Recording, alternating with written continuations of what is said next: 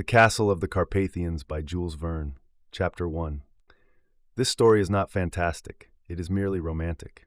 Are we to conclude that it is not true, its unreality being granted? That would be a mistake. We live in times when everything can happen. We might almost say everything has happened.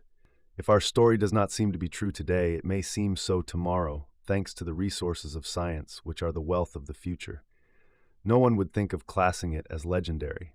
Besides, one does not invent legends at the close of this practical and positive 19th century, neither in Brittany, the country of the ferocious Corrigans, nor in Scotland, the land of the brownies and gnomes, nor in Norway, the land of aces, elves, sylphs, and valkyries, nor even in Transylvania, where the Carpathian scenery lends itself so naturally to every psychagogic evocation. But at the same time, it is as well to note that Transylvania is still much attached to the superstitions of the early ages. These provinces of furthest Europe, Joseph Marie de Girondeau has described them. Ellis A. Reclus has visited them. Neither have said anything of the strange story on which this romance is founded. Did they know of it? Perhaps, but they did not wish to add to the belief in it. We are sorry for it, for if they had related it, one would have done so with the precision of an annalist, and the other with that instinctive poetry with which all his tales of travels are imbued. But as neither of them has told it, I will try to do so for them. On the 29th of May, a shepherd was watching his flock on the edge of a green plateau at the foot of Retizat, which dominates a fertile valley, thickly wooded with straight-stemmed trees and enriched with cultivation. This elevated plateau, open, unsheltered, the northwest winds sweep during the winter as closely as the barber's razor. It is said in the country that they shave it, and they do so almost. This shepherd had nothing Arcadian in his costume, nor bucolic in his attitude. He was neither Daphnis, nor Amyntas, nor Tityrus, nor Lycidas, nor Melibus. The lignan did not murmur at his feet, which were encased in thick wooden shoes. It was only the Wallachian Sil whose clear, pastoral waters were worthy of flowing through the meanderings of the romance of Astraea. Frick of the village of Worst, such was the name of this rustic shepherd, was as roughly clothed as his sheep, but quite well enough for the whole, at the entrance of the village, where sheep and pigs lived in a state of revolting filth. The Emmanuum Pecus fed then under the care of the said Frick Imanior Ipsi. Stretched on a hillock carpeted with grass, he slept with one eye open, his big pipe in his mouth, and now and then he gave a shrill whistle to his dogs when some sheep strayed away from the pasturage, or else he gave a more powerful blast, which awoke the multiple echoes of the mountain. It was 4 o'clock in the afternoon. The sun was sinking towards the horizon. A few summits whose bases were bathed in floating mist were standing out clear in the east. Towards the southwest, 2 breaks in the chain allowed a slanting column of rays to enter the ring, like a luminous jet passing through a half-open door. This orographic system belongs to the wildest part of Transylvania, known as the county of Klausenburg, or Kolisvar. A curious fragment of the Austrian Empire is this Transylvania, Erdely, in Magyar, which means the country of forests. It is bounded by Hungary on the north, Wallachia on the south, Moldavia on the west. Extending over 60,000 square kilometers, about 6 millions of hectares, nearly the 9th of France, it is a kind of Switzerland, but half as large again and no more populous. With its tablelands under cultivation, its luxuriant pasturages, its capriciously carved valleys, its frowning summits, Transylvania, streaked by the plutonic ramifications of the Carpathians, is furrowed by numerous watercourses flowing to swell the Theiss and the superb Danube, the iron gates of which, a few miles to the south, close the defile of the Balkan chain on the frontier of Hungary and the Ottoman Empire. Such is this ancient country of Dacia, conquered by Trajan in the 1st century of the Christian era. The independence it enjoyed under Jean Zapoli and his successors up to 1699 ended with Leopold I, who annexed it to Austria. But such was its political constitution that it remained the common abode of the races which elbow each other but never mingle: Wallachians, or Rumans, Hungarians, Saganes, Secklers of Moldavian origin, and also Saxons, whom time and circumstances will end by Magyarizing to the advantage of Transylvanian unity. To which of these types did the shepherd Frick belong? Was he a degenerate descendant of the ancient Dacians? He would not have found it easy to say so, to judge by his tumbled hair, his begrimed face, his bristly beard, his thick eyebrows, like 2 red-haired brushes, his bluish eyes, bluish or greenish, the humid corners of which were marked with the wrinkles of old age. He must have been 65, you would never have guessed him less. But he was big, hardy, upright under his yellowish cloak, which was not as shaggy as his chest, and a painter would not have lost the chance of sketching him when he was wearing his grass hat, a true wisp of straw, and resting on his crook as motionless as a rock. Just as the rays penetrated through the break in the west, Frick turned over. His half-closed hand he made into a telescope, as he had already made it into a speaking trumpet, to make his voice heard at a distance, and he looked through it attentively. In the clear of the horizon, a good mile away, lay a group of buildings, with their outlines much softened by the distance. This old castle occupied on an isolated shoulder of the Vulcan Range, the upper part of a tableland called the Orgal Plateau. In the bright light, the castle stood out with the clearness displayed in stereoscopic views. But, nevertheless, the shepherd's eye must have been endowed with great power of vision to be able to make out any detail in that distant mass. Suddenly he exclaimed as he shook his head, "Old castle, old castle, you may well stand firm on your foundation. 3 years more and you will have ceased to exist, for your beech tree has only 3 branches left." This beech tree, planted at the extremity of one of the bastions of the enclosure, stood out black against the sky, and would have been almost invisible at that distance to anyone else than Frick. The explanation of the shepherd's words, which were caused by a legend relative to the castle, we will give in due time. "Yes," he repeated, 3 branches. There were 4 yesterday, but the 4th has fallen during the night. I can only count 3 at the fork. No more than 3. Old castle, no more than 3. If we attack a shepherd on his ideal side, the imagination readily takes him for a dreamy, contemplative being. He converses with the planets, he confers with the stars, he reads in the skies. In reality, he is generally a stupid, ignorant brute. But public credulity easily credits him with supernatural gifts. He practices sorcery. According to his humor, he can call up good fortune or bad and scatter it among man and beast. Or, what comes to the same thing, he sells sympathetic powders, and you can buy from him philters and formulas. Can he not make the furrows barren by throwing into them enchanted stones? Can he not make sheep sterile by merely casting on them the evil eye? These superstitions are of all times and all countries. Even in the most civilized lands, one will never meet a shepherd without giving him some friendly word, some significant greeting, saluting him by the name of pastor to which he clings. A touch of the hat affords an escape from malign influences, and on the roads of Transylvania it is no more omitted than elsewhere. Frick, then, was regarded as a sorcerer, a caller up of apparitions. According to him, the vampires and strigs obeyed him if you were to believe him. These were to be met with at the setting of the moon. As on dark nights in other countries you see the great Bisext astride on the arms of the mill, talking with the wolves, or dreaming in the starlight. Frick profited by all this. He sold charms and counter-charms. But, be it noted, he was as credulous as his believers, and if he did not believe in his own witchcraft, he believed in the legends of his country.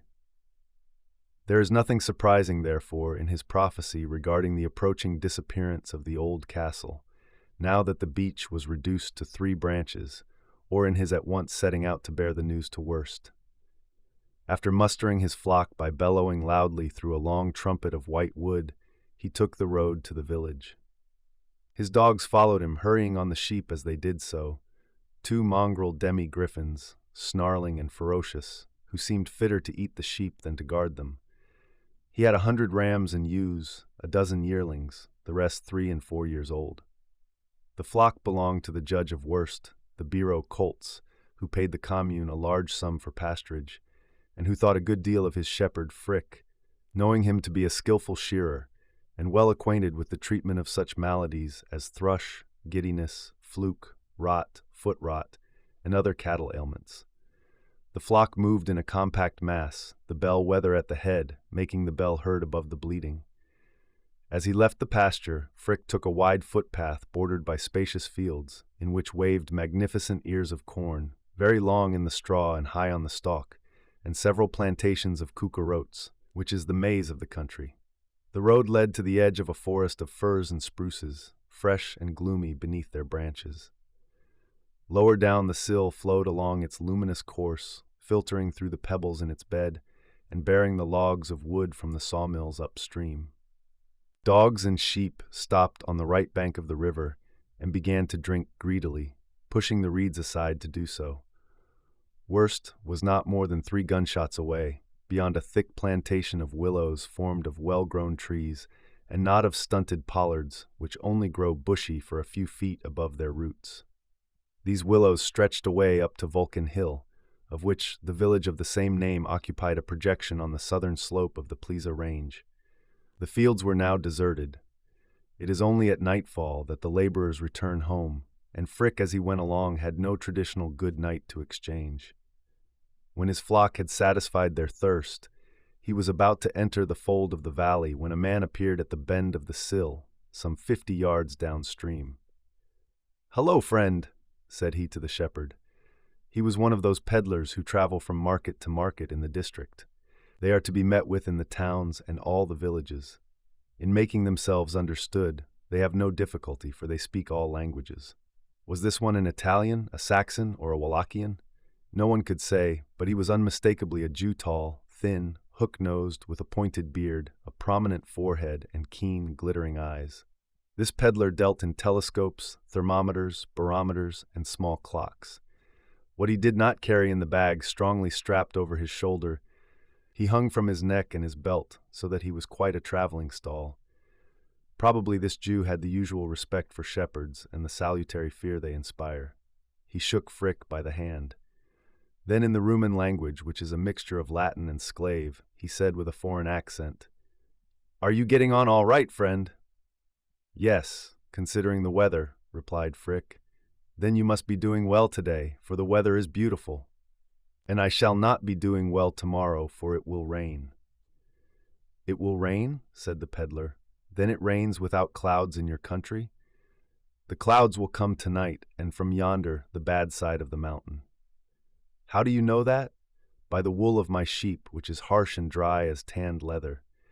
Then it will be all the worse for those who are on a long journey, and all the better for those who stay near home. Then you have a home, shepherd?" "Have you any children?" said Frick. "No." "Are you married?" "No." And Frick asked this because in this country it is the custom to do so of those you meet, he continued. "Where do you come from, peddlar?" "From Hermannstadt. Hermannstadt is one of the principal villages of Transylvania. On leaving it, you find the valley of the Hungarian Sill, which flows down to the town of Petroseni. And you are going to Kolosvar. To reach Kolosvar, you have to ascend the valley of the Maros, and then by Carlsberg along the lower slopes of the Bihar Mountains you reach the capital of the country. It is a walk of 20 miles only. These vendors of thermometers, barometers, and cheap jewelry always seem to be a peculiar people and somewhat Hoffmanesque in their bearing. It is part of their trade. They sell time and weather in all forms, the time which flies, the weather which is, and the weather which will be, just as other packmen sell baskets and drapery. They are commercial travelers for the House of Saturn and Co., of the sign of the Golden Shoe. And doubtless this was the effect the Jew produced on Frick, who gazed not without astonishment at this display of things which were new to him, the use of which he did not know. "I say, peddler," said he, stretching out his arm, "what is the use of all this trumpery which rattles at your belt like a lot of old bones?" "These things are valuable," said the peddler. "They are of use to everybody." "To everybody?" said Frick, winking his eye. "Even to shepherds?" "Even to shepherds." "What is the use of this machine?" "This machine," answered the Jew, putting a thermometer into his hands, "will tell you if it is hot or cold." "Ah, friend, I can tell that when I am sweating under my tunic or shivering under my overcoat." Evidently that was enough for a shepherd who did not trouble himself about the wherefore of science. "And this big watch with a needle?" continued he, pointing to an aneroid. "That is not a watch, but an instrument which will tell you if it will be fine tomorrow or if it will rain." "Really?" "Really." "Good," said Frick. "I don't want that, even if it only costs a kreutzer. I have only to look at the clouds trailing along the mountains or racing over the higher peaks, and I can tell you what the weather will be a day in advance. Look, do you see that mist which seems to rise from the ground? Well, I tell you it means water for tomorrow. And in fact, the shepherd, who was a great observer of the weather, could do very well without a barometer. "I will not ask you if you want a clock," continued the peddler. "A clock. I have one which goes by itself and hangs over my head. That is the sun up there. Look you, friend, when it is over the peak of Roduk, it is noon. When it looks at me across the gap of Egelt, it is 6 o'clock. My sheep know it as well as I do, and my dogs know it as well as my sheep. You can keep your clocks." "Then," said the peddler, "if my only customers were shepherds, I should have hard work to make a fortune. And so you want nothing?" "Nothing at all. Besides which, all these low-priced goods were of very poor workmanship. The barometers never agreed as to its being changeable weather or fair. The clock hands made the hours too long or the minutes too short. In fact, they were pure rubbish. The shepherd suspected this, perhaps, and did not care to become a buyer. But just as he was taking up his stick again, he caught sight of a sort of tube hanging from the peddler's strap. "What do you do with that tube?" "That tube is not a tube. Is it a blunderbuss?" "No," said the Jew. "It is a telescope." It was one of those common telescopes which magnify the objects 5 or 6 times, or bring them as near, which produces the same result. Frick unhooked the instrument, he looked at it, he handled it, and opened and shut it. Then he shook his head. "A telescope?" he asked. "Yes, shepherd, and a good one, and one that will make you see a long way off." "Oh, I have good eyes, my friend. When the air is clear I can see the rocks on the top of Ratayazat and the farthest trees in the Vulcan valleys. Without winking. It is the dew which makes me do that, and my sleeping from night to morning under the starlit sky. That is the sort of thing to keep your pupils clean." "What the dew?" said the peddler. "It might perhaps make the blind." "Not the shepherds." "Quite so. But if you have good eyes, mine are better when I get them at the end of that telescope." "That remains to be seen." "Put yours to it now." "Mine? Try." "Will that cost me anything?" asked Frick suspiciously. "Nothing at all, unless you buy the machine." Being reassured on this point, Frick took the telescope, the tubes of which were adjusted by the peddler. Shutting his left eye as directed, he applied his right eye to the eyepiece. At first he looked towards Vulcan Hill and then up towards Plesa. That done, he lowered the instrument and brought it to bear on the village of Worst. "Ah," he said, "perhaps you are right. It does carry farther than my eyes. There is the main road. I recognize the people. There is Nick Deck, the forester, coming home with his haversack on his back and his gun over his shoulder." "I told you so," said the peddler. Yes, that is really Nick," said the shepherd. "And who is the girl who is coming out of Coltz's house with the red petticoat and the black bodice as if to get in front of him?" "Keep on looking, shepherd. You will soon recognize the girl, as you did the young man." "Ah, yes, it is Miriota, the lovely Miriota. Ah, the lovers. This time I have got them at the end of my tube, and I shall not lose one of their little goings-on." "What do you say to the telescope?" "Eh? It does make you see far." As Frick was looking through a telescope for the first time, it follows that Worst was one of the most backward villages of the country of Klausenburg, and that this was so we shall soon see. "Come, shepherd," continued the peddler. "Look again. Look farther than Worst. The village is too near us. Look beyond, farther beyond, I tell you. Shall I have to pay any more?" "No more." "Good. I will look towards the Hungarian sill. Yes, there is the clock tower at Livadzel. I recognize it by the cross which has lost one arm. And beyond, in the valley among the pines, I see the spire of Petroseni with its weathercock of zinc, with the open beak as if it were calling its chickens. And beyond, there is that tower pointing up amid the trees, all at the same price? But I suppose, peddler, it is all the same price, shepherd." Frick turned the telescope towards the plateau of Orgal. Then with it he followed the curtain of forests darkening the slopes of Plesa, and the field of the objective framed the distant outline of the village. "Yes," he exclaimed, "the 4th branch is on the ground. I had seen aright, and no one will get it to make a torch of it for the night of St. John. Nobody, not even me. It would be to risk both body and soul. But do not trouble yourself about it. There is one who knows how to gather it tonight for his infernal fire, and that is the court. The court being the devil when he is invoked in the language of the country." Perhaps the Jew might have demanded an explanation of these incomprehensible words, as he was not a native of the village of Worst or its environs, had not Frick exclaimed in a voice of terror mingled with surprise, "What is that mist escaping from the donjon? Is it a mist?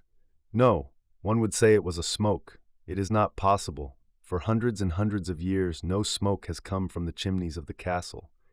If you see a smoke over there, shepherd, there is a smoke. No, peddler, no. It is the glass of your machine which is misty. Clean it. And when I have cleaned it, Frick shifted the telescope, and having rubbed the glasses, he replaced it at his eye.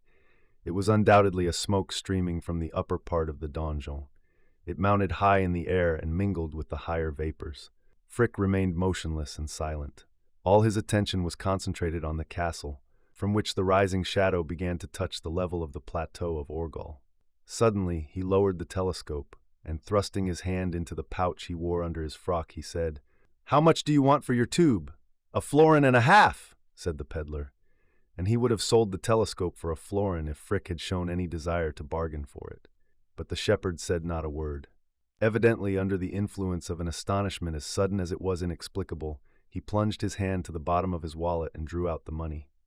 "Are you buying the telescope for yourself?" asked the peddler. "No, for my master." "And he will pay you back?" "Yes, the 2 florins it costs me." "What, the 2 florins?" Certainly, that and no less. Good evening, my friend." "Good evening, shepherd." And Frick, whistling his dogs and urging on his flock, struck off rapidly in the direction of Wurst. The Jew, looking at him as he went, shook his head as if he had been doing a trade with a madman. "If I had known that," he murmured, "I should have charged him more for that telescope." Then he adjusted his burden on his belt and shoulders and resumed his journey to Carlsberg along the right bank of the Sill. Where did he go? It matters little. He passed out of this story. We shall meet with him no more. Chapter 2.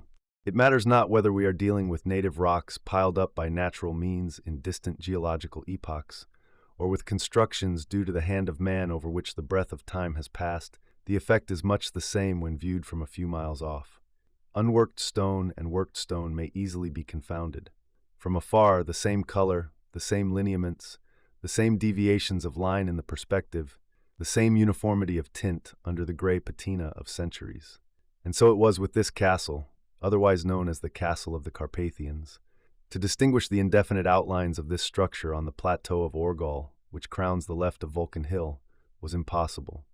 It did not stand out in relief from the background of mountains. What might have been taken as a donjon was only a stony mound. What might be supposed to be a curtain with its battlements might be only a rocky crest. The mass was vague, floating, uncertain, and in the opinion of many aurists, the castle of the Carpathians existed only in the imagination of the country people. Evidently, the simplest means of assuring yourself as to its existence would have been to have bargained with a guide from Vulcan or Wurst, to have gone up the valley, scaled the ridge, and visited the buildings. But a guide would have been as difficult to find as the road leading to the castle. In the valley of both sills, no one would have agreed to be guide to a traveler, for no matter what remuneration, to the castle of the Carpathians. What they would have seen of this ancient habitation in the field of a telescope, more powerful and better focused than the trumpery thing bought by the shepherd Frick on account of his master colts, was this. Some 800 or 900 feet in the rear of Vulcan Hill lay a gray enclosure, covered with a mass of wall plants and extending for from 400 to 500 feet along the irregularities of the plateau. At each end were 2 angular bastions, in the right of which grew the famous beech, close by a slender watchtower or lookout with a pointed roof. On the left, a few patches of wall, strengthened by flying buttresses, supporting the tower of a chapel, the cracked bell of which was often sounded in high winds to the great alarm of the district. In the midst, crowned by its crenellated platform, a heavy, formidable donjon, with 3 rows of leaded windows, the first story of which was surrounded by a circular terrace.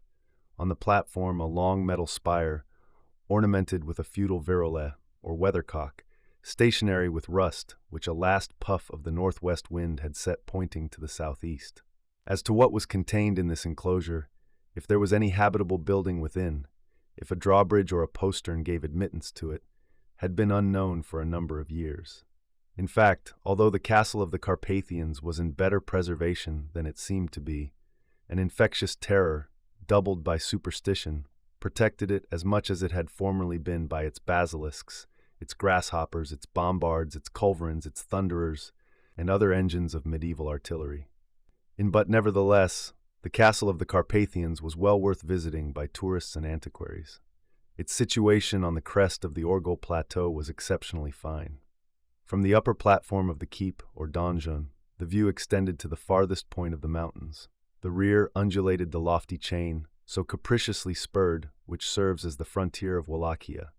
In front lay the sinuous defile of the Vulcan, the only practicable route between the frontier provinces.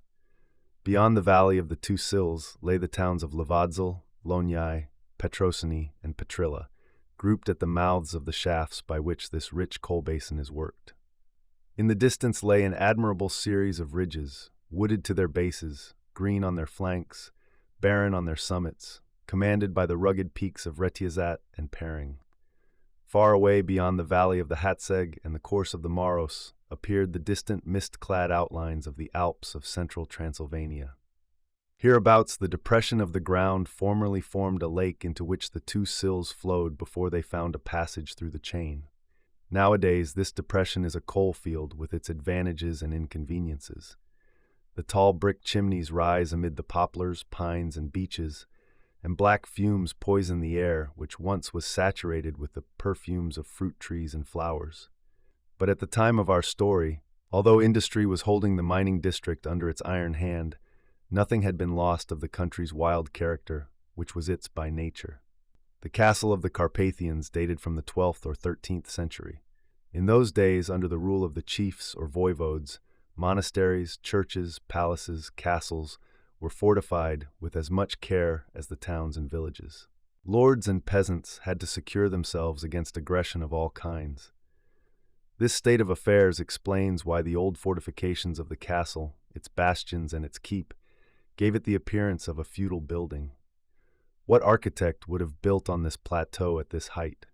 We know not, and the bold builder is unknown, unless it was the Rumen Manoli, so gloriously sung of in Wallachian legend, and who built at Curtea de Argeș the celebrated castle of Rodolphe the Black. Whatever doubts there might be as to the architect, there were none as to the family who owned the castle. The barons of Gortz had been lords of the country from time immemorial. They were mixed up in all the wars which ensanguined the Transylvanian fields. They fought against the Hungarians, the Saxons, the Seclers. Their name figures in the cantices and doins, in which is perpetuated the memory of these disastrous times. For their motto they had the famous Wallachian proverb, Da pe morte, give unto death. And they gave. They poured out their blood for the cause of independence, the blood which came to them from the Romans, their ancestors. As we know, all their efforts of devotedness and sacrifice ended only in reducing the descendants of this valiant race to the most unworthy oppression. It no longer exists politically. 3 heels have crushed it. But these Wallachians of Transylvania have not despaired of shaking off the yoke. The future belongs to them, and it is with unshakable confidence that they repeat these words in which are concentrated all their aspirations. Romanul nupiere. The Rumen does not know how to perish. Towards the middle of the 19th century, the last representative of the lords of Gortz was Baron Rodolphe. Born at the castle of the Carpathians, he had seen the family die away around him in the early years of his youth. When he was 22 years old, he found himself alone in the world. His people had fallen off year by year, like the branches of the old beech tree with which popular superstition associated the very existence of the castle. Without relatives, we might even say without friends, what could Baron Rodolphe do to occupy the leisure of this monotonous solitude that death had made around him? What were his tastes, his instincts, his aptitudes? It would not have been easy to discover any beyond an irresistible passion for music, particularly for the singing of the great artistes of the period. And so, after having entrusted the castle, then much dilapidated, to the care of a few old servants, he one day disappeared. And as was discovered later on, he had devoted his wealth, which was considerable, to visiting the chief lyrical centers of Europe, the theaters of Germany, France, and Italy, where he could indulge himself in his insatiable dilettante fancies. Was he an oddity or a madman? The strangeness of his life led people to suppose so, but the remembrance of his country was deeply engraven on the heart of the young lord of Gortz. In his distant wanderings, he had not forgotten his Transylvanian birthplace, and he had returned to take part in one of the sanguinary revolts of the Romanian peasantry against Hungarian oppression. It was in Strame. The descendants of the ancient Dacians were conquered, and their territory shared among the conquerors. Consequence of this defeat that Baron Rodolphe finally left the castle of the Carpathians, certain parts of which had already fallen into ruin. Death soon deprived the castle of its last servants, and it was totally deserted. As to the Baron de Gortz, the report went that he had patriotically associated himself with the famous Rosa Sandor, an old highwayman, whom the War of Independence had made a dramatic hero. Happily for him, at the close of the struggle, Rodolphe de Gortz had separated from the band of the Bétiards, and he had done wisely, for the old brigand had again become a robber, and ended by falling into the hands of the police, who shut him up in the prison of Samos-Wivar. Nevertheless, another version was generally believed in the country, to the effect that Baron Rodolphe had been killed during an encounter between Rosa Sandor and the custom house officers on the frontier. This was not so, although the Baron de Gortz had never appeared at the castle since that time, and his death was generally taken for granted. But it is wise not to accept without considerable reserve the gossip of this credulous people, a castle deserted, haunted, and mysterious. A vivid and ardent imagination had soon peopled it with phantoms. Ghosts appeared in it, and spirits returned to it at all hours of the night. Such opinions are still common in certain superstitious countries of Europe, and Transylvania is one of the most superstitious. Besides, how could the village of Wurst put off its belief in the supernatural? The Pope and the schoolmaster, the one charged with the education of the faithful, the other charged with the education of the children, taught their fables as openly as if they believed in them thoroughly. They affirmed, and even produced corroborative evidence that werewolves prowled about the country, that vampires known as strigs, because they shrieked like strigs, quenched their thirst on human blood, that Staffy lurked about ruins and became vindictive if something to eat and drink were not left for them every night. There were fairies, babes, who should not be met with on Thursdays or Fridays, the two worst days in the week. In the depths of the forests, those enchanted forests, there wandered the Balauri, those gigantic dragons whose jaws gape up to the clouds, the Zmei, with vast wings, who carry away the daughters of the royal blood, and even those of meaner lineage when they are pretty. Here, it would seem, were a number of formidable monsters, and what is the good genius opposed to them in the popular imagination? Simply the Serpi de Casa, the snake of the fireside, which lives at the back of the hearth, and whose healthy influence the peasant purchases by feeding him with the best milk. If ever a castle was a fitting refuge for the creatures of this Romanian mythology, was it not the castle of the Carpathians?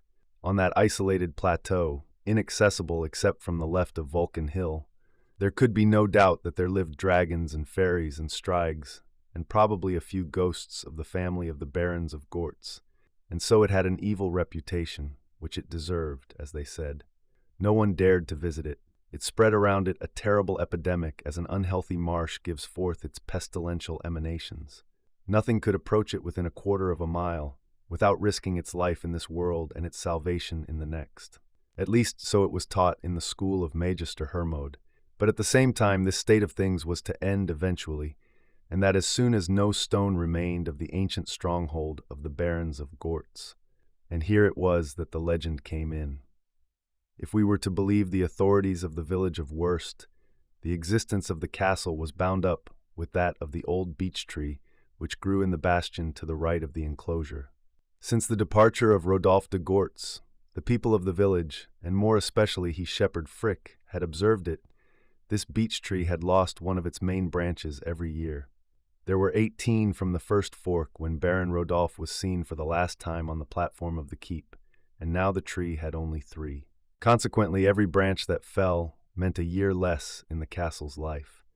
The fall of the last would mean the final dissolution, and then on the plateau of Orgol, the remains of the castle of the Carpathians would be sought in vain. Evidently, this was but one of those legends which spring up so readily in Romanian imagination. In the first place, it remained to be proved that this beech tree did really lose one of its branches a year, although Frick did not hesitate to assert that it did, he who never lost sight of it while his flock pastured in the meadows of the Sill. Nevertheless, from the highest to the lowest of the people of Wurst, none doubted that the castle had but 3 years to live, for only 3 branches could now be counted on the tutelary tree. Thus it was that the shepherd had started on his return to the village with the important news when there occurred the incident of the telescope. Important news, very important news, in fact. Smoke had appeared above the donjon, that which his eyes alone had not been able to notice. Frick had distinctly seen with the peddler's telescope. It was no vapor, but real smoke which had risen into the clouds, and yet the castle was deserted. For a long time no one had entered the gate, which was doubtless shut, nor crossed the drawbridge, which was doubtless up. If it were inhabited, it could only be by supernatural beings. But what use could spirits have for a fire in the rooms of the keep?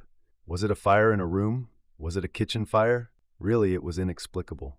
Frick hurried his sheep along the road.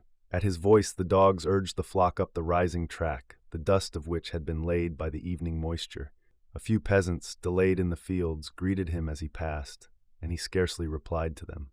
And consequently there was much uneasiness, for if you would avoid evil influences, it is not enough to say good evening to a shepherd, but the shepherd must say it to you.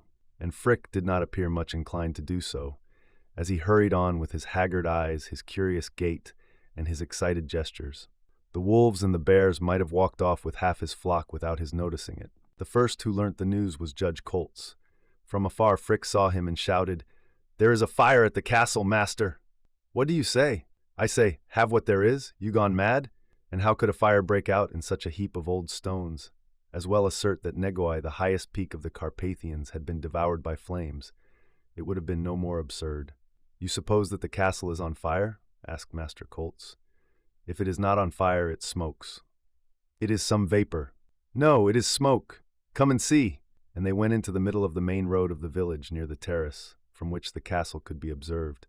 When they got there, Frick held out the telescope to Master Colts. Evidently, the use of this instrument was no more known to him than it had been to his shepherd. "What is that?" he said. "A machine I bought for you for 2 florins, master, and it is well worth 4. "Of whom?" "A peddler." "And what is it to do?" "Put it to your eye. Look straight at the castle, and you will see." The judge leveled the telescope at the castle and looked through it for some time. Yes, there was certainly smoke rising from one of the chimneys of the donjon.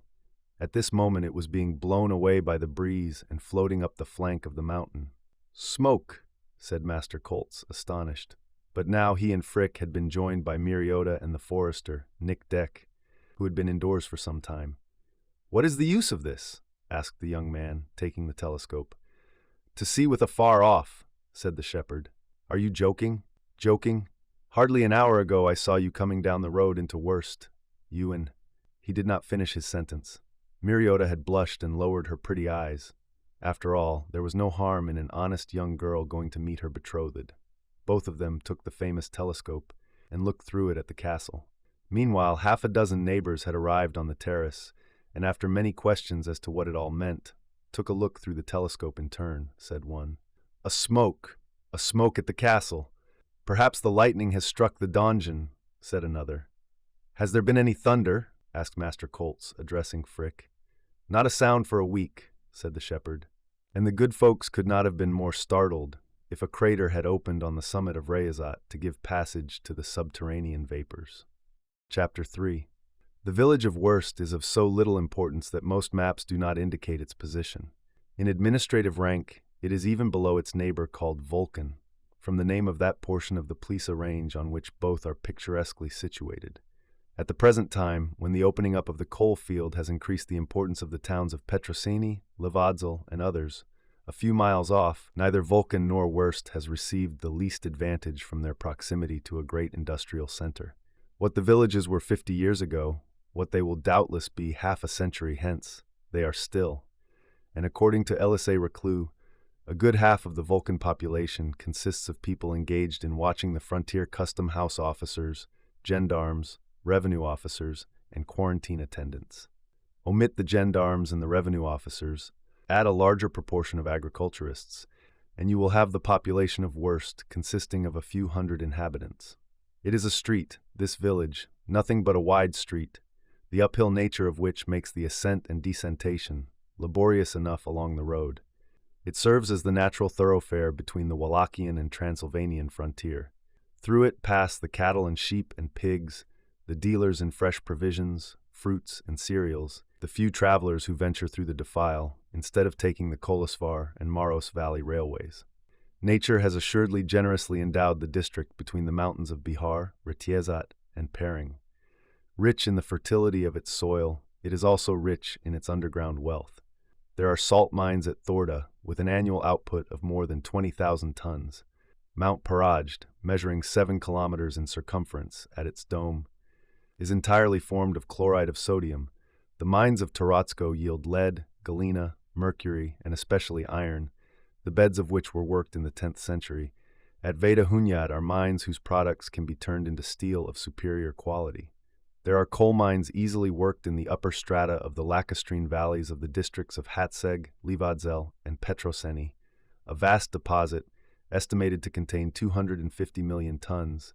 And finally, there are gold mines at Offenbanya, at Topenfalva, the region of the gold seekers, where thousands of primitive mills are working the sands of Veres Patak, the Transylvanian Pactolus, and exporting every year about 2 million francs worth of the precious metal. Here is a district that would seem to be greatly favored by nature, and yet its wealth is of very little profit to its population. If the more important centers, like Taratsko, Petroseni, and Lonyai, possess a few establishments suited to the comfortable conditions of modern industrial life, if they have regular buildings laid out with rule and line, and outhouses and shops, real workmen's towns, in fact, if they have a certain number of houses with balconies and verandas, that is not the case at Vulcan or at Worst. Some 60 houses, irregularly clustering along the only street, capped with a fanciful roof, the ridge overhanging the mud wall, the front towards the garden, an attic with a skylight as a top story, a dilapidated barn as an annex, a stable all awry, covered with straw. Here and there a well surmounted by a beam from which hangs a bucket, 2 or 3 ponds which run over during a storm, streams of which the tortuous ruts indicate the course. Such is the village of Worst, built on both sides of the road between the slanting slopes of the hill. But it is all very fresh and attractive. There are flowers at the doors and windows, curtains of verdure screening the walls, plants in disorder mingling with the old gold of the thatch, poplars, elms, beeches, pines, maples, climbing above the houses as high as they can. Beyond are the zigzagged flanks of the hills, and in the background the tops of the mountains, blue in the distance, and mingling their blue with the sky. Neither German nor Hungarian is spoken at Worst, nor in any of this part of Transylvania. The people speak Romanian, even the gypsies do so, of whom a few families are established rather than camped in the different villages of the country. These strangers adopt the language of the country as they adopt the religion. Those of Worst form a sort there of little clan, under the authority of a voivode, with oots, their barakas with pointed roofs, their legions of children, so different in the manners and regularity of their life from those of their congeners who wander about Europe. They even belong to the Greek Church and conform to the religion of the Christians among whom they have settled. As religious head, Worst has a pope who resides at Vulcan and superintends the 2 villages, which are only half a mile apart. Civilization is like air or water. Wherever there is a passage, be it only a fissure, it will penetrate and modify the conditions of a country. But it must be admitted that no fissure has yet been found through this southern portion of the Carpathians. Vulcan, as Élisée Reclus says, is the last post of civilization in the valley of the Wallachian Sill, and we need not be astonished at Worst being one of the most backward villages of the county of Kolesvar. And how could it be otherwise in these places, where everyone is born and lives and dies without ever leaving them? But perhaps you will say there is a schoolmaster and a judge at Worst. Yes, without doubt. But Magister Hermod was only able to teach what he knew, that is, to read a little, to write a little, to reckon a little. His personal instruction did not go beyond that. Of science, history, geography, literature, he knew nothing beyond the popular songs and legends of the surrounding country. In that respect, his memory was richly stored. He was strong in matters of romance, and the few scholars of the village gained great profit from his lessons. As to the judge, we may as well say something concerning this chief magistrate of Worst. The bureau Master Koltz was a little man of from 55 to 60 years old, a Romanian by birth, his hair close cut and gray, his moustache still black, his eyes more gentle than fiery. Solidly built like a mountaineer, he wore the large felt hat on his head, the high belt with ornamental buckle round his waist, the sleeveless vest, and the short baggy breeches tucked into his high leather boots. as much mayor as judge, for his functions obliged him to intervene in the many disputes between neighbor and neighbor. He was chiefly occupied in administering his village with a great show of authority, and not without some benefit to his purse. In fact, all transactions, purchases, or sales were subject to a tax for his benefit, to say nothing of the tolls with which travelers for pleasure or trade filled his pocket. This lucrative position kept Master Colts in easy circumstances. If most of the peasants of the country were ground down by the usury of the Israelitish moneylenders, who were the real proprietors of the soil, the bureau had managed to escape.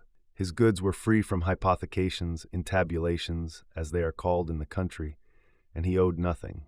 He would rather have lent than borrowed, and would certainly have done so without fleecing the poor people. He owned several pasturages, good grazing grounds for his flocks, lands under fair cultivation, although he would have nothing to do with the new methods, vineyards, which flattered his vanity when he walked down the lines of stocks covered with the grapes he sold at a goodly profit, although he retained a fair proportion for his private consumption. It need not be said that the house of Master Colts was the best in the village, at the angle of the terrace which crossed the long road as it ascended.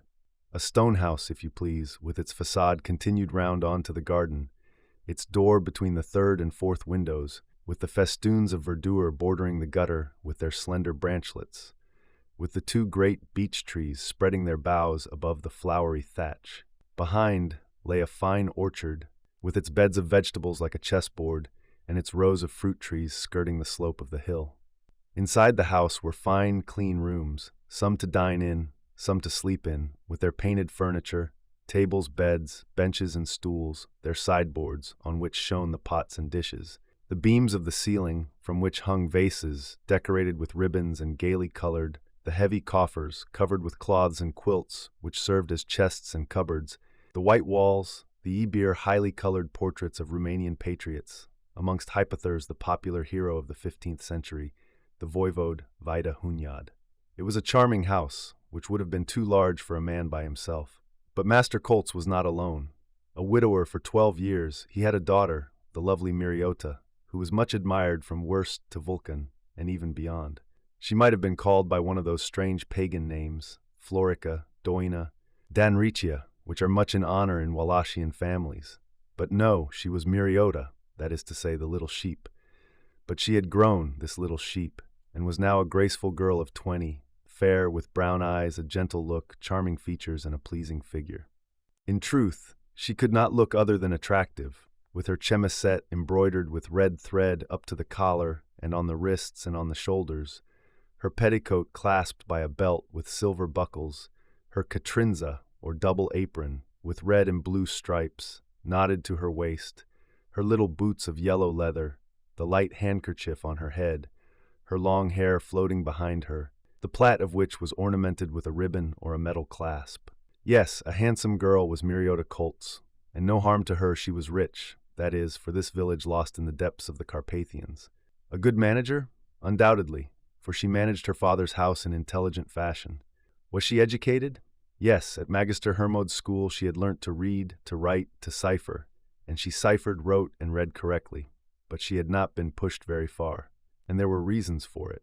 On the other hand, she knew about as much as was to be known of the Transylvanian traditions and sagas. She knew as much as her master. She knew the legend of Leni Ko, the Rock of the Virgin, in which a rather fanciful princess escapes from the pursuit of the Tartars, the legend of the Dragon's Cave in the Valley of the King's Stairs, the legend of the Fortress of Diva, which was built in the days of the fairies, the legend of the Detonata, the Thunderclap, that famous basaltic mountain like a gigantic stone fiddle on which the devil plays on stormy nights, the legend of Retiezat, with its summit cut down by a witch, the legend of the Valley of Thorda, which was cleft by the stroke of the sword of Saint Ladislas. We must confess that Miriota believed in all these mythological fictions, but she was nonetheless a charming and amiable girl. A good many young men of the district found her so, even without considering that she was the only heiress of the bureau, Master Colts, the first magistrate of Wurst. But there was no use in paying her attentions. Was she not already engaged to Nicholas Deck? A handsome type of Romanian was this Nicholas, or rather, Nick Deck, 25 years of age, tall, strong in constitution, head well set on his shoulders, hair black, covered by the white kolpak, looked clear and frank, bearing himself well under his vest of lambskin, embroidered with needlework, well set on his slender legs, legs as of a deer, and an air of determination in his gait and gestures. He was a forester by trade, that is to say, almost as much a soldier as a civilian. As he owned a little land under cultivation in the environs of Worst, he was approved of by the father, and as he was a good-looking, well-made fellow, he was approved of by the daughter, with whom he was deeply in love. He would not allow anyone to attempt to rival him, nor to look at her too closely, and no one thought of doing so. The marriage of Nick Deck and Miriota Colts was to take place in a fortnight, towards the middle of the approaching month. On that occasion the village would hold a general holiday. Master Colts would do the thing properly. He was no miser. If he liked getting money, he did not refuse to spend it when opportunity offered.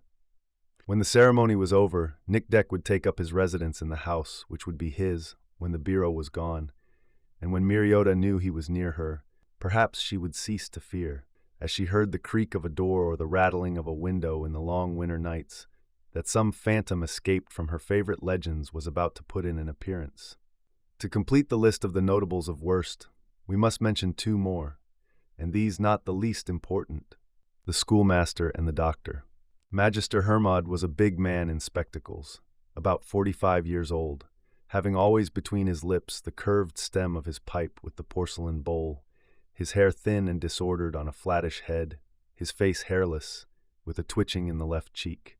His great occupation was cutting the pens of his pupils, whom he forbade to use steel pens on principle. But how he lengthened the nibs with his old pointed pocket knife! With what precision and winking of his eyes did he give the final touch by cutting the point! Above everything, good handwriting. To that all his efforts were directed. It was to that a schoolmaster careful of his mission should urge his pupils. Instruction was of secondary importance, and we know what Magister Hermod taught and what the generations of boys and girls learnt on the benches of his school. And now for the turn of Dr. Patak. What, a doctor at Worst, and yet the village still believed in the supernatural? Yes, but we may as well be clear as to the title borne by Dr. Patak as we had to be regarding that borne by Judge Colts. Patak was a little man with a prominent corporation, short and fat, aged about 45, ostensibly acting as medical advisor in Worst and its neighborhood. With his imperturbable self-confidence, his deafening loquacity, he inspired no less confidence than the shepherd Frick, and that is not saying little. He dealt in consultations and drugs, but so harmless were they that they made no worse the petty ailments of his patients, who would have got well had they been left to themselves. People are healthy enough in these parts. The air is of the first quality. Epidemic maladies are there unknown. If people die, it is because they must, even in this privileged corner of Transylvania. As to Dr. Patak, yes, they called him doctor. Although he was accepted as such, he had had no education either in medicine or in pharmacy or in anything. He was merely an old quarantine attendant, whose occupation consisted in looking after the travelers detained on the frontier for health purposes. Nothing more. That, it appeared, was enough for the easy-going people of Worst. It should be added, and there is nothing surprising in it, that Dr. Patak was a wide-awake fellow, as is usually the case with one who has to look after other people. And he believed in none of the superstitions current in the Carpathian district, not even in those that were cherished in the village. He laughed at them, he made fun of them, and when he was told that no one had dared to approach the castle from time immemorial, he would say, "You must not dare me to visit the old hovel."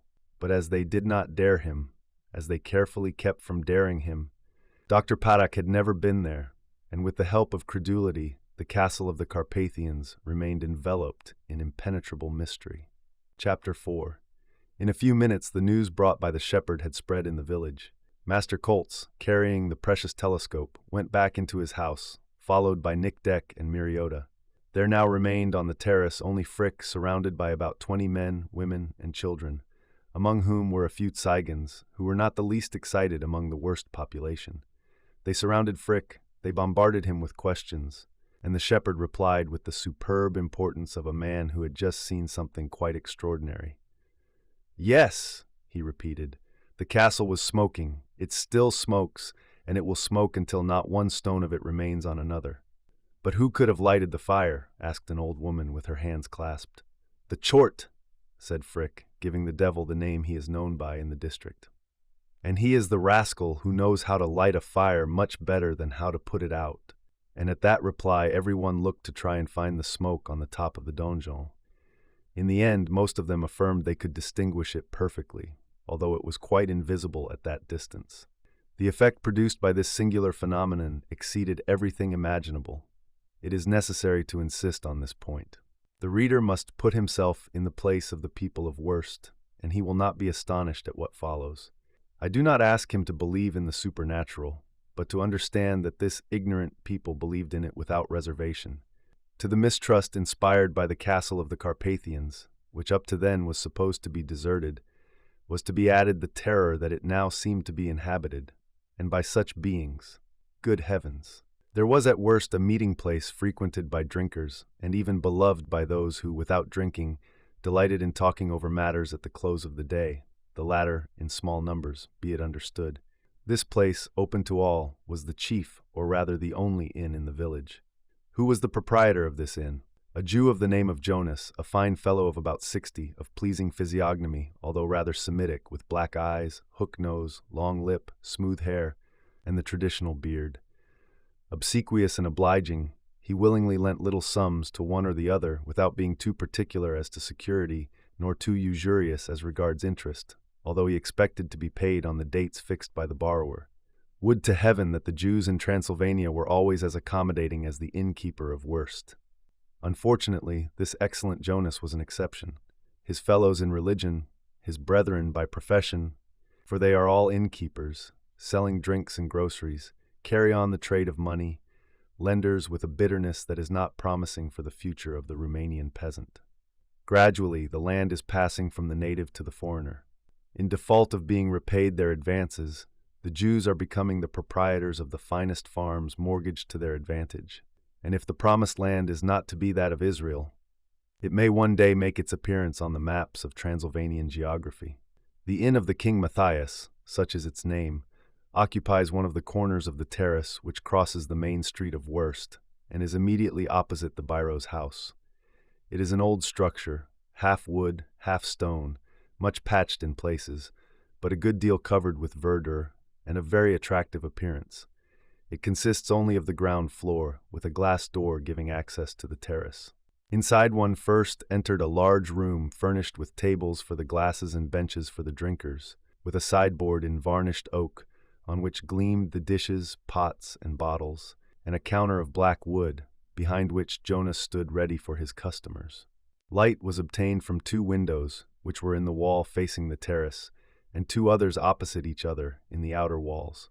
Of these, one was veiled by a thick curtain of climbing and hanging plants, which screened the outer view, and only allowed a little light to pass, while the other, when opened, gave an extensive view over the lower valley of the Vulcan. A few feet below it roiled the tumultuous waters of the Niad torrent. On one side, the torrent descended the slopes of the range from its rise on the plateau of Orgal, which was crowned by the castle buildings. On the other, abundantly fed by the mountain streams, even during summertime it flowed along to the Wallachian sill, which absorbed it in its course. On the right, adjoining the large room, a half-dozen of small rooms were enough to accommodate the few travelers who before crossing the frontier desired to rest at the King Matthias. They were sure of a good welcome at moderate charges from an attentive and obliging landlord who was always well provided with good tobacco, which he bought in the best trafics of the neighborhood. As for Jonas himself, he occupied a narrow attic, the old-fashioned window of which patched the thatch with flowers and looked out onto the terrace. In this inn, on this very night of the 29th of May, there were gathered all the wise heads of Worst, Master Coltz, Magister Hermod, the forester Nick Deck, a dozen of the chief inhabitants, and also the shepherd Frick, who was not the least important of these personages. Dr. Patak was absent from this meeting of notables, sent for in all haste by one of his old patients, who was only waiting for him in order to pass away into another world. He had agreed to come to the inn as soon as his attentions were no longer necessary to the defunct. While waiting for the doctor, the company talked about the serious event of the day, but they did not talk without eating or drinking. To the hungry, Jonas offered that kind of hasty pudding or maize pudding known under the name of mamaliga, which is not at all disagreeable when taken with new milk. To the others he offered many a small glass of those strong liqueurs which roll like pure water down Romanian throats, or schnapps, costing about a farthing a glass, and more particularly rachiu, a strong spirit from plums, of which the consumption is considerable among the Carpathians. It should be mentioned that the landlord Jonas, it was the custom of the inn, only served the customers when they were sitting down, as he had observed that seated consumers consume more copiously than consumers on their feet. This evening matters looked promising, for all the seats were full, and Jonas was going from one table to another, jug in hand, filling up the glasses, which were constantly empty. It was 8:30 in the evening. They had been talking since dusk without deciding what they should do, but they were agreed on one point, and that was that if the castle of the Carpathians was inhabited by the unknown, it had become as dangerous to worst as a powder magazine would be at the gate of a town. "It is a serious affair," said Master Colts. "Very serious," said the Magister, between two puffs of his inseparable pipe. "Very serious," said the company. "There is no doubt," said Jonas, "that the evil repute of the castle does much harm to the country round about. And now," said Magister Hermod, "there is this thing also. Strangers do not come here often," said Master Colts with a sigh. "And now they will not come at all," added Jonas, sighing in unison with the bureau. "Some of the people will be going away," said one of the drinkers. "I shall go first of all," said a peasant from the outskirts, "and I will go as soon as I can sell my vines." "For which you will find no buyers, old man," said the tavern keeper. One can see what these worthies were driving at in their talk. Amid the personal terrors occasioned them by the castle of the Carpathians, rose the anxiety for their interests so regrettably injured. If there were no more travelers, Jonas would suffer in the revenue of his inn. If there were no more strangers, Master Colts would suffer in the receipt of the tolls, which gradually grew less. If there were no more buyers, the owners could not sell their lands even at a low price. That would last for years, and the situation, already very unsatisfactory, would become worse. In fact, if it had been so while the spirits of the castle had kept out of sight, what would it be now that they had manifested their presence by material acts? Then the shepherd Frick thought he ought to say something, but in a hesitating sort of way. "Perhaps we may have to." "What?" asked Master Colts. "Go there, master, and see." The company looked at each other, and then lowered their eyes, and the question remained without reply. Then Jonas, addressing Master Colts, took up the word in a firm voice. "Your shepherd," he said, "has just pointed out the only thing we can do." "Go to the castle?" "Yes, my good friends," said the innkeeper. "If there is a smoke from the donjon chimney, it is because there is a fire, and if there is a fire, it must have been lighted by a hand." "A hand, at least a claw," said an old peasant, shaking his head. "Hand or claw," said the innkeeper. "What does it matter? We must know what it means. It is the first time that smoke has come out of the castle chimneys since Baron Rodolph of Gortz left it. But there might have been smoke without anybody noticing it," said Master Colts. "That I will never admit," said Magister Hermod suddenly. "But it might be," replied the bureau, "if we had not got the telescope to watch what was happening at the castle." It was well said. The phenomenon might have happened frequently and escaped even the shepherd Frick, good as were his eyes. But anyhow, whether the said phenomenon were recent or not, it was certain that human beings were actually living at the castle of the Carpathians, and this fact constituted an extremely disturbing state of things for the inhabitants of Vulcan and Worst. Then Magister Hermod made this remark in support of his belief. "Human beings, my friends, you will allow me not to believe it. Why should human beings think of taking refuge in the castle? For what reason? And how did they get there?" "What do you think these intruders are, then?" exclaimed Master Colts. "Supernatural beings," said Magister Hermod in an imposing voice. "Why should they not be spirits, goblins, perhaps even those dangerous lamias which present themselves under the form of beautiful women?" During this enumeration, every look was directed towards the door, towards the windows, or towards the chimney of the big saloon of the King Matthias. And in truth, the company asked themselves if they were not about to see one or other of these phantoms successively evoked by the schoolmaster. "However, my good friends," said Jonas, "if these beings are of that kind, I don't understand why they should have lighted a fire, for they have no cooking to do." "And their sorceries," said the shepherd. "Do you forget that they want a fire for their sorceries?" "Evidently," said the magister in a tone which admitted of no reply. The reply was accepted without protest, and in the opinion of all there could be no doubt that it must be supernatural and not human beings who had chosen the castle of the Carpathians as the scene of their operations. Up to this point, Nick Deck had taken no part in the conversation. He had been content to listen attentively to what was said by one and the other. The old castle, with its mysterious walls, its ancient origin, its feudal appearance, had always inspired him with as much curiosity as respect. And being very brave, although he was as credulous as any inhabitant of Worst, he had more than once even manifested a desire to enter the old stronghold may be imagined.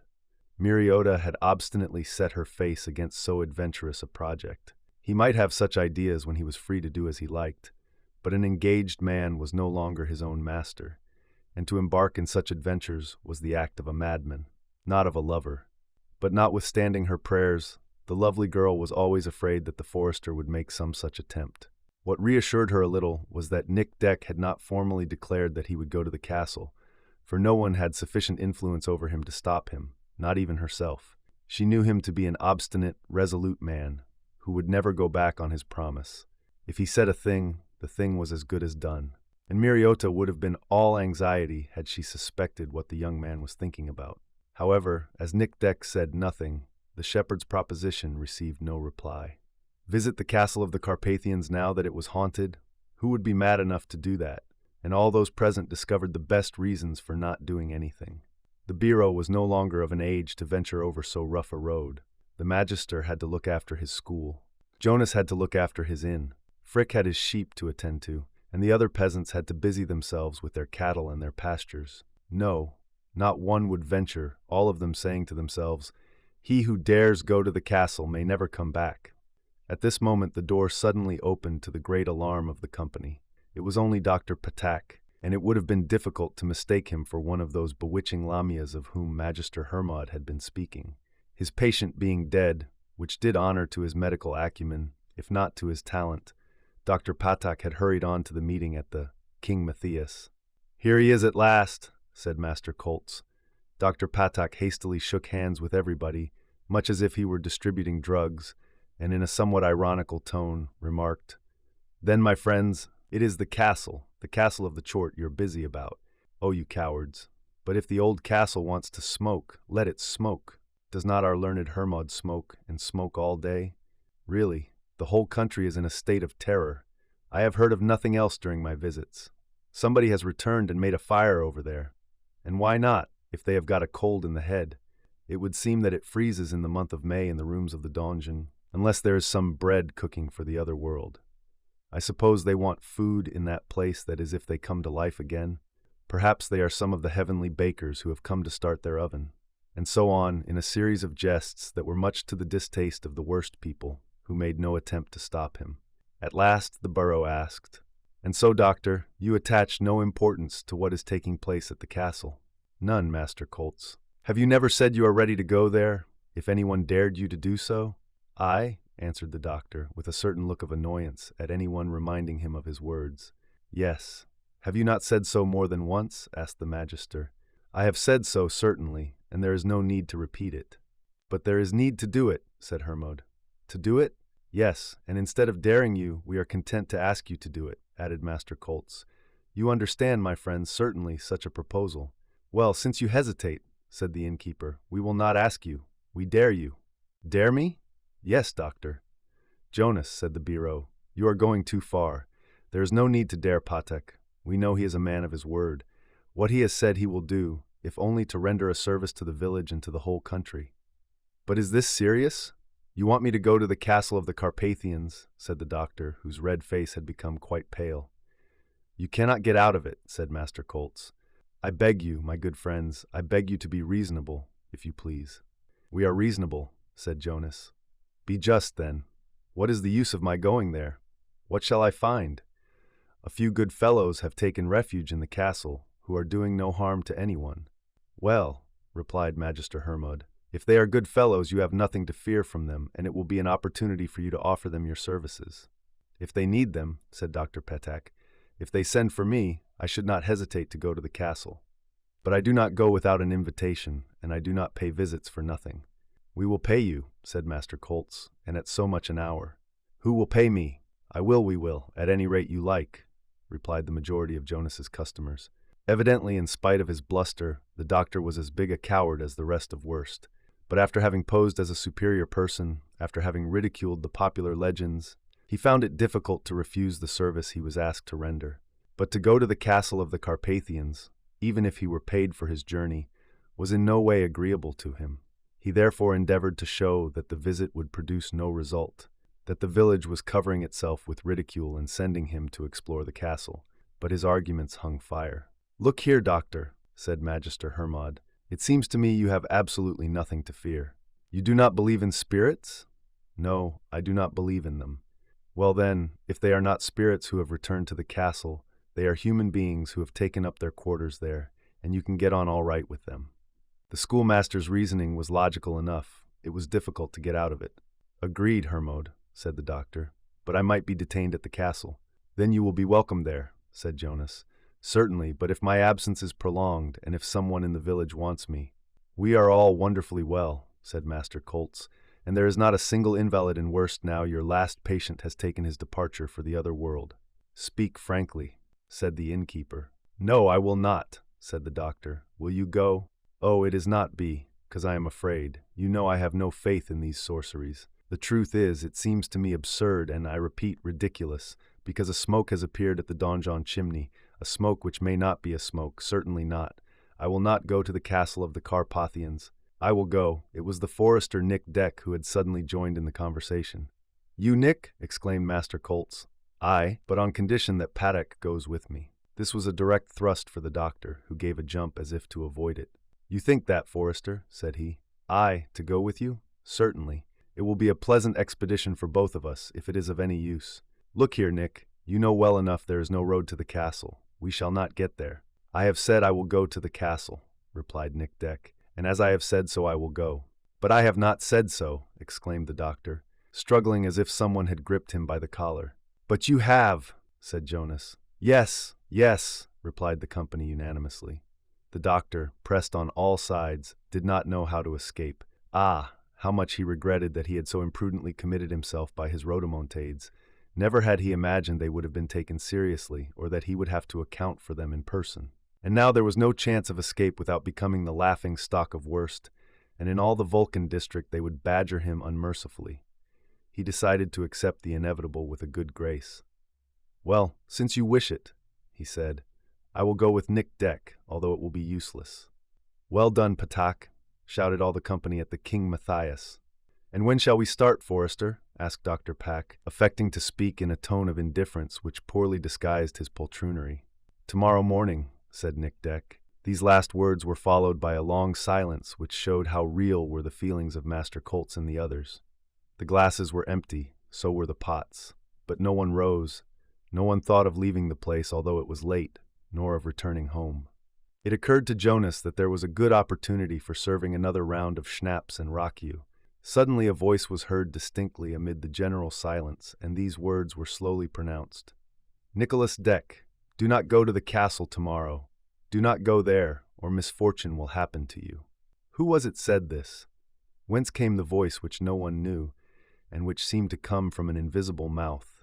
It could not be a voice from a phantom, a supernatural voice, a voice from another world. Terror was at its height. The men dared not look at one another. They dared not even utter a word. The bravest, and that evidently was Nick Deck, endeavored to discover what it all meant, that the words had been uttered in the room, went up to the box and opened it. Nobody. It was evident, the forester. He then looked into the rooms which opened into the saloon. Nobody. He opened the door, went outside, ran along the terrace to the main street of Worst. Nobody. A few minutes afterwards, Master Colts, Magister Hermod, Dr. Patak, Nick Deck, Shepherd Frick, and the others had left the inn and its keeper Jonas, who hastened to double-lock the door. That night, as if they had been menaced by some apparition, the inhabitants of Worst strongly barricaded themselves in their houses. Terror reigned in the village. Chapter 5. In the morning, Nick Deck and Dr. Paddock prepared to start at 9 o'clock. The forester's intention was to ascend the Vulcan and take the shortest way to the suspicious castle. After the phenomenon of the smoke on the donjon, after the phenomenon of the voice heard in the saloon of the King Matthias, people being as if deranged. Some of the Tsiganes already spoke of leaving the district. During the night, nothing else had been spoken of at home, and in a low voice. Could there be any doubt that it was the Chort who had spoken in so threatening a way to the young forester? At Jonas's inn, there had been about 50 people, and these the most worthy of belief, who had all heard the strange words. To suppose that they had all been duped by some illusion of the senses was inadmissible. There could be no doubt that Nic Deck had been formally warned that misfortune would overtake him if he persisted in his intention of visiting the castle of the Carpathians. And yet, the young forester was preparing to leave Worst, and without being forced to do so ever advantage Master Colts might gain in clearing up, we need not be astonished at the cause. In fact, the mystery of the castle, whatever interest the village might have in knowing what was taking place, a powerful effort had been made to get Nic Deck to go back on his word.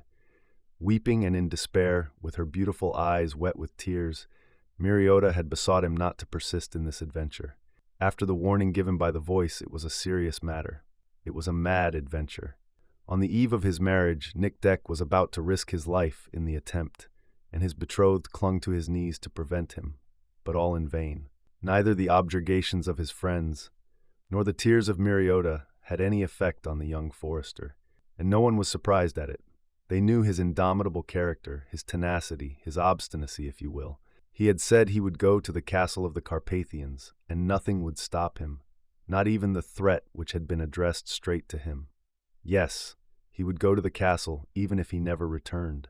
When the hour of parting came, Nic Deck pressed Miriota for the last time to his heart, while the poor girl made the sign of the thumb and 2 first fingers, according to Romanian custom, which is an emblem of the Holy Trinity.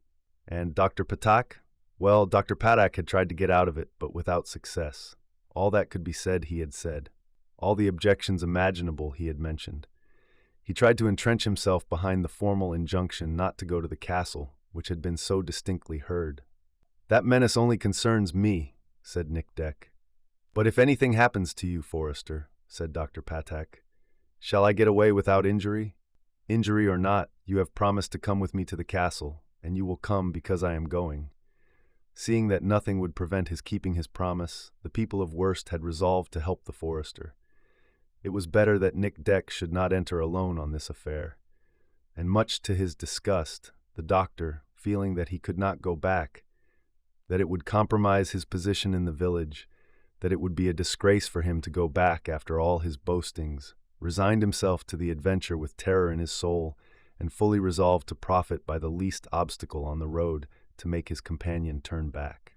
Nic Deck and Dr. Patak set out, and Master Colts, Magister Hermod, Frick, and Jonas accompanied them up to a turning out of the main road, where they stopped. Here Master Colts for the last time brought his telescope, which he was never without, to bear on the castle. There was now no smoke from the donjon chimney, and it would have been easy to see it on the clear horizon of a beautiful spring morning. Were they to conclude that the guests, natural or supernatural, of the castle had vanished on finding that the forester took no heed of their threats? Some of them thought so, and therein appeared a decisive reason for bringing the adventure to a satisfactory termination. And so they all shook hands, and Nic Deck, dragging the doctor away with him, disappeared round the hill. The young forester was in full visiting costume, laced cap with large peak, belted vest with a cutlass in its sheath, baggy trousers, iron-shod boots, cartridge belt at his waist, and long gun on his shoulder. He had the deserved reputation of being a first-rate shot, and in default of ghosts it was as well to be prepared for robbers, or even bears with evil intentions. The doctor had armed himself with an old flint pistol, which missed fire 3 times out of 5. He also carried a hatchet which his companion had given him in case it was necessary to cut a way through the thick underwoods of Plesa. He wore a large country hat, and was buttoned up in a thick traveling cape, and shod with big iron-soled boots.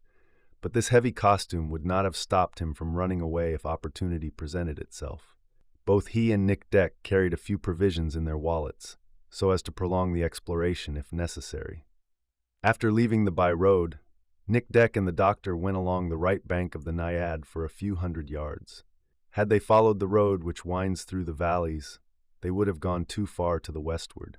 It was a pity they could not follow the river, and thereby reduce their distance by a third, for the Naiad rises in the folds of the Orgal Plateau.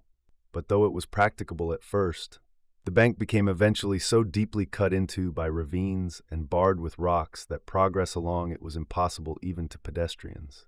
They had therefore to bear away obliquely to the left, so as to return to the castle after traversing the lower belt of the place of forests. And this was the only side on which the castle was approachable from where they were. When it had been inhabited by Count Rodolphe de Gortz, the communication between the village of Wurst, the Vulcan Hill, and the valley of the Sill had been through a gap which had been opened in this direction. But abandoned for 20 years to the invasions of vegetation, it had become obstructed by an inextricable thicket of underwood, and the trace of a footpath or a passage would be sought for in vain. When they left the deep bed of the Niad, which was filled with roaring water, Nic Deck stopped to take his bearings. The castle was no longer visible. It would only appear again beyond the curtain of forests, which stood in rows one above the other on the lower slopes of the mountain, an arrangement common to the whole orographic system of the Carpathians. As there was no landmark, the direction was not easily made out. It could only be arrived at from the position of the sun, whose rays were lighting up the distant crests in the southwest. "You see, Forester," said the doctor, "you see there is not even a road, or rather, no more road." "There will be one," said Nic Deck. "That is easy to say, Nick, and easy to do, Patak. You are resolved, then?" The forester was content to reply by an affirmative gesture and started off towards the trees. The doctor had a strong inclination to retrace his steps, but his companion, happening to turn round, gave him such a determined look that he thought it better not to remain behind. Dr. Paddock then conceived another hope. Nic Deck might get lost amid this labyrinth of woods where his duties had not yet called him. But he reckoned without that marvelous scent, that professional instinct, that animal aptitude, so to speak, which takes notice of the least indications, projections of branches in such and such directions, irregularities of the ground, colors of the bark, hues of the mosses as they are exposed to different winds. Nic Deck was a perfect master of his trade, and practiced it with too much sagacity to go astray even in localities unknown to him. He was worthy to be ranked with Leatherstocking or Chingachgook in the land of Cooper. But the crossing of this zone of trees was not free from real difficulties. Elms, beeches, a few of those maples known as false planes, mighty oaks, occupied the first line up to the line of the birches, pines, and spruces, massed on the higher shoulders of the col to the left. Magnificent were these trees with their powerful stems, their boughs warm with the new sap, their thick leafage intermingling to form a roof of verdure, which the sun's rays could not pierce. By stooping beneath their lower branches, a passage was relatively easy, but many were the obstacles on the surface of the ground, and much work was needed to clear them away, to get through the nettles and briars, to avoid the thousands of thorns that clung to them at the least touch. Nic Deck was not a man to become anxious about these matters, and, providing he got through the wood, he did not worry himself about a few scratches. The advance, however, under such conditions was necessarily slow, and that was regrettable, for Nic Deck and Dr. Paddock wished to reach the castle in the afternoon, in order that they might return to Wurst before night. Hatchet in hand, the forester worked at clearing a passage through these thick thorn bushes, bristling with vegetable bayonets, in which the foot met a rugged soil, hummocky, broken, with roots or stumps to stumble over when it did not sink in a swampy bed of dead leaves which the wind had never swept away. Myriads of pods shot off like fulminating peas, to the great alarm of the doctor, who started back at the crackle and came again, when some twig would catch on to his vest like a claw that wished to keep him. No, poor man, he was not at all comfortable. But now he dared not return alone, and he had to make an effort to keep up with his intractable companion. Occasionally capricious clearings appeared in the forest.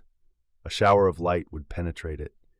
A couple of black storks, disturbed in their solitude, escaped from the higher branches and flew off with powerful strokes of the wing. The crossing of these clearings made the advance still more fatiguing, In them were piled up enormous masses of trees blown down by the storm or fallen from old age, as if the axe of the woodman had given them their death stroke. There lay enormous trunks eaten into with decay, which no tool would ever cut into billets, and no wagon would ever carry to the bed of the Wallachian sill. Faced by these obstacles, which were difficult to clear and at times impossible to turn, Nick Deck and his companion had no easy time of it. If the young forester, active, supple, vigorous, managed well, the doctor with his short legs, his large corporation, breathless and exhausted, could not save himself from occasional falls, and Nick had to come to his assistance. "You will see, Nick, that I shall end by breaking one of my limbs," he said. "You will soon patch it up if you do." "Come, Forester, be reasonable. We need not strive against the impossible." But Nick Deck was already on in front, and the doctor, obtaining no reply, hastened to rejoin him. Were they in the right direction to come out in front of the castle?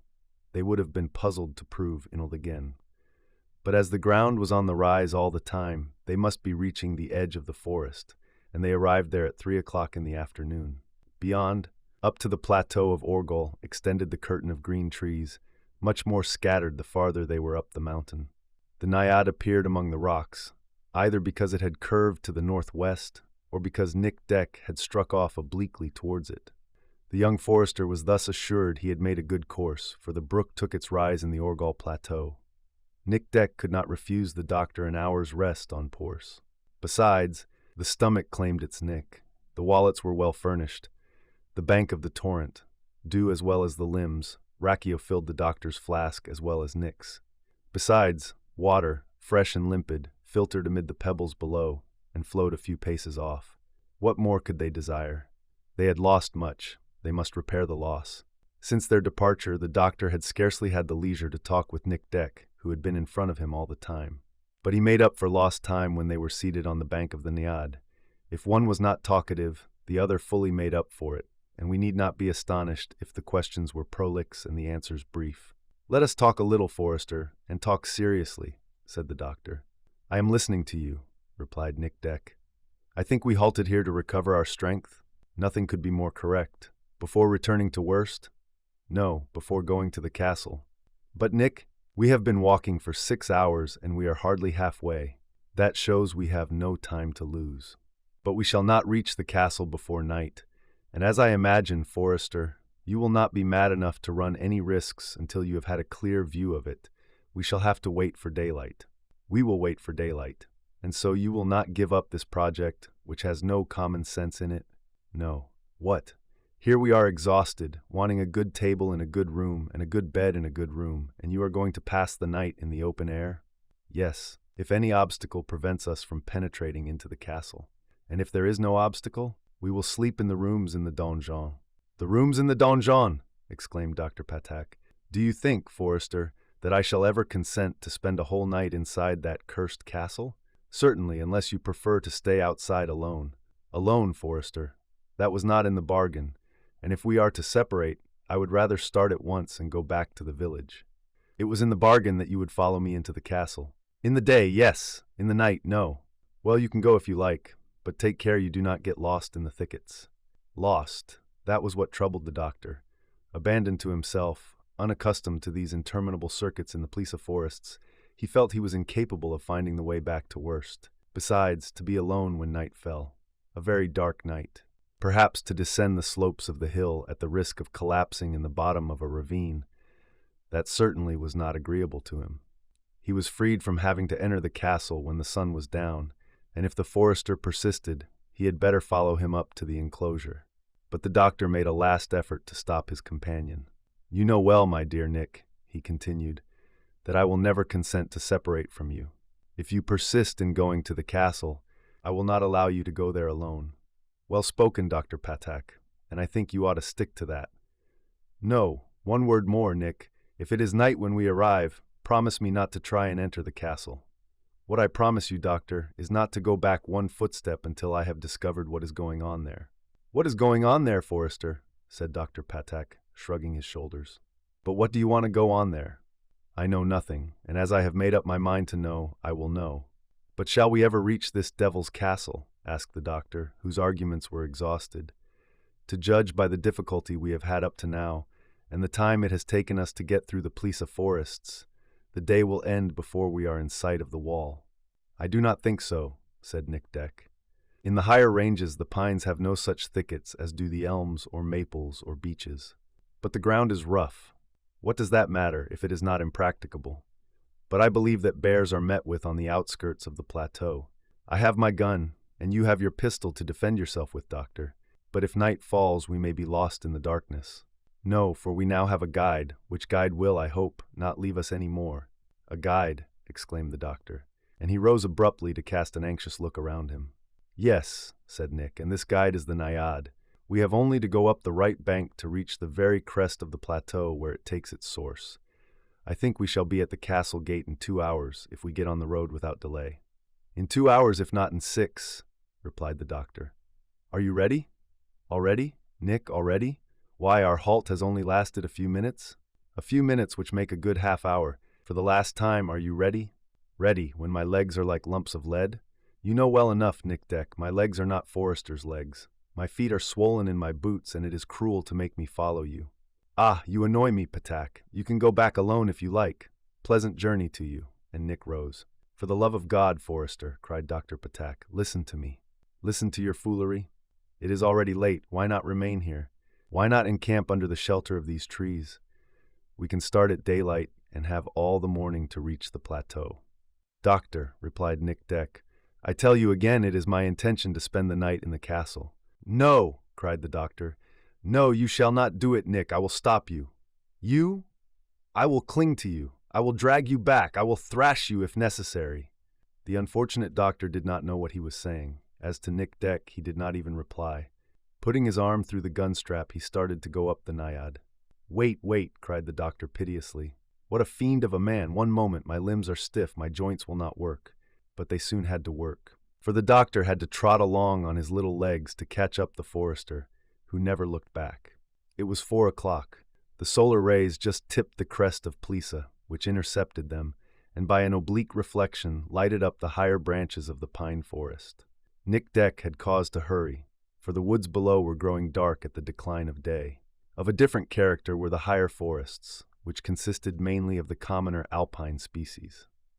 Instead of being deformed and twisted and gnarled, the stems were straight and upright and far apart and bare of branches for 50 or 60 feet from their roots, and then their evergreen verdure spread out like a roof. There was little brushwood or entanglement at their base, but the long roots crept along the ground as if they were snakes grown torpid with the cold. The ground was carpeted with close yellowish moss, scattered over with dry twigs, and dotted with cones which crackled under the feet. The slope was rough and furrowed with crystalline rocks, the sharp edges of which made themselves felt through the thickest leather. For a quarter of a mile, the passage through the pine wood was difficult. To climb these blocks required a suppleness, a vigor, and a sureness of foot which Dr. Patak could no longer claim. Nick Deck would have got through in an hour if he had been alone, but it took him 3 with the hindrance of his companion, whom he had to stop to attend to, and to help over rocks too high for his little legs. The doctor had but one fear, a terrible fear, that of being left alone in these gloomy solitudes. However, if the slopes became more painful to climb, the trees began to get thinner and thinner on the Plisa ridge. They were now in isolated clumps and of small size. Between these clumps could be seen the ranges of mountains in the background, with their outlines still traceable in the evening mist. The torrent of the Niad, which the forester had continued to follow, was now not larger than a brook, and rose not so very far off. A few hundred feet above the last folds of the ground lay the rounded plateau of Orgal, crowned by the castle buildings. Nick Deck at length reached the plateau after a final effort, which reduced the doctor to the state of an inert mass. The poor man had not strength to drag himself 20 yards farther, and he fell like the ox before the axe of the butcher. Nick Deck hardly felt the fatigue of this painful ascent. Erect, motionless, he devoured with his gaze this castle of the Carpathians he had never before been so near. Before his eyes lay a crenellated wall defended by a deep ditch, the only drawbridge of which was drawn up against a gate surrounded by a ring of stone. Around the wall, on the plateau, all was bare and silent. In the twilight, the mass of castle buildings was confusedly distinguishable. There was no one visible on either wall or donjon, nor on the circular terrace. Trace of smoke curled round the vane. "Not a well, Forester," said Dr. Patak. "Are you convinced that it is possible to cross the ditch, lower the drawbridge, and open the gate?" Nick Deck did not reply. He saw that it would be necessary to halt before the castle walls. Amid the darkness, how could he descend into the ditch and climb the slope so as to enter the wall? Evidently, the best thing to do was to wait for the coming dawn and work in broad daylight. And that was what it was decided to do, to the great annoyance of the forester and the extreme satisfaction of the doctor. Chapter 6. The thin crescent of the moon, like a silver sickle, disappeared almost as soon as the sun set. A few clouds rising in the west soon extinguished the last gleams of twilight. Darkness gradually rose from below and covered all. The ring of mountains was blotted out in obscurity, and the castle soon disappeared beneath the pall of night. If the night promised to be very dark, there was nothing to indicate that it would be troubled by any atmospheric disturbance, and that rain or storm, and this was fortunate for Nick Deck and his companion, who were about to encamp in the open air. There was no clump of trees on this barren plateau of Orgal. Here and there were a few shrubs, which afforded no shelter against the nocturnal cold. There were rocks in plenty, some half buried in the ground, others in such a state of equilibrium that the slightest push would have sent them rolling down into the fir woods. The only plant that grew in profusion on the rocky soil was the thistle known as Russian thorn, whose seeds, says Elisée Reclus, were carried in their coats by the Muscovite horses, a present of cheerful conquest which the Russians gave the Transylvanians. A search was made for a more comfortable place in which to pass the night, and which would afford some shelter against the fall in temperature which is remarkable in these altitudes. "We have more than chances enough to be miserable," murmured Dr. Patak. "Are you not satisfied, then?" asked Nick Deck. "Certainly not. What a splendid place to catch a good cold or the rheumatism, which I do not know how I shall ever get cured of." A very artless confession on the part of the old quarantine officer. How he regretted his comfortable little house at worst, with its room so snug and its bed so well furnished with pillows and counterpane. Among the stones on the Orgal Plateau, one had to be selected, whose position offered the best shelter against the southwest wind, which was beginning to freshen. This was what Nick Deck did, and soon the doctor joined him behind a large rock, which was as flat as a table on its upper surface. This stone was one of those stone benches amid the scabiouses and saxifrages which are frequently met with at the turnings of the road in Wallachia. While the traveler sits on them, he can quench his thirst with the water contained in a vase placed on them, and which is every day renewed by the country people. When Baron Rodolphe de Gortz lived at the castle, this bench bore a bowl, which the family servants never left empty. But now it was dirty and worn and covered with green mosses, and the least shock would have reduced it to dust. At the end of the seat rose a granite shaft, the remains of an ancient cross, nothing being left of the arms, although a half-effaced groove showed where they had been. Dr. Patak, being a strong-minded man, was unable to admit that this cross could protect him against supernatural apparitions. But by an anomaly common to a good many of the incredulous, although he did not believe in God, he was not very far from believing in the devil. In his heart he believed the chort was not far off. He it was that haunted the castle, and neither the closed gate, the raised drawbridge, the lofty wall, nor the deep ditch would keep him from coming out, if the fancy took him, to come and twist both their necks. And when the doctor saw that he had to spend a whole night under these conditions, he shuddered with terror. No, it was too much to require of a human creature, and it would be more than the most energetic of characters could bear. And then an idea came to him tardily, an idea he had not thought of before he left Worst. It was Thursday evening, and on that day the people of the district, the country people, were careful not to go out after sundown. Thursday they knew to be a day of evil deeds. Their legends told them that if they ventured abroad on that day, they ran the risk of meeting with some evil spirit, and so no one moved about on the roads and byways after nightfall. And here was Dr. Patak not only away from home, but close to a haunted castle, 2 or 3 miles from the village, and here he would have to stop until the dawn came, if it ever came again. In truth, this was simply tempting the devil. Deep in these thoughts, the doctor saw the forester carefully take out of his bag a piece of cold meat after having a good drink from his flask. The best thing, it occurred to him, was to do likewise, and he did so. A leg of a goose, a thick slice of bread, the whole well moistened with rock-ew, was the least he could take to revive his strength. But if that calmed his hunger, it did not calm his fears. "Now let us sleep," said Nick Deck as soon as he had put his bag at the foot of the stone. "Sleep, Forester. Good night, Doctor. Good night, that is easy to wish, but I am afraid it will not end well." Nick Deck, being in no humor for conversation, made no reply. Accustomed by his vocation to sleep amid the woods, he threw himself down close to the stone seat and was soon in a deep sleep. And the doctor could but grumble between his teeth when he heard his companion breathing at regular intervals. As for him, it was impossible for him for some minutes to deaden his senses of hearing and seeing. In spite of his fatigue, he continued to see and to listen. His brain was a prey to those extravagant visions which are due to the troubles of insomnia.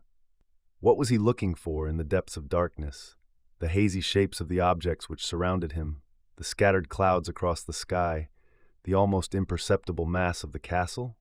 The rocks on the Orgal Plateau seemed to be moving in a sort of infernal saraband, and if they were to crumble on their bases, slip down the slope, roll on to the two adventurers, and crush them at the castle gate to which admission was denied them. The unhappy doctor got up.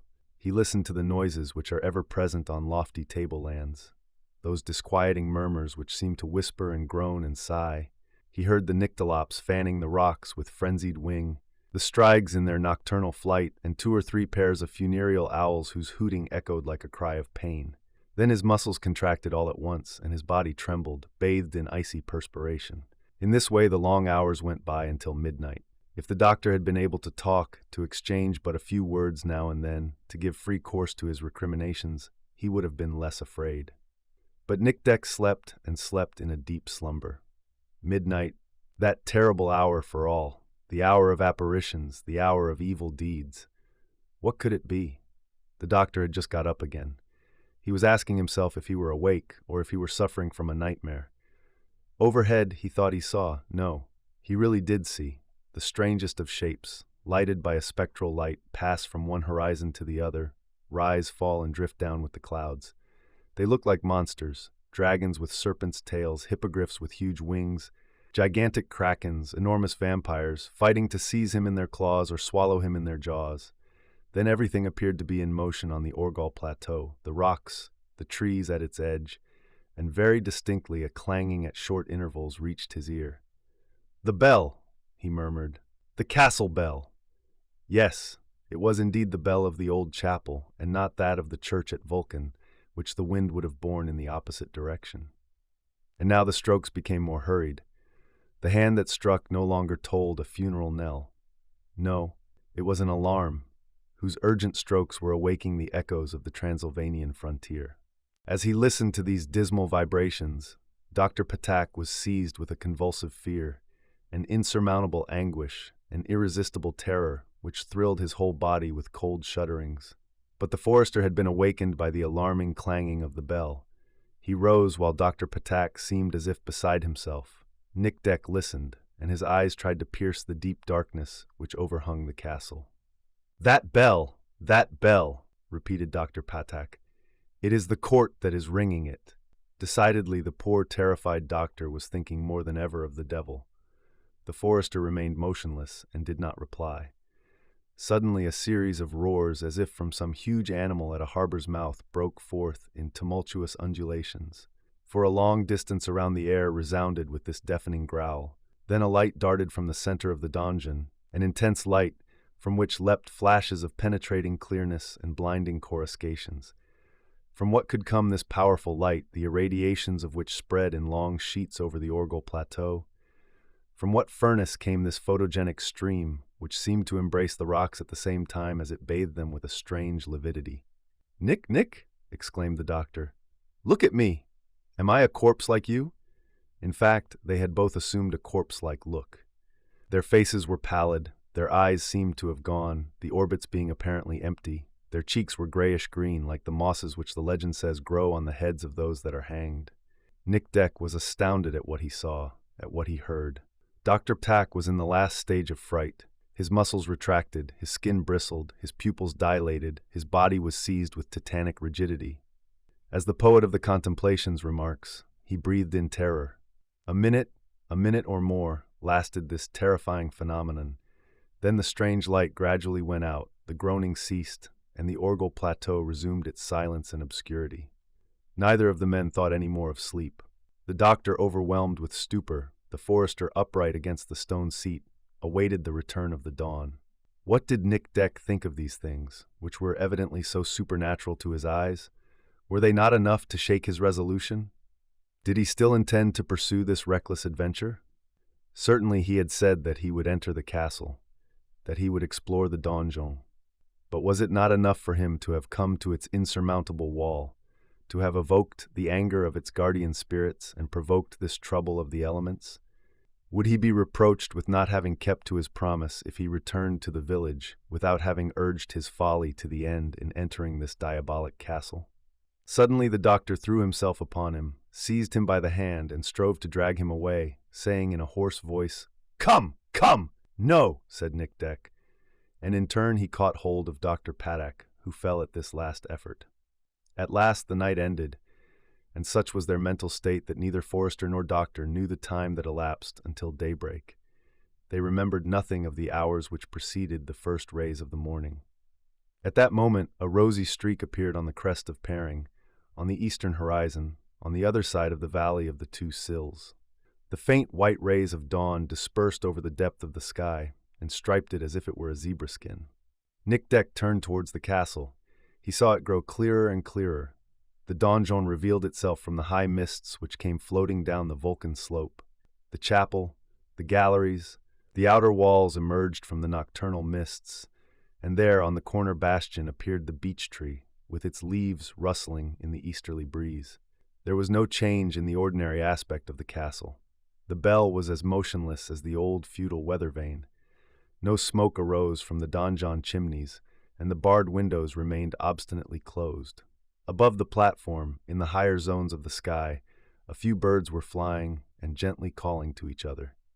Nick Deck turned to look at the principal entrance to the castle. The drawbridge up against the bay closed the postern between the two stone pillars, which bore the arms of the barons of Gortz. Had the forester resolved to continue this adventurous expedition to the end? Yes, and his resolution had not been shaken by the events of the night. A thing said was a thing done, that was his motto, as we know. Neither the mysterious voice which had threatened him personally in the saloon of the King Matthias, nor the inexplicable phenomenon of sound and light he had just witnessed, would stop him from entering the castle.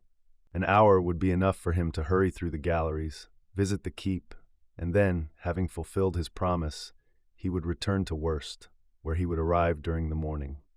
As to Dr. Paddock, he was now only an inert machine, without either the strength to resist or to insist. He would go where he was driven. If he fell, it would be impossible to lift him again. The terrors of the night had reduced him to complete imbecility, and he made no observation when the forester pointed to the castle and said, "Come on." And yet the day had returned, and the doctor could have got back to Worst without fear of losing himself in the Plessa forests. He had no reason to wish to remain with Nick Deck, and if he did not abandon his companion to return to the village, it was that he was no longer conscious of the state of affairs, and was merely a body without a mind. And so when the forester dragged him towards the slope of the counterscarp, he made no resistance. But was it possible to enter the castle otherwise than by the gate? That was what Nick Deck endeavored to discover. The wall showed no breach, no falling in, no excavation, giving access to the interior. It was indeed surprising that these old walls were in such a state of preservation, but this was doubtless due to their thickness. To climb to the line of crenellations which crowned them appeared to be impracticable, as they rose some 40 feet above the ditch, and it seemed as though Nick Deck, at the very moment of reaching the castle of the Carpathians, was to fail owing to insurmountable obstacles. Fortunately, or very unfortunately for him, there stood above the postern a sort of loophole, or rather an embrasure, through which formerly pointed the muzzle of a culverin. By making use of one of the chains of the drawbridge which hung down to the ground, it would not be very difficult for an active, vigorous man to hoist himself up to this embrasure. Its width was sufficient to allow of a man to pass, unless it was barred on the inside, and Nic Deck could probably manage to get through it within the castle wall. The forester saw at once that this was the only way open to him, and that is why, followed by the unconscious doctor, he went obliquely down the inner slope of the counterscarp. They were soon at the bottom of the ditch, which was strewn with stones amid the thickets of wild plants. They could hardly find a place to step, and they were not sure that myriads of venomous beasts did not swarm in the herbage of this humid excavation. In the middle of the ditch, and parallel to the wall, was the ancient trench, now nearly dry, which they could just stride across. Nic Deck, having lost nothing of his mental or bodily energy, went on coolly and quietly, while the doctor followed him mechanically, like an animal at the end of a string. After crossing the trench, the forester went along the base of the curtain for some 20 yards and stopped underneath the gate close to one end of the chain of the drawbridge. By the help of his hands and feet, he could thence easily reach the line of stonework that jutted out just below the embrasure. Evidently, Nick did not intend to compel the doctor to take part with him in this escalade. So heavy a man could not have done so. He therefore contented himself with giving him a vigorous shake to make him understand, and then advised him to wait without moving at the bottom of the ditch. Then Nic Deck commenced to climb the chain, and this was merely child's play for his mountaineer's muscles. But when the doctor found himself alone, the true position of things, to a certain extent, recurred to him. He understood, he looked, he saw his companion already suspended a dozen feet from the ground, and in a voice choking with the bitterness of fear, he cried, "Stop, Nick, stop!" The forester heard him not. "Come, come, or I will go away." "Prosody," cried the doctor. "Go then," said Nick, and he continued to raise himself along the chain of the drawbridge. Dr. Paddock, in a paroxysm of terror, would have gone back again up the slope of the counterscarp, so as to reach the crest of the Orgal Plateau and return full speed to Worst. But prodigy to which the wonders of the preceding night were as nothing, he could not move. His feet were held fast as if they had been seized in the jaws of a vice. Could he place one before the other? No. They stuck by the heels and soles of his boots. Had the doctor been taken in a trap? He was too much frightened to look, but it seemed as though he was held by the nails in his boots. Whatever it was, the poor man was immovable. He was fixed to the ground. Not having strength to cry out, he stretched out his hands in despair. It looked as though he sought to be rescued from the embrace of some Tarasque hidden in the bowels of the earth. Meanwhile, Nic Deck had got as high as the postern, and was placing his hand on the ironwork in which the hinges of the drawbridge were embedded. A cry of pain escaped him. Then, throwing himself back, as if he had been struck by lightning, he slipped along the chain, which a final instinct made him clutch, and rolled to the bottom of the ditch. "The voice truly said that misfortune would come to me," he murmured, and then he lost consciousness. Chapter 7. How can we describe the anxiety to which the village of Worst had been a prey since the departure of the young forester and Dr. Paddock? And it had constantly increased as the hours elapsed and seemed interminable. Master Coltz, the innkeeper Jonas, Magister Hermod, and a few others had remained all the time on the terrace, each of them keeping a constant watch on the distant castle to see if any wreath of smoke appeared over the donjon. No smoke showed itself, as was ascertained by means of the telescope, which was incessantly brought to bear in that direction. Assuredly, the 2 florins sunk in the acquisition of that instrument had been well invested. Never had the bureau, although so much interested in the matter, betrayed the slightest regret at so opportune an expenditure. At 12:30, when the shepherd Frick returned from the pasture, he was eagerly interrogated. Was there anything new, anything extraordinary, anything supernatural?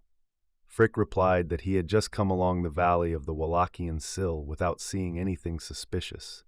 After dinner, about 2 o'clock, the people went back to their post of observation. No one dreamt of remaining at home, and no one would certainly have dreamt of setting foot within the grand saloon of the King Matthias, where comminatory voices made themselves heard. That walls have ears is all very well. It is a popular proverb. But a mouth, and so the worthy innkeeper might well fear that his inn had been put into quarantine, and consequently his anxiety was extreme. Would he have to shut up shop and drink his own stock for want of customers? And with a view of restoring confidence among the people of Worst, he had undertaken a lengthy search throughout the King Matthias. He had searched the rooms, under the beds, explored the cupboards and the sideboard, and every corner of the large saloon, the cellar, and the storeroom, from which any ill-disposed practical joker might have worked the mystification. Nothing could he find, not even along the side of the house overlooking the Naiad. The windows were too high for it to be possible for anyone to climb to them along a perpendicular wall, the foundation of which went sheer down into the impetuous torrent. It mattered not. Fear does not reason, and considerable time would doubtless elapse before Jonas's habitual guests would return to their confidence in his inn, his schnapps, and his raku. Considerable time? That is a mistake, and as we shall see, this gloomy prognostic was never realized. In fact, a few days later, in a quite unexpected way, the village notables were to resume their daily conferences, varied with refreshments, in the saloon of the King Matthias. But we must first return to the young forester and his companion, Dr. Patak. It will be remembered that when he left Worst, Nikdek had promised the disconsolate Myriota that he would make his visit to the castle of the Carpathians as brief as possible. If no harm happened to him, if the threats fulminated against him were not realized, he expected to get back early in the evening. He was therefore waited for, and with what impatience. Neither the girl, nor her father, nor the schoolmaster could foresee that the difficulties of the road would prevent the forester from reaching the crest of the Orgal Plateau before nightfall. And in consequence, the anxiety, which had been intense during the day, exceeded all bounds when 8 o'clock struck in the Vulcan clock, which could be heard distinctly at Worst. What could have happened to prevent both Nick and the doctor from returning after a day's absence? Nobody thought of going home before they came back. Every minute they were seen in imagination coming round some turning in the road or along some gap in the hills. Master Colts and his daughter had gone to the end of the road, where the shepherd had been placed on the look-out. Many times they thought they saw somebody in the distance through the clearings among the trees. A pure illusion. The hillside was deserted, as usual, for it was not often that the frontier folk ventured there at night. And it was Thursday evening, the Thursday of evil spirits, and on that day the Transylvanian never willingly stirs abroad after sundown. It seemed that Nikdek must have been mad to have chosen such a day for his visit to the castle. The truth being that the young forester had not given it a thought, as indeed had no one else in the village. But Myriota was thinking a good deal about it now, and what terrible imaginings occurred to her. In imagination she had followed her lover hour by hour through the thick forests of the Plisa as he made his way up to the Orgal Plateau, and now that night had come, she seemed to see him within the wall, endeavoring to escape from the spirits which haunted the castle of the Carpathians. He had become the sport of their malevolence. He was the victim devoted to their vengeance. He was imprisoned in the depths of some subterranean gale dead, perhaps. Poor girl, what would she not have given to throw herself on his track? And as she could not do that, at least she could wait all night in this place. But her father insisted on her going home, and leaving the shepherd on the watch, returned with her to his house. As soon as she was in her little room, Myriota abandoned herself to tears. She loved him with all her heart, this brave Nick, and with a love all the more grateful owing to the young forester not having sought her under the conditions on which marriages are generally arranged in these Transylvanian countries. Every year, at the feast of St. Peter, there opens the Fair of the Betrothed. On that day, all the marriageable Giris of the district are assembled. They come in their best carriages, drawn by their best horses. They bring with them their dowry, that is to say, the clothes they have spun and sewn and embroidered with their hands, and these are all packed in gaudily colored boxes, their relatives and women friends and neighbors accompanying them. And then the young men arrive, dressed in their best clothes and girt with silken sashes. Proudly they strut through the fair. They choose the girl they take a fancy to. They give her a ring and a handkerchief in token of betrothal, and the marriages take place at the close of the fair. But it was not in one of these marriage fairs that Nikdek had met Myriota. Their acquaintanceship had not come about by chance. They had known each other from childhood. They had loved as soon as they were old enough to love. The young forester had not had to seek her out at a sale. But why was Nick Deck of so resolute a character? Why was he so obstinate in keeping an imprudent promise? And yet he loved her, although she had not enough influence over him to stop his going to this wretched castle. What a night the sorrowful Miriota had amid her terrors and her tears. She could not sleep. Stooping at her window, looking out on the rising road, she seemed to hear a voice that whispered, "Nicholas Deck has defied the warning. Miriota has no longer a lover." But that was but a mistake of her troubled senses. No voice came across the silence of the night. The phenomenon of the saloon of the King Matthias was not reproduced in the house of Master Colts. At dawn next morning, the population of Worst were astir. From the terrace to the rise of the hill, some went one way, some another, along the main road, some asking for news, some giving it. They said that Frick the shepherd had gone off about a quarter of a mile from the village, not to enter the forest but to skirt it, and that he had some reason for doing so. The people were waiting for him, and in order to communicate more promptly with him, Master Colts, Miriota, and Jonas went to the end of the village. Half an hour afterwards, Frick was observed a few hundred yards away up the rising road. As he did not appear to be in a hurry, good news was not expected.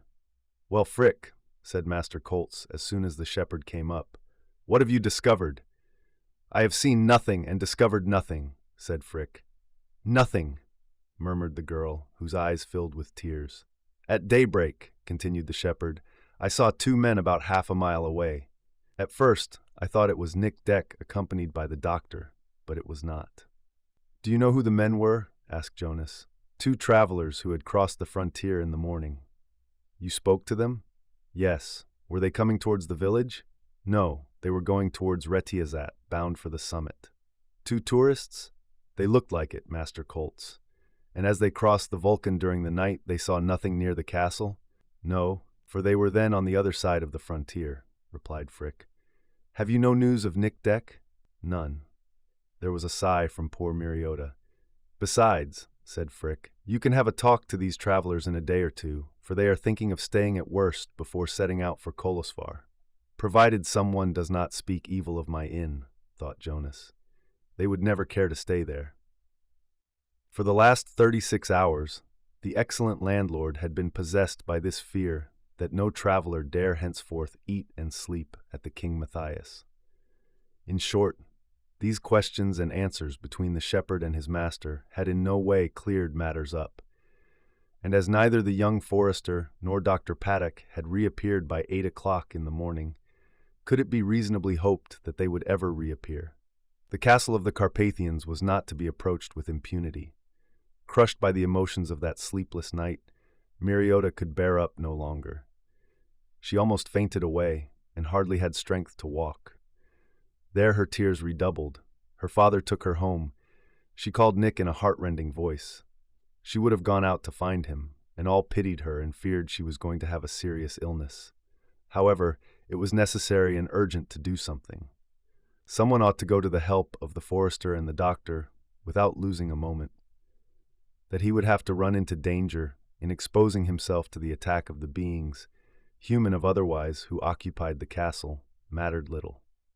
The important thing was to know what had become of Nick and the doctor.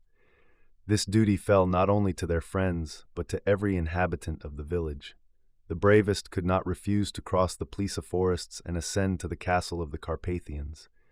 That was decided after many discussions. The bravest were found to consist of 3. These were Master Colts, the shepherd Frick, and the innkeeper Jonas, not one more.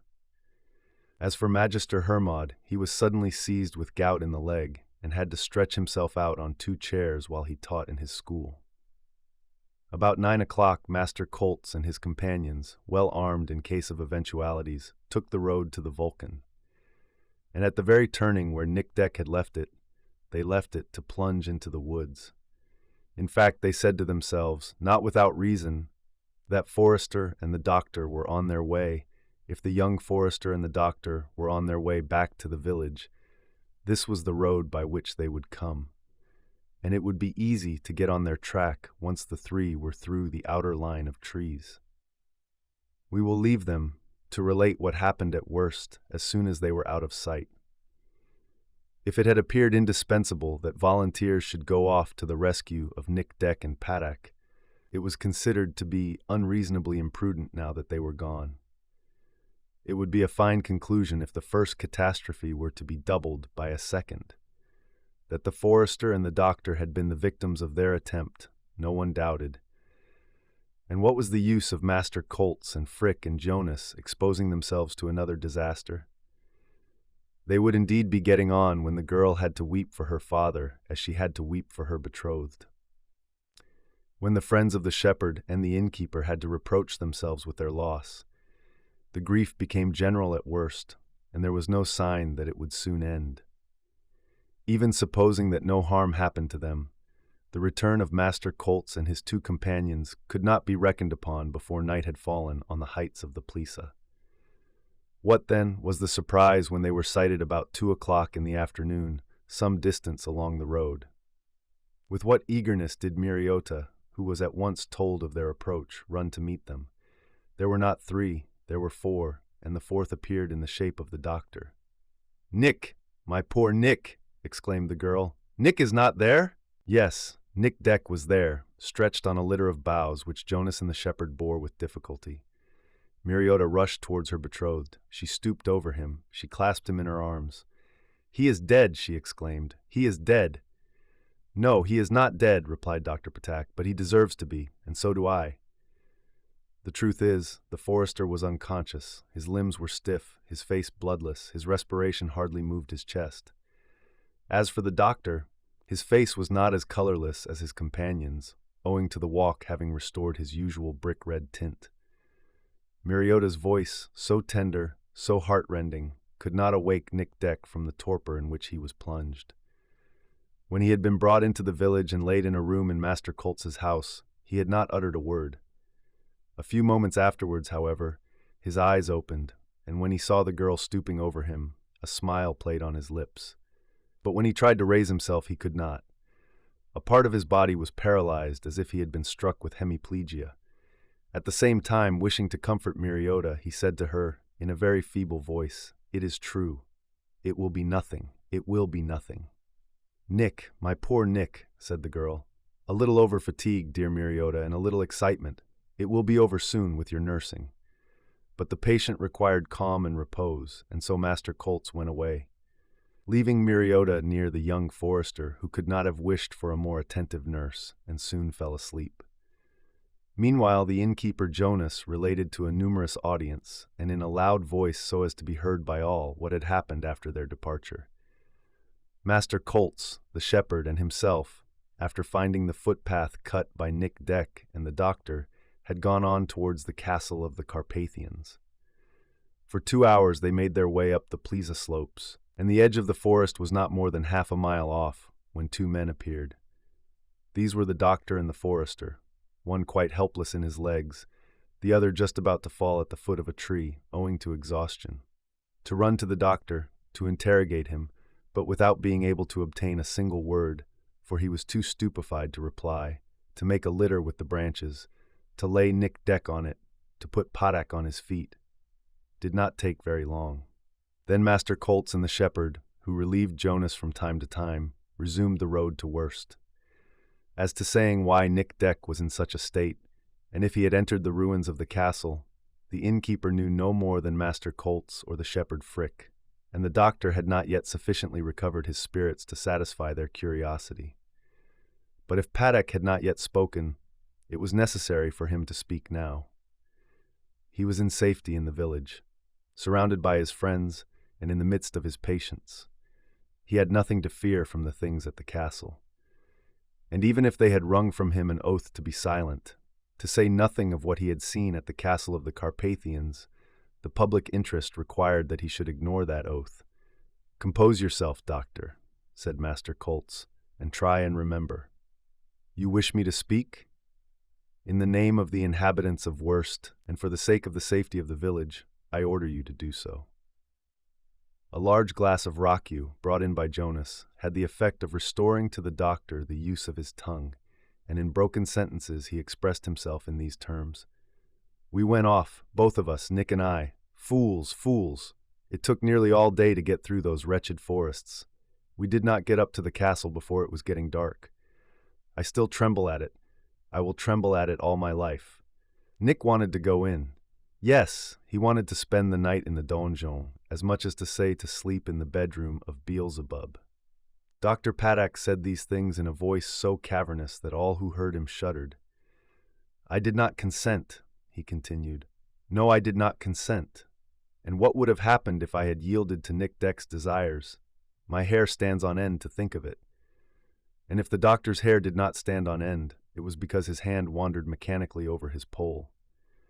Nick accordingly resigned himself to camping on the Orgal Plateau. What a night, my friends! What a night!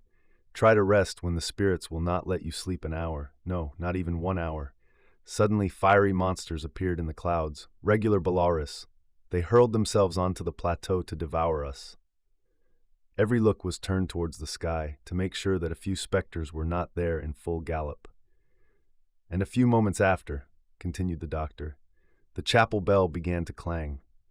Every ear was stretched towards the horizon, and more than one of the crowd believed they could hear the distant ringing in the direction of the castle. So much had the doctor's recital impressed his audience. Suddenly, he went on, fearful bellowings filled the air, or rather the roaring of wild beasts. Then a bright light darted from the windows of the donjon. An infernal flame illumined all the plateau up to the fir forest. Nick Deck and I looked at one another. Ah, the terrible vision! We were like two corpses which the lurid light set making horrible grimaces at each other. And to look at Dr. Patak, with his convulsed face and his wild eyes, there really would have been some excuse for asking if he had not returned from that other world, whither he had already sent so many of his kind. He had to be left to recover his breath, for he was incapable of continuing his story. This cost Jonas a second glass of rakiu, which appeared to bring back to the doctor some portion of the senses which the other spirits had made him lose. "But what happened to poor Nick Deck?" asked Master Coltz. And, not without reason, the biro attached extreme importance to the doctor's reply, for it was the young forester who had been personally threatened by the voice of the spirits in the saloon of the King Matthias. "As far as I remember," continued the doctor, "the daylight returned. I besought Nick Deck to abandon his projects, but you know him, he could not be more obstinate if he would. He went down into the ditch, and I was forced to follow him, for he dragged me along with him. Besides, I really do not know what I did. Nick went on up to the gate. He caught hold of the chain of the drawbridge with which he pulled himself up the wall. At this moment the sense of our position occurred. There was still time to stop him, that rash, I say more, that sacrilegious young man. For the last time I ordered him to come down, to come back on the road to worst. No, he shouted to me. I would have run away. Yes, my friends, I confess it. I would have fled, and there is not one of you who would not have had the same thought in my place. But it was in vain I tried to move from the ground. My feet were nailed, screwed, rooted. I tried to free them. It was impossible. I tried to struggle. It was useless. And Dr. Paddock imitated the desperate movements of a man held by the legs, as a fox is held in a trap. Then, resuming his story, he said, "At this moment there was a cry, and such a cry. It was Nick Deck who uttered it. His hands had let go the chain, and he fell to the bottom of the ditch as if he had been struck by an invisible hand. The doctor, it is clear, had told what had happened, and his imagination had added nothing, excited though it might be. Just as he had described them, so had the prodigies appeared of which the Orgal Plateau had been the scene during the preceding night. What had happened after Nick Deck's fall was as follows. The forester had fainted, and Dr. Patak was incapable of helping him, for his boots were stuck to the ground, and he could not get his swollen feet out of them. Suddenly the invisible force that detained him vanished. His legs were free. He rushed towards his companion, and what must be considered a noble act of courage, he bathed Nick Deck's face with his handkerchief, which he dipped in the water of the stream.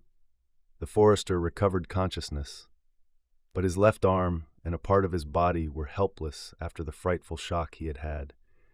However, with the doctor's aid, he managed to get up and climb the slope of the counterscarp and regain the plateau. Then he set out for the village. After an hour progress, the pain in his arm and side became so violent that he had to stop. And it was just as the doctor was about to start off alone in search of help from worst, that Master Colts and Jonas and Frick arrived most opportunely. The doctor carefully avoided saying that the young forester had been seriously hurt, although he was generally very positive when consulted on medical matters. When the ailment is a natural ailment, he said in a dogmatic tone, it is serious. But when we have to deal with a supernatural ailment sent by the court, it is only he, court, who can cure it. In default of a diagnosis, it cannot be said that this prognosis was reassuring for Nick Deck.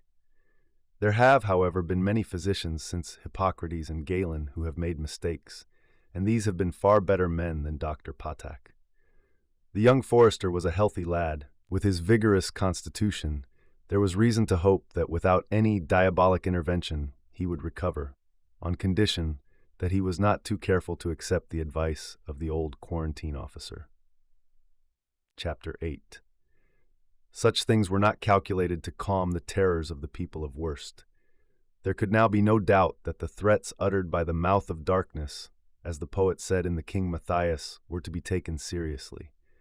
Nick Deck, struck in this inexplicable manner, had been punished for his disobedience and temerity. Was not this a warning to all those who might be tempted to follow his example? Here, clearly enough, was a formal prohibition against entering the castle of the Carpathians.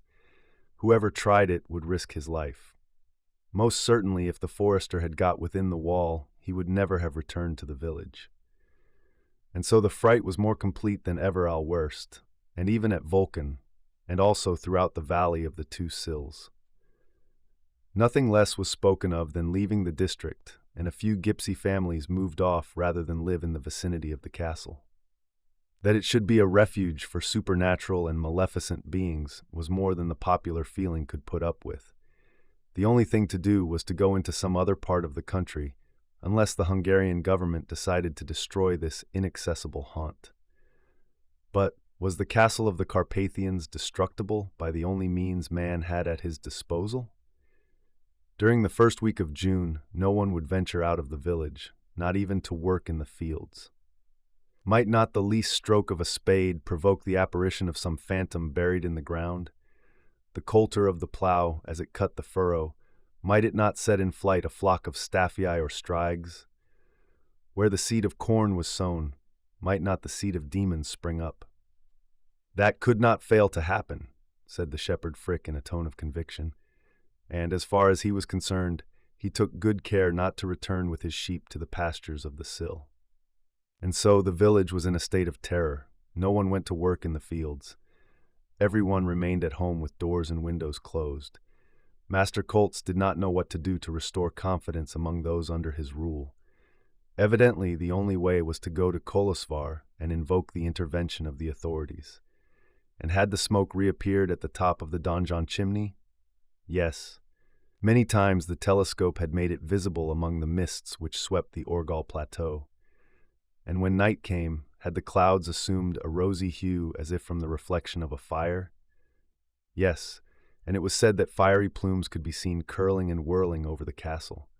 And that roaring, which had frightened Dr. Patak, was it heard from among the woods of Plesa, to the terror of the people of Worst? Yes, or at least, notwithstanding the distance, the northwest wind brought along fearful growlings, which were augmented by the echoes of the hills.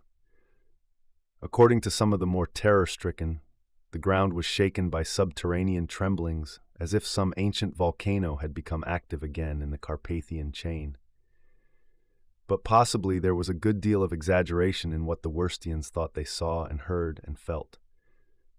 Under any circumstances, there were positive, tangible reasons, it will be admitted, why living in such a strangely troubled country was no longer possible. The King Matthias remained deserted in consequence. A lazaretto in an epidemic could not have been more shunned. No one had the audacity to cross the threshold, and Jonas was asking himself if for want of customers he would not have to retire from trade, when the arrival of two travelers altered matters considerably. In the evening of the month of June, about 8 o'clock, the latch of the door was lifted from the outside, but the door, being bolted inside, could not be opened. Jonas, who had already retired to his attic, hastily came down. To the hope of finding himself face to face with a customer was added the fear that the customer might be some evil-looking ghost to whom he would be only too ready to refuse board and lodging. Jonas proceeded to hold a parley through the door without opening it. "Who is there?" he asked. "Two travelers." "Alive?" "Very much alive." "Are you sure of it?" "As much alive as we can be, Mr. Innkeeper, but we shall die of hunger if you keep us outside." Jonas decided to draw back the bolts, and two men entered the room. As soon as they were in, their first demand was for a room each, as they intended to stay a day at worst. By the light of the lamp, Jonas examined the newcomers with great attention and made sure that he had really to deal with human beings. How fortunate for the King Matthias! The younger of the travelers might be about 32 years old, of tall stature, with a noble, handsome face, black eyes, dark brown hair, a well-cut brown beard, a somewhat sad but proud look about him. In fact, he was a gentleman, and an experienced innkeeper like Jonas could not be mistaken in such a matter. Besides, when he asked what names he was to enter in his visitor's book, the younger man replied, "The Count Franz de Telek and his man Rotzko." "Of what place?" "Craiova." Craiova is one of the chief towns of the state of Romania, which borders the Transylvanian provinces south of the Carpathian chain. Franz de Telek was thus of Romanian nationality, as Jonas had seen from the very first. Roisko was a man of about 40, solidly built and strong, with a thick mustache, bristly hair, and quite a military bearing. He carried a soldier's knapsack strapped to his shoulders, and a valise small enough to be carried in his hand. That was all the baggage of the young count, who traveled generally on foot, as could be seen from his costume: a cloak and a roll over his shoulder, a light cap on his head, a short jacket with a belt, from which hung the leather sheath of the Wallachian knife, and he wore the gaiters strapped down to the broad, thick-soled shoes. These travelers were the two whom the shepherd Frick had met 12 days before on the road to the hills, when they were going to Retiazat. After seeing the country up to Maros, and making the ascent of the mountain, they had come for a little rest to Worst before exploring the valley of the Two Sills. "You have 2 rooms we can have?" asked Franz de Telek. 2, 3, 4, as many as the Count pleases," said Jonas. "2 will do," said Rotzko, "but they must be near each other." "Will these suit you?" asked Jonas, opening 2 doors at the end of the large saloon. "Very well indeed," said Franz de Telek. Evidently Jonas had nothing to fear from his new customers. These were no supernatural beings, no phantoms who had assumed the shape of men. No. This gentleman was one of those personages of distinction whom an innkeeper is always honored in welcoming, and who might perhaps bring the King Matthias into fashion again. "How far are we from Kolosvar?" asked the Count. "About 50 miles, if you go by the road through Petroseni and Carlsberg," replied Jonas. "Is it a tiring sort of walk?" "Yes, very tiring for walkers, and if I may be permitted to say so, the Count would seem to require a rest of a few days before undertaking it." "Can we have anything to eat?" asked Franz de Telek, cutting short the innkeeper's remarks. "In half an hour's time I shall have the honor of offering the Count a repast worthy of him. Bread, wine, eggs, and cold meat will be enough for tonight. I will go and see about them. As soon as possible. This moment." And Jonas was hurrying off to the kitchen when a question stopped him. "You do not seem to have many people at your inn," said Franz de Telek. "No, not just at the moment, sir." "Is not this the time for people to come and have a drink and smoke a pipe?" "It is too late now, sir. They go to bed with the chickens in the village of Verst." Never would he have said why the King Matthias was without a customer. "Are there not 300 or 400 people in this village?" "About that, sir." "Why did we not meet a living soul as we came down the main street?" "That is because today, well, it is Saturday, you see, and the day before Sunday is." Franz de Telek did not persist, luckily for Jonas, who did not know what to reply. Nothing in the world would have induced him to reveal the true state of affairs. Strangers would learn that only too soon, and who could tell if they would not hasten to leave a village so deservedly suspected? It is to be hoped that that voice will not begin to chatter in the big room while they are at supper, thought Jonas as he laid the table. A few minutes afterwards, the very simple meal ordered by the young count was neatly served on a clean white cloth. Franz de Tillec sat down, and Rotzko seated himself facing him, as they usually did on their travels. Both of them ate with a good appetite, and when the repast was over, they retired to their rooms. As the young count and Rotzko had hardly spoken 10 words during their meal, Jonas had not been able to take part in their conversation, to his great displeasure. Besides, Franz de Tillec did not seem to be communicative. As to Rotzko, the innkeeper, after due survey, gathered that he would not be able to get anything out of him regarding his master's family. Jonas had, therefore, to content himself with bidding his visitors good night. Before he went up to his attic, he gave a good look around the room, and lent an anxious ear to the least noises within and without, saying to himself, "May that abominable voice not awake them from their sleep." The night passed tranquilly. At daybreak next morning, the news began to spread in the village that 2 travelers had arrived at the King Matthias, and a number of people gathered in front of the inn. Franz de Tillec and Rotzko were still sleeping, tired after their excursion the day before. There was little likelihood of their rising before 7 or 8 o'clock, and consequently there was great impatience among the spectators, who had none of them the courage to enter the room before the travelers. At 8 o'clock they came in together. Nothing regrettable had happened. They could be seen walking about in the inn. Then they sat down to breakfast, all of which was particularly reassuring. Jonas stood at the front door and smiled amiably, inviting his old customers to give him another trial. The traveler who honored the King Matthias with his presence was a gentleman, a Romanian gentleman, if you please, and of one of the oldest Romanian families, what was to be feared in such noble company. In short, it happened that Master Koltz, thinking it his duty to set an example, took the risk of the first step. About 9 o'clock the biro entered the room in rather a hesitating way. Almost immediately he was followed by Magister Hermod and 3 or 4 other customers, as well as the shepherd Frick. As to Dr. Pack, it had been impossible to persuade him to accompany them. "Set foot again in Jonas's," he said. "Never, until he pays me 2 florins a visit." We may here remark, as it is a matter of some importance, that if Master Koltz had consented to return to the King Matthias, it was not solely with a view of satisfying his curiosity, nor with the intention of making the acquaintance of Count Franz de Tillec. No, self-interest was his chief motive. As a traveler, the young count had become liable for a tax on self and man, and it must not be forgotten that these taxes went direct into the pocket of the chief magistrate of Wurst. The biro at once went forward and politely stated his demand, and Franz de Tillec, although taken somewhat by surprise, immediately settled the claim. He even begged the biro and the schoolmaster to be seated for a moment at his table, and the offer was so politely made that they could not refuse.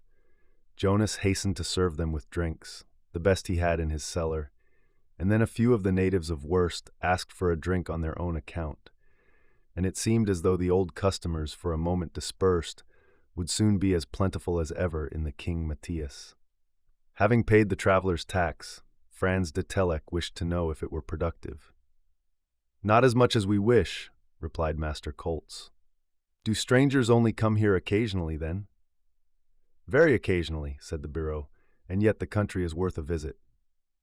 "So I think," said the count. "What I have seen appeared to me to be well worth a traveler's attention. From the top of the Retezit, I much admired the valley of the Sills, the villages away to the east, and the range of mountains which closes in the view." "It is very fine, sir, very fine," said Magister Hermod, "and to complete your tour you should make the ascent of Paring." "I am afraid I shall not have the necessary time," said the count. "One day would be enough, probably, but I am going to Carlsberg, and I must start tomorrow morning." "What?" said Jonas with his most amiable air. "Does the count think of leaving us so soon?" And he would not have been sorry if the visitors could have stayed some time at the King Matthias. "It must be so," said the Count de Tillec. "Besides, what would be the use of my making a longer stay at Wurst? "Believe me, our village is well worth a tourist's making some stay at," said Master Colts. "But it does not seem to be much frequented," said the Count, "and that is probably because its neighborhood has nothing remarkable about it." "Quite so nothing remarkable," said the Biro, thinking of the castle. "No, nothing remarkable," said the schoolmaster. "Oh, ah!" said the shepherd Frick, the exclamation escaping involuntarily. What looks he received from Master Colts and the others, particularly from the innkeeper. Was it then advisable to let the stranger into the secrets of the district? Should they reveal to him what had passed on the plateau of Orgel, and direct his attention to the castle of the Carpathians? Would that not frighten him and make him anxious to leave the village? And in the future, what travelers would come by the Vulcan road into Transylvania? Truly the shepherd had shown no more intelligence than if he were one of his own sheep. "Be quiet, you imbecile, be quiet," said Master Colts to him in a whisper. But as the young Count's curiosity had been awakened, he addressed himself directly to Frick, and asked him what he meant by his "Oh, ah!" The shepherd was not a man to retreat, and perhaps really thought that Franz de Telek might give some advice which the village might profitably adopt. "I said, 'Oh, ah!'" replied the shepherd, "and I will not go back on my word." "Is there any marvel, then, to visit in the neighborhood of Worst?" "Any marvel?" replied Master Colts.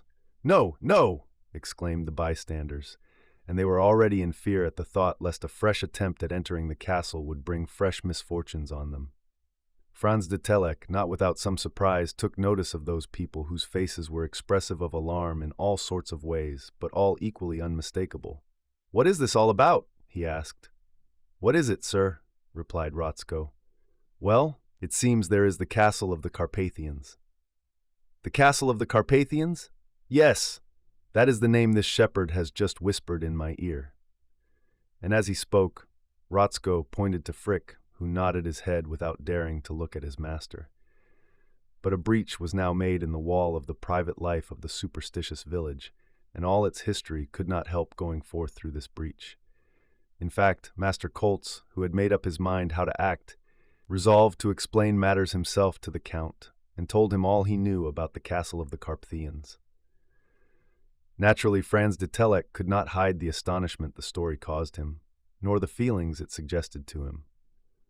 Although he knew little of scientific matters, like other young people of his class who live in their castles in these Wallachian byways, he was a sensible man.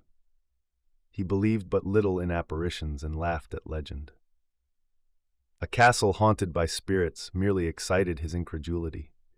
In his opinion, in all that Master Colts had told him, there was nothing of the marvelous, but only a few facts, more or less proved, to which the people of Worst attributed a supernatural origin. The smoke from the donjon, the bell ringing violently, could be very easily explained, and the lightnings and roarings from within the wall might be purely imaginary.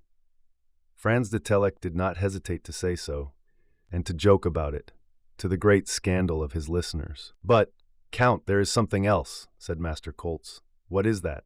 "Well, it is impossible to get into this castle of the Carpathians. Indeed, our forester and our doctor tried to get in a few days ago, for the benefit of the village, and they paid dearly for their attempt." "What happened to them?" asked Franz de Telek, somewhat ironically.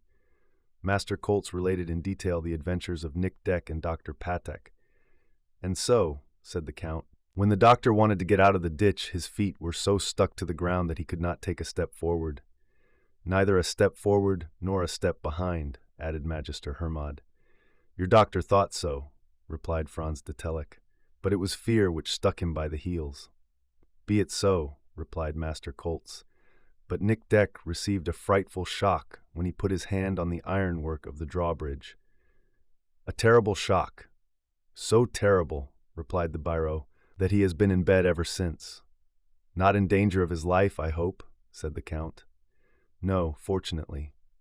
That was a fact, an undeniable fact, and Master Colts waited for the explanation Franz de Telek would give. "In all I have just heard there is nothing, I repeat, but what is very simple. I have no doubt but what somebody is now living in the castle, who I know not. Anyhow, they are not spirits, but people who wish to lie hidden there after taking refuge there. Criminals, probably." "Criminals!" exclaimed Master Colts. "Probably, and as they do not want anyone to hunt them out, they wish it to be believed that the castle is haunted by supernatural beings. What? Said Magister Hermod. I think you are very superstitious in these parts, that the people in the castle know it, and that they wish to keep off visitors in that way. That this was the true explanation was not unlikely, but we need not be astonished if nobody at worst would admit it. The young count saw that he had in no way convinced an audience who did not wish to be convinced, and so he contented himself with adding, "If you do not care to agree with me, gentlemen, you can continue to think what you please about the castle of the Carpathians." "We believe what we have seen," replied Master Colts. "And what is?" said the Magister. "Well, really, I am sorry I have not a day to spare, for Rotzko and I would have paid a visit to your famous castle, and I assure you we would soon have found out." "Visit the castle," exclaimed Master Colts, "without hesitation, and the devil himself would not have stopped us from getting in." On listening to Franz de Telek express himself so positively, so ironically even, the villagers were seized with terror. In treating the spirits of the castle with such indifference, would he not bring some disaster on the village? Did not these spirits hear all that passed in the inn of the King Matthias? Would the voice be heard a second time in this room? And thereupon Master Colts told the young count of the circumstances under which the forester had been personally threatened when he decided on entering the castle of the Carpathians. Franz de Telek simply shrugged his shoulders. Then he rose, saying that no voice had ever been heard in the room as they pretended, whereupon some of the company made for the door, not caring to remain any longer in a place where a young skeptic dared say such things. But Franz de Telek stopped them with a gesture. "Assuredly, gentlemen," he said, "I see that the village of Wurst is under the empire of fear." "And not without reason," replied Master Colts. "Well, there is a very simple way of putting a stop to the performances which, according to you, are going on at the castle of the Carpathians. After tomorrow, I shall be at Carlsberg, and if you like, I will tell the town authorities. They will send you a few police, and I will answer for it that these brave fellows will know how to get into the castle and clear out the jokers who are practicing on your credulity, or arrest the scoundrels, who are perhaps preparing for some new iniquity." Nothing could be more acceptable than this proposal, but yet it was not to the taste of the notables of Wurst. In their opinion, neither the police nor the army itself would succeed against these superhuman beings, who would know how to defend themselves by supernatural means. "But I believe," continued the young count, "that you have not yet told me to whom this castle of the Carpathians belongs or belonged." "To an old country family, the family of the Barons of Gortz," said Master Colts. "The family of Gortz," exclaimed Franz de Telek.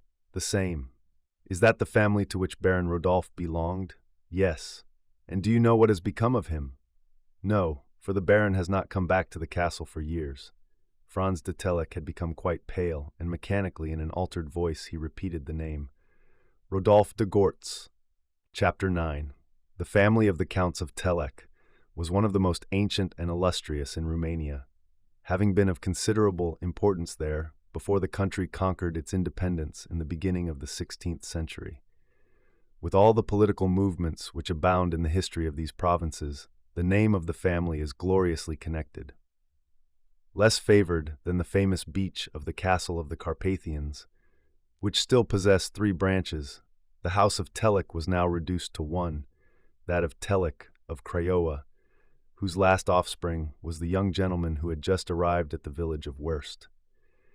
During his infancy, he had never left the patrimonial castle where the Count and Countess of Telek lived. The descendants of the family were held in great esteem in the country, where they spent their wealth generously. Living the liberal, easy life of the country nobility, it was seldom that they left their estate at Craiova more than once a year, and that when business took them to the town of that name, which was only a few miles away. This kind of life had of necessity an influence on the education of their only son, and for long afterwards Franz felt the effects of the surroundings amid which his childhood was passed. His only tutor was an old Italian priest, who could only teach him what he knew, and he did not know much. And so when the boy had become a young man, He had but a very inadequate knowledge of science or art or contemporary literature. To be an enthusiastic sportsman, afoot night and day through the forests and on the plains, hunting the stag and the wild boar, and attacking the wild beasts of the mountains, knife in hand, such were the ordinary pastimes of the young count, who, being very brave and very resolute, accomplished wonders in these rough occupations. The Countess of Telek died when her son was scarcely 15, and he was only 21 when his father died in a hunting accident. The grief of young Franz was extreme. As he had wept for his mother, he wept for his father, who had just been taken from him one after the other within these few years. All his tender feelings, all the affectionate impulses of his heart, were then centered in this filial love which had been sufficient for him during his childhood and youth. But when this love failed him, having no friends and his tutor being dead, he found himself alone in the world. For 3 years the young count remained at the castle of Craiova. He could not make up his mind to leave it. He lived there without seeking to make any acquaintances outside. Once or twice he had been to Bucharest, but that was because certain matters obliged him to go there. And these were but short absences, for he was in haste to return to his domain. This life could not, however, last forever, and Franz began to feel the want of enlarging the horizon which was so restricted by the Romanian mountains, and he wished to fly beyond it. The young count was about 23 years old when he made up his mind to travel. His wealth enabled him to fully gratify his wishes. One day he left the castle of Craiova to his old servants and left the Wallachian country. He took with him Rotsko, an old Romanian soldier, who had been for 10 years in the family, and who had been the young count's companion in all his hunting expeditions. He was a man of courage and resolution, entirely devoted to his master. The young count's intention was to visit Europe and to stay a few months in the capitals and important towns of the continent. He considered, not without cause, that his education, which had been only begun at the castle of Craiova, might be completed by what he learnt on a carefully planned tour. It was to Italy that Franz de Telek wished to go first, for he could speak Italian fairly well, the old priest having taught him. The attraction of this country, so rich in memories, was such that he stayed there 4 years. He only left Venice to go to Florence, he left Rome but to go to Naples, constantly returning to these artistic centers, from which he could not tear himself away. France, Germany, Spain, Russia, England, he would see later on. He would even study them to better advantage, so it seemed to him when age had matured his ideas. On the other hand, he must be in all the effervescence of youth to enjoy the charms of the great Italian cities. Franz de Telek was 27 when he went to Naples for the last time. He intended to spend only a few hours there before leaving for Sicily. By the exploration of the ancient Trinacria, he purposed to end his tour and then return to his castle of Craiova and have a year's rest. An unexpected circumstance not only changed his plans, but decided his life and changed its course. During the few years he had lived in Italy, the young count had not learned much of the sciences, for which he felt no aptitude, but the sense of the beautiful had been revealed to him like light to a blind man. With his mind widely opened to the splendors of art, he had become enthusiastic over the masterpieces of painting in visiting the galleries of Naples, Rome, and Florence. At the same time, the theaters had made him acquainted with the lyric works of the time, and he became powerfully interested in their interpretation by the great artists. It was during his last stay at Naples, and under circumstances we are about to relate, that a sentiment of a more personal character, of more intensive penetration, took possession of his heart. There was then at the theater of San Carlo a celebrated singer whose pure voice, finished method, and dramatic ability had won the admiration of all the dilettanti. Up to then, Lastilla had never sought the applause of foreigners, and had never sung any other music than Italian, which then held the first place in the art of composition. The Carignan Theatre at Turin, the Scala at Milan, the Fenice at Venice, the Alfieri at Florence, the Apollo at Rome, the San Carlo at Naples introduced her in turn, and her triumphs left her no room for regret that she had not appeared at the other theatres of Europe. Lastilla, then aged 25, was a woman of ideal beauty, with her long golden hair, the ardor of her deep black eyes, the purity of her complexion, and a figure which the chisel of a Praxiteles could not have made more perfect. And this woman had become a sublime artiste. Another Malibran, of whom Musset could also say, "And thy songs in the skies bore away sorrow." But this voice which the most adored of poets has celebrated in his immortal stanzas, that voice of the heart which only finds the heart, that voice was Lastilla's in all its inexpressible magnificence. However, this incomparable prima donna, who reproduced with such perfection the accents of tenderness, the fury of the passions, the most powerful feelings of the soul, had never, so they said, experienced their effect. Never had she loved. Never had her eyes responded to the 1,000 looks which were concentrated on her on the stage. It seemed that she lived but for her art, and only for her art. The first time he saw Lastilla, Franz experienced that irresistible ardor which is the essence of a first love. And he gave up his plan of leaving Italy after visiting Sicily, and resolved to remain at Naples until the close of the season. As if some invisible bond he could not break had attached him to the singer, he was at all the performances, which the enthusiasm of the public converted into veritable triumphs. Many times, incapable of mastering his passion, he had tried to obtain access to her house, but Lastilla's door remained as pitilessly closed against him as against so many other fanatic admirers. And so it came about that the young count became the most to be pitied of men. Always in sight of his love, thinking only of the great artiste, living but to see her and hear her, he sought no longer to make friends in the world to which his name and fortune called him. Soon this excitement so increased with Franz that his health was in danger.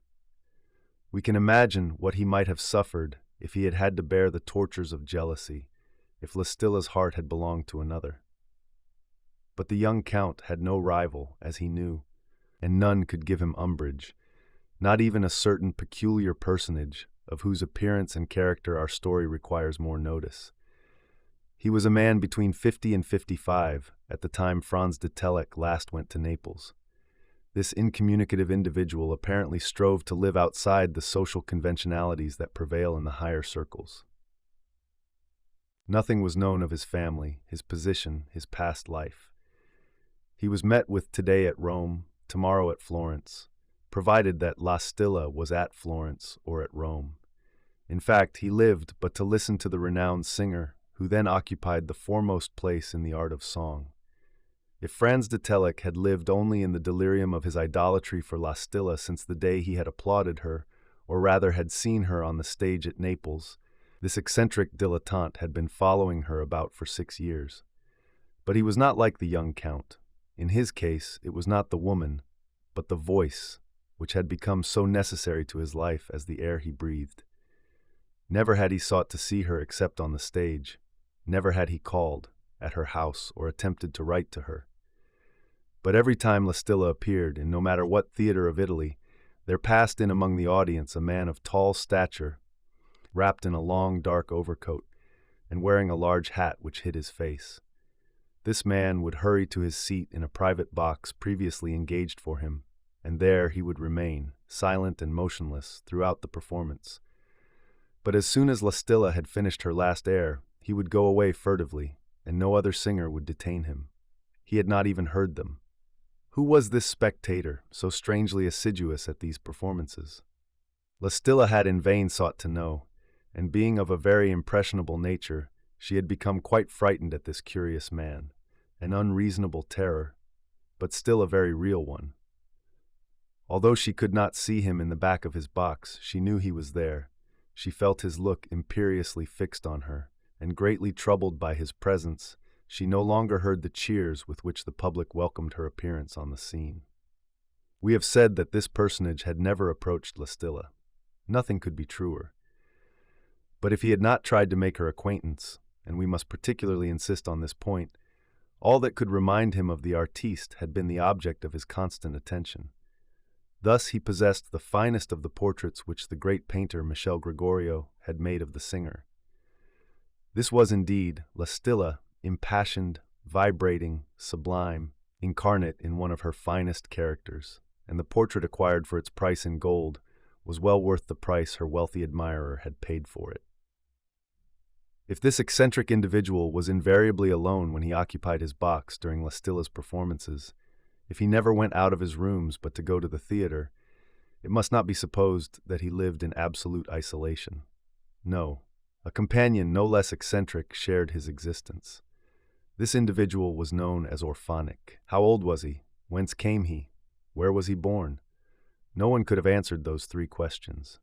To listen to him, for he was only too glad to talk, he was one of those unrecognized geniuses who have taken an aversion to the world, and it was supposed, and not without reason, that he was some poor devil of an inventor who was chiefly supported by the purse of his protector. Orphanic was of middle height, thin, sickly, consumptive, and pale.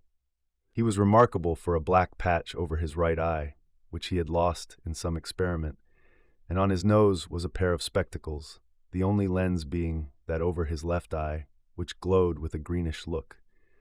During his solitary walks, he gesticulated as if he were talking to some invisible being who listened without ever answering. These two characters, the strange melomaniac and the no less strange Orphanic, were known, at least as much as they wished to be, in all the towns of Italy to which the theatrical season regularly took them. They had the privilege of exciting public curiosity, and although the admirer of Lastilla had always repulsed the reporters and their indiscreet interviews, they had at last discovered his name and nationality. He was of Romanian birth, and the first time Franz de Telek asked who he was, they told him, the Baron Rodolphe de Gortz. Such was the state of affairs when the young count arrived at Naples. For 2 months, the theater of San Carlo had been full, and the success of Lastilla grew greater every evening. Never had she done herself more justice in her different characters. Never had she called forth more enthusiastic ovations. At each performance, while Franz occupied his orchestra stall, the Baron de Gortz sat at the back of his box, absorbed in this ideal song, impregnated with this divine voice, without which it seemed he could not live. It was then that a rumor spread at Naples, a rumor the public refused to believe, but which eventually alarmed the dilettanti. It was said that at the close of the season, Lastilla was going to retire from the stage. What? In all the possession of her talent, in all the plenitude of her beauty, in the apogee of her artistic career, was it possible she thought of retiring? Unlikely as it seemed, it was true, and undoubtedly the Baron de Gortz had something to do with her resolve. This spectator with his mysterious proceedings, always there, although invisible behind the railing of his box, had at length provoked in Lastilla a nervous, persistent emotion which she could not overcome. Whenever she came on the stage, she felt an influence come over her, and the excitement, which was apparent enough to the public, had gradually injured her health. To leave Naples, to fly to Rome, to Venice, or to some other town of the peninsula, would not, she knew, deliver her from the presence of Baron de Gortz. She would not even escape him by abandoning Italy for Germany, Russia, or France. He would follow her wherever she made herself heard, and to deliver herself from this besetting importunity, her only chance was to abandon the stage.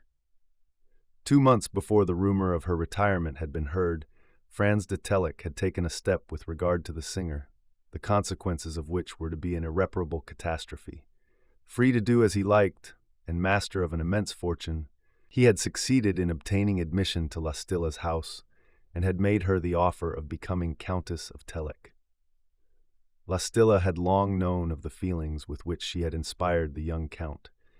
She had said to herself that he was a gentleman to whom any woman, even of the highest rank, would be happy to trust her life and happiness. And in the state of mind she then was, when Franz de Telek offered her his name, she received the offer with a sympathy she took no pains to hide. She felt herself loved in such a way that she consented to become the wife of Count Telek, and without regret abandon her dramatic career.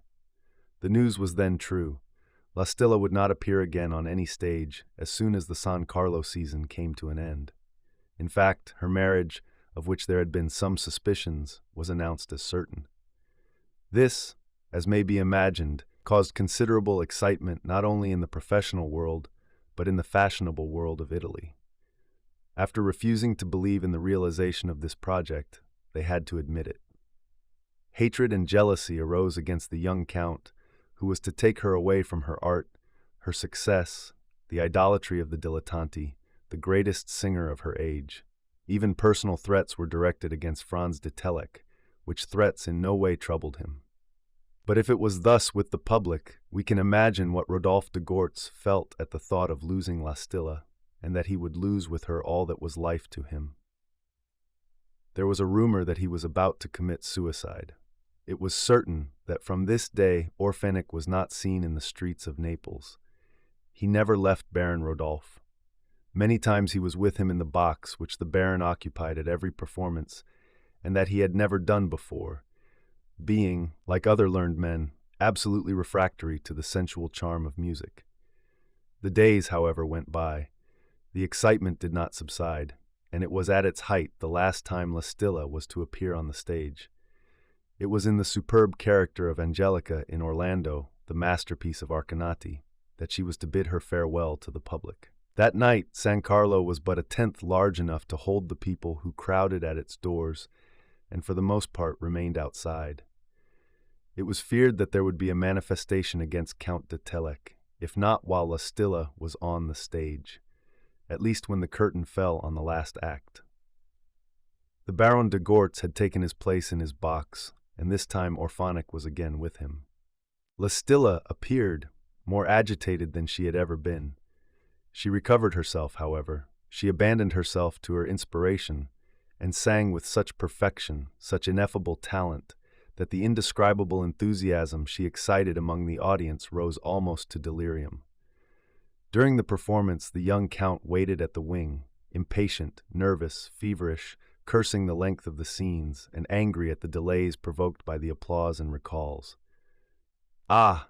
How they hindered him from carrying off from this theater her who was to be the Countess of Telek, the adored woman he would take far, far away, so far that she would belong but to him alone. At last came the final, most dramatic scene, in which the heroine of Orlando dies. Never had the admirable music of Arcanati appeared more impressive. Never had Lastilla interpreted it with more impassioned emphasis. All her soul seemed to distill itself through her lips. And yet one would have said that this voice was about to break, for it was to be no longer heard. At this moment the railing of the Baron de Gortz's box was lowered. Over it there appeared that strange head with the long grisly hair and the eyes of flame. It showed itself, that ecstatic face, frightful in its pallor, and from the wing Franz saw it in the light for the first time. Lastilla was then reveling in the full power of that ravishing stretto of the final air. She had just repeated that phrase with the sublime sentiment, "Innamorata, mio cuore tremante, voglio morire." Suddenly she stopped. Baron de Gortz's face terrified her. An inexplicable terror paralyzed her. She put her hand to her mouth. It reddened with blood. She staggered. She fell. The audience rose, trembling, bewildered, distracted.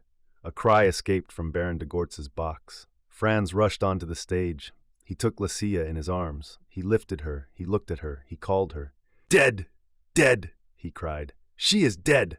Yes, Lastilla was dead. A blood vessel had broken. Her song died with her last sigh.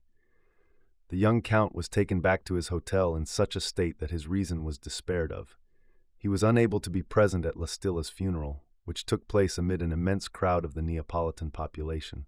It was at the cemetery of Campo Santo Nuovo that the singer was buried, and all that could be read on the marble was, "Stilla." The night of the funeral, a man went to the Campo Santo Nuovo. There, with haggard eyes, bowed head, and lips clenched as if they had been sealed by death, he looked for a long time at the spot where Lastilla lay, and he seemed to listen as if the voice of the great artiste was to be heard for the last time from her grave. It was Rodolphe de Gortz. That very night, the Baron de Gortz, accompanied by Orphanik, left Naples, and no one knew what became of him. But the next morning a letter was received by the young count. The letter contained but these words, "It is you who have killed her. Woe to you, Count de Telek. Rodolphe de Gortz." Chapter 10. Such had been this lamentable history. For a month, Franz de Telek's life was in danger. He recognized nobody, not even his man Rotzko. In the height of his fever, but one name escaped his lips, which were ready to part with their last breath. It was that of Lastilla. The young count did not die. The skill of the doctors, the incessant care of Rotzko, together with his own youth and constitution, saved Franz de Telek. His reason emerged uninjured from this terrible struggle. But when memory returned to him, when he recalled the final tragic scene in Orlando, in which the soul of the artiste had left her, "Stilla, my Stilla," he cried, stretching out his hands as if he were applauding.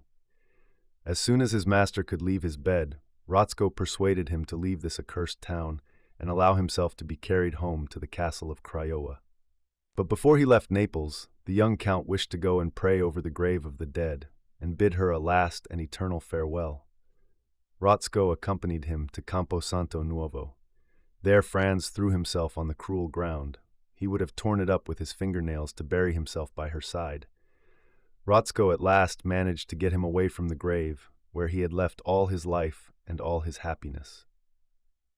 A few days afterwards, Franz de Telek had returned to Craiova, to his old family estate. Here he lived for 4 years in absolute retirement, never leaving the castle. Neither time nor distance could alleviate his grief. He would have forgotten, but it was impossible. The remembrance of La Stilla, vivid as on the first day, was bound up with his life, and the wound would close only with death. At the time our story begins, the young count had left the castle for some weeks. What long and pressing arguments Rotzko had had to prevail on his master to abandon the solitude in which he was wasting away. Consolation might be impossible, but an attempt at distraction might at least be made. A plan of a tour was then decided on, which consisted in first visiting the Transylvanian provinces. Later, Rotzko hoped that the young count would agree to resume the European journey, which had been interrupted by the sad events at Naples. Franz de Telek had set out for only a short exploration. He and Rotzko had crossed the Wallachian plains up to the imposing mass of the Carpathians. They had been among the Vulcan defiles, and after an ascent of Retjezat and an excursion across the valley of the Maros, they had come for a rest to the village of Wurst, to the King Matthias Inn. We know the state of affairs when Franz de Telek arrived, and how he had been informed of the incomprehensible occurrences of which the castle had been the scene. We also know how he had ascertained that the castle belonged to Baron Rodolphe de Gortz.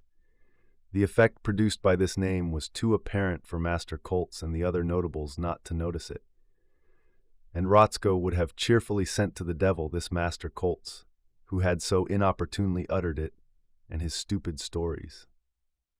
Why should some ill chance have brought Franz de Telek to this very village of Wurst, in the neighborhood of the castle of the Carpathians? The young count had become silent. His look, wandering from one to the other, only too clearly indicated the deep trouble of his mind, which he was seeking in vain to calm. Master Koltz and his friends understood that some mysterious tie must exist between the Count de Telek and the Baron de Gortz, but inquisitive as they were, they maintained a seemly reserve and did not seek to take an advantage. Later on, they would see what they could do. A few minutes afterwards, everyone had left the King Matthias, much perplexed at this extraordinary chain of adventures, which foreboded no good to the village. And now that the young count knew to whom the castle of the Carpathians belonged, would he keep his promise?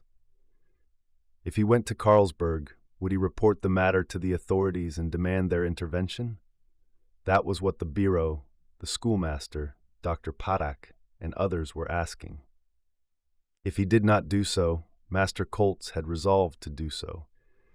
The police being informed of what had occurred, they would visit the castle. They would see if it were haunted by spirits or inhabited by criminals, for the village could remain no longer under such a state of affairs. This would, it is true, be quite useless in the opinion of most of the inhabitants. To attack the spirits, the swords of the gendarmes would be broken like glass, and their guns would miss fire each time. Franz de Telek, left alone in the large room of the King Matthias, abandoned himself to the recollections which the name of Baron de Gortz had so unhappily evoked. After remaining in an armchair for an hour, as if he were quite exhausted, he rose, left the saloon, and went out to the end of the terrace and looked away in the distance. On the Plisa ridge, bounded by the Orgal plateau, rose the castle of the Carpathians. There had lived that strange personage, the frequenter of San Carlo, the man who had inspired such insurmountable terror in the unfortunate Lastilla. But at present the castle was deserted, and Baron de Gortz had not returned to it since he had fled from Naples. None knew what had become of him, and it was possible he had put an end to his existence after the death of the great artiste. Franz wandered in this way across the field of supposition, knowing not where to stop. On the other hand, the adventure of the forester Nick Deck to a certain extent troubled him, and he would have liked to have unraveled the mystery if it were only to reassure the people of Wurst. Added to this, the young count had no doubt that it was a band of thieves who had taken refuge in the castle, and he had resolved to keep his promise and put a stop to the maneuvers of these sham ghosts by giving information to the police at Carlsberg. But before taking steps in the matter, Franz resolved to have the most circumstantial details of the affair.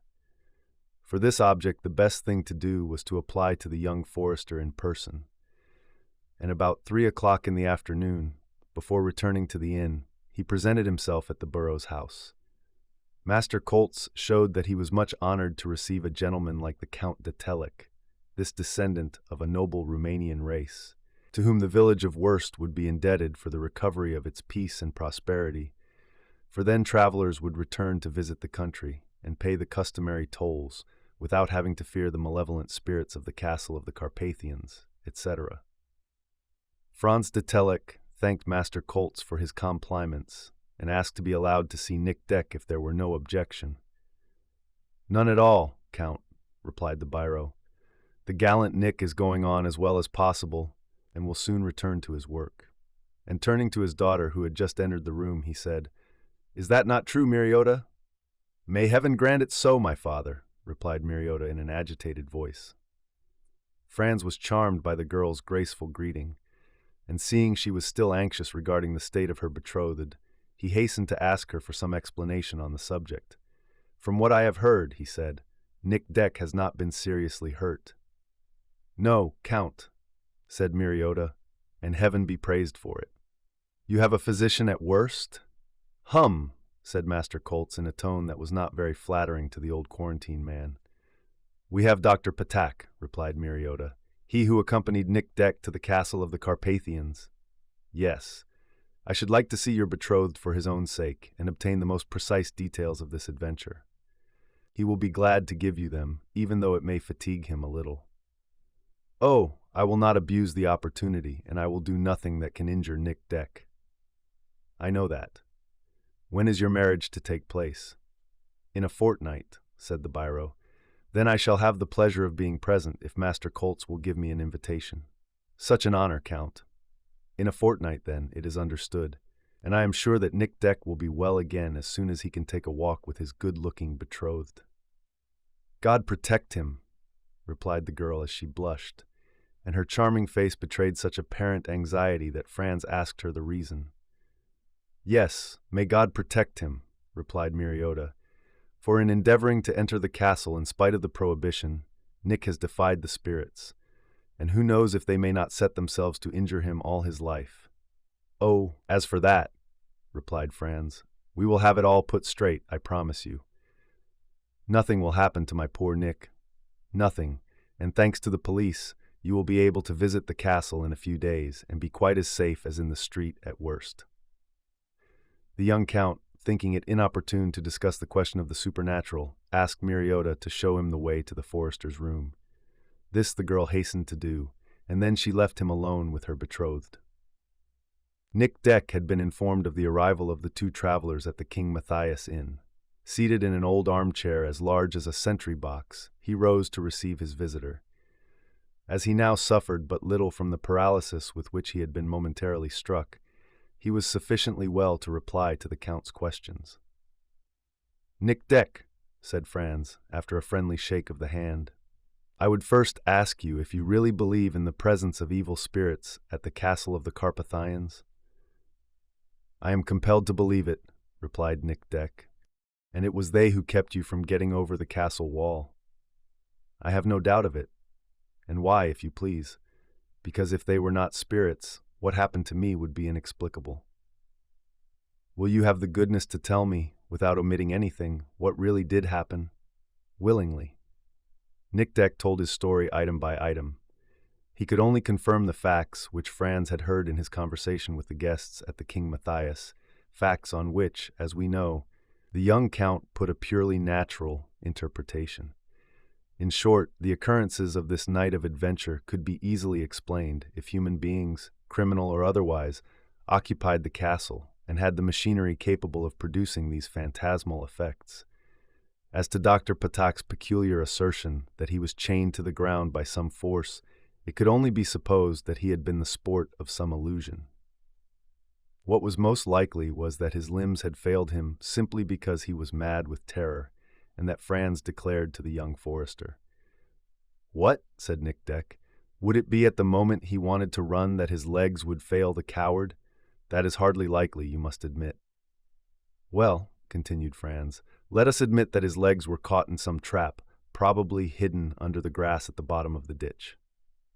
"When a trap closes," said the forester, "it hurts you cruelly, it tears your flesh, and Dr. Paddock's legs have no trace of a wound." "Your observation is correct, Nick. But if it be true that the doctor could not get away, it must be that his legs were caught in some snare. Then I will ask you how this snare could open of itself to set the doctor at liberty." Franz was too much puzzled to reply. "But, Count, I leave to you all that concerns Dr. Patak. After all, I can only speak of what I know of myself." "Yes, let us leave the doctor and speak of what happened to you, Nick. What happened to me was clear enough. There is no doubt I received a terrible shock, and that in a way that is unnatural." "There is no appearance of a wound on your body?"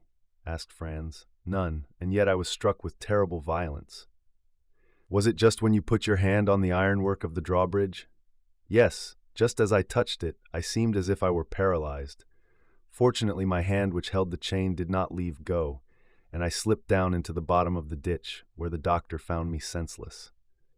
Franz shook his head with the air of a man whom these explanations left incredulous.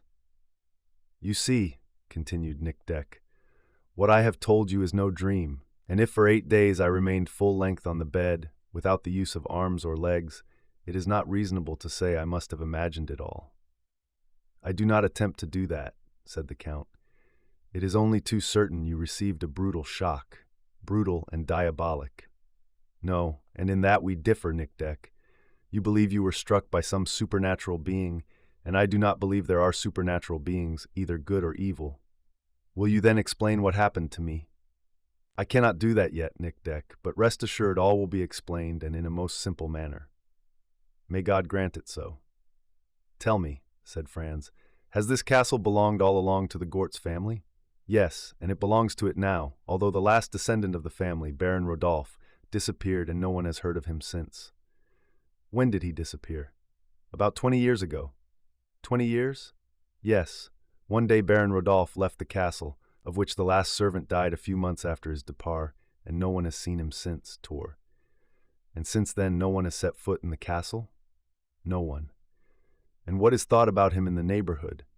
"It is supposed that Baron Rodolphe died abroad a short time after he disappeared." "Then it is supposed wrong, Nick. The Baron is still alive, at least he was so 5 years ago." "He is alive?" "Yes, in Italy, at Naples." "You have seen him?" "I have seen him." "And during the 5 years?" "I have heard nothing about him." The young forester thought for a moment or so. An idea had occurred to him, an idea he hesitated to formulate.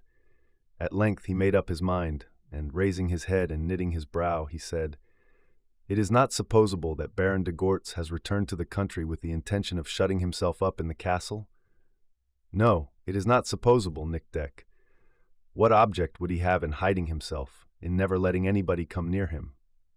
"None," replied Franz de Tellick. And yet this was the thought which had begun to take shape in the mind of the young Count. Was it not possible that this personage, whose existence had always been so enigmatic, had taken refuge in the castle after he left Naples? There, thanks to superstitious beliefs skillfully acted upon, would it not be easy for him to live in isolation, to defend himself against every unwelcome search, it being understood that he knew the state of mind that prevailed in the surrounding country? But yet Franz thought it useless to launch the Worstians on this hypothesis. It would have been necessary to have put them in possession of facts which were too personal to him. Besides, he would have convinced nobody, and that he saw clearly enough when Nick Deck added, "If it is Baron Rodolphe who is in the castle, we shall have to believe that Baron Rodolphe is the chort, for only the court could have treated me in that way." Desirous of not returning over the same ground, Franz changed the course of the conversation. After employing every means to reassure the young forester as to the consequences of his attempt, he made him promise not to renew it. That was not his affair. It was the business of the authorities, and the Carlsberg police would know how to discover the mystery of the castle of the Carpathians. The young count then took leave of Nick Deck, recommending him to get well as quickly as possible, so as not to delay his marriage with the fair Miriota, at which he promised to be present. Absorbed in his reflections, Franz returned to the King Matthias and did not go out again that day. At 6 o'clock, Jonas served his dinner in the large room, when by a praiseworthy feeling of reserve, neither Master Koltz nor any of the villagers came to trouble his solitude. About 8 o'clock, Rotzko said to the young count, "You have no further need of me, master?" "No, Rotzko, then I will go and smoke my pipe on the terrace." "Go, Rotzko, go." Lounging in an armchair, Franz again began to think of all that had passed. He was at Naples during the last performance at the San Carlo Theatre. He saw the Baron de Gortz at the moment when, for the first time, this man appeared to him, his head out of the box, his look ardently fixed on the artiste as if he would fascinate her. Then his thoughts recurred to the letter signed by this strange personage, which accused him, Franz de Telek, of having killed Lastilla. Lost in his recollections, Franz felt sleep come over him little by little. But he was still in that transition state when one can perceive the least noise, when a surprising phenomenon took place.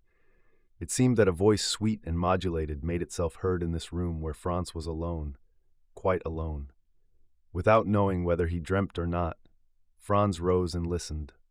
Yes, it seemed as though a mouth came close to his ear, and invisible lips gave forth the expressive melody of Stefano inspired by these words. Nel giardino de, mille fiori andiamo, mio cuor. This romance, Franz knew. This romance of ineffable sweetness Lastilla had sung in the concert she had given at the San Carlo Theatre before her farewell performance. Unconsciously, Franz abandoned himself to the charm of hearing it once again. Then the phrase ended, and the voice, gradually growing fainter, died away with the last vibrations of the air. But Franz roused himself from his torpor. He straightened himself up abruptly. He held his breath to seize some distant echo of this voice which went to his heart. All was silent within and without. "Her voice," he murmured. Yes, it was really her voice, the voice I loved so much. Then returning to himself, he said, "I was asleep and I dreamed." Chapter 11. The Count awoke at dawn, his mind still troubled with the visions of the night. In the morning he was to leave the village of Wurst on the road to Kolosvar. After visiting the manufacturing towns of Petroseni and Levadzel, Franz's intention was to stay an entire day at Carlsberg, before stopping some time in the capital of Transylvania. From there, the railway would take him across the provinces of central Hungary, where his journey would end. Franz had left the inn, and walking on the terrace with his field glass at his eyes, he was examining with deep emotion the outlines of the castle, which the sun was showing up so clearly on the Orgal plateau. And his reflections bore on this point. When he reached Carlsberg, would he keep the promise he had made to the people of Wurst? Would he inform the police of what had happened at the castle of the Carpathians? When the young count had undertaken to restore peace to the village, he had no doubt but that the castle was the refuge of some gang of criminals, or, at least, of people of doubtful repute, who, having some interest in not being sought after, had taken steps to prevent anyone approaching them. But since the previous day, Franz had been thinking the matter over. A change had come over his thoughts, and he now hesitated. For 5 years, the last descendant of the family of Gortz, Baron Rodolphe, had disappeared, and what had become of him no one knew. Doubtless rumor had said he was dead, a short time after his departure from Naples. But was that true? What proof had they of his death? Perhaps the Baron de Gortz was alive, And if he lived, why should he not have returned to the castle of his ancestors? Why should not Orphanic, his only familiar friend, have accompanied him? And why should not this strange physician be the author and manager of these phenomena which cause such terror in the country? It will be admitted that this hypothesis appeared somewhat plausible. And if Baron Rodolphe de Gortz and Orphanic had taken refuge in the castle, it was natural that they would try and make it unapproachable, so as to live that life of isolation which was in accordance with their habits and characters. If this were the case, what ought the Count to do? Was it desirable that he should interfere in the private affairs of the Baron de Gortz? This he was asking himself, weighing the pros and cons of the question, when Rotzko came to rejoin him on the terrace, when he had told him of what he had been thinking. "Master," replied Rotzko, "it is possible that this may be the Baron de Gortz, who is giving himself over to every diabolic imagination. Well, if that is so, my advice is not to mix ourselves up with his affairs. The poltroons of Wurst will get out of their difficulty in their own way. That is their business, and we have no reason for troubling ourselves about bringing peace to this village." "Quite so," said Franz. "And all things considered, I think you are right, my brave Rotzko."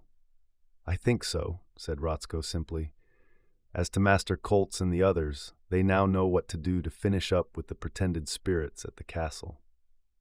Undoubtedly, all they have to do is to tell the Carlsberg police. We will start after breakfast. All will be ready. But before we return down the valley of the Sill, we will go round towards Plesa. And why? I wish to see this castle of the Carpathians a little nearer, if possible. For what purpose? Fancy, Rotzko, a mere fancy which will not delay us half a day." Rotzko was much annoyed at this decision, which he looked upon as useless. All it could do would be to recall the memory of the past, which he tried his best to avoid. This time he tried in vain, and he had to yield to his master's inflexible resolution. Franz, as if he had become subject to some irresistible influence, felt himself drawn towards the castle. Without his being aware of it, this attraction might be due to the dream in which he had heard the voice of Lastilla murmur the plaintive melody of Stefano. But had he been dreaming? Yes, that is what he was asking himself now that he remembered that in this same room of the King Matthias, a voice had already made itself heard, that voice, which Nick Deck had so imprudently defied. In the Count's mental condition, there was nothing surprising in his forming the plan of going to the castle, to the foot of its wall, without any thought of entering. Franz de Telek had, of course, no intention of telling the inhabitants of Wurst of his journey. These people would doubtless have joined Rotzko in dissuading him from approaching the castle, and he had ordered his man to be silent regarding it. When they saw him descending the village towards the valley of the Sill, everybody imagined they were on their way to Carlsberg. But from the terrace he had remarked that another road skirted the base of Retiezet up to the Vulcan. It would thus be possible to climb the ridge of Plesa towards the castle without passing again through the village, and consequently without being seen by Master Koltz or the others. About noon, having settled without discussion the somewhat inflated bill which Jonas presented to the accompaniment of his best smile, Franz prepared to leave Wurst. Master Koltz, the fair Miriota, Magister Hermod, Dr. Patak, the shepherd Frick, and a number of the other inhabitants had come to bid him farewell. The young forester had even left his room, and it was clear enough would soon be on his legs again, for which the doctor took all the honor to himself. "I congratulate you, Nick Deck," said Franz to him, "both you and your betrothed." "We are much obliged to you," said the girl, radiant with happiness. "May your journey be fortunate," added the forester. "Yes, may it be so," replied Franz, though his forehead was a little clouded. "Monsieur le Comte," said Master Koltz, "we beg that you will not forget the information you promised to give at Carlsberg." "I will not forget it, Master Koltz," replied Franz. "But should I be delayed on my journey, you know the very simple means of disembarrassing yourselves of your troublesome neighbors, and the castle will soon inspire no fear among the brave people of Wurst." "That is easily said," murmured the magister. "And easily done," replied Franz. "Before 48 hours, if you like, the police will have settled up with whoever is hiding in the castle." "Except in the very probable case that they are spirits," said the shepherd Frick. "Even then," said Franz, slightly shrugging his shoulders. "Monsieur le Comte," said Dr. Patak, "if you had accompanied me and Nick Deck, you might not talk about them as you do." "I should be astonished if I did not," replied Franz, "even if, like you, I had been so strangely detained by the feet in the castle ditch." "By the feet, yes, Count, or rather by the boots, unless you suppose that in my state of mind I dreamt." "I suppose nothing," said Franz, "and will not try to explain what appears inexplicable. But be assured that if the gendarmes come to visit the castle of the Carpathians, their boots, which are accustomed to discipline, will not take root like yours." And with that parting shot at the doctor, the Count received for the last time the respects of the innkeeper of the King Matthias, so honored to have had the honor of the Honorable Franz de Telek, etc. After a salute to Master Koltz, Nick Deck, his betrothed, and the inhabitants in the road, he made a sign to Rotzko, and both set out at a good pace down the road. In less than an hour, Franz and his man had reached the right bank of the river, which flowed round the southern base of Retizat. Rotzko had made up his mind to make no observation to his master. It would have been useless to have done so. Accustomed to obey him in military style, if the young count met with some perilous adventure, he would know how to get him out of it. After 2 hours walking, Franz and Rotzko stopped for a short rest. At this place the Wallachian sill, which had been curving gently towards the right, approached the road by rather a sharp turn. On the other side was the Plisa and the Orgal Plateau, at the distance of about a league. Franz then had to leave the sill if he wished to cross the hill in the direction of the castle. Evidently this roundabout way, chosen for the purpose of avoiding a return through Wurst, must have doubled the distance which separated the castle from the village. Nevertheless, it was still broad daylight when Franz and Rotzko reached the crest of the Orgal Plateau. The young count would thus have time to see the castle from the outside. Then he could wait until evening before going back towards Wurst, and it would be easy to follow the road without being seen. Franz's intention was to pass the night at Livadzel, a little town situated at the confluence of the Sills, and to resume the road to Carlsberg in the morning. The halt lasted half an hour. Franz, deep in his remembrances, much agitated at the thought that Baron de Gortz had perhaps concealed his existence in this castle, said not a word, and Rotzko had to make a great effort to keep from saying to him, "It is useless to go further, master. Turn your back on this cursed castle, and let us be off." They began to follow the Thalweg of the valley, but first they had to cross a thicket in which there was no footpath. Patches of the ground had been deeply cut into, for in the rainy season the sill frequently overflows, and flows in tumultuous torrents over the ground, which it converts into marsh. This caused some difficulty in the advance, and consequently some delay, and it took an hour to get back on the Vulcan road, which was reached about 5 o'clock. The right flank of Plesa is not covered with the forest, such as Nick Deck had to cut his way through with an axe, but its difficulties were of another kind. There were heaps of moraines, among which they could not venture without caution. Sudden changes of level, deep excavations, great blocks dangerously unsettled on their bases and standing up like the seracs of alpine regions, all the confusion of the piles of enormous stones which avalanches had precipitated from the summit of the mountain. In fact, a veritable chaos in all its horror. To climb a slope like this took a good hour's hard work. It seemed indeed that the castle of the Carpathians was sufficiently defended by the impracticability of its approaches, and perhaps Rotzko hoped that there would be obstacles it would be impossible to surmount, although there were none. Beyond the zone of blocks and hollows, the outer crest of the Orgal Plateau was eventually reached.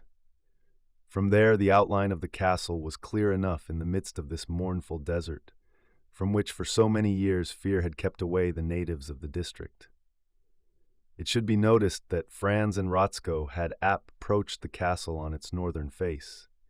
Nick Deck and Dr. Patak had attacked it on the east by taking the left of the Plesa and leaving the torrent of Naiad to the right.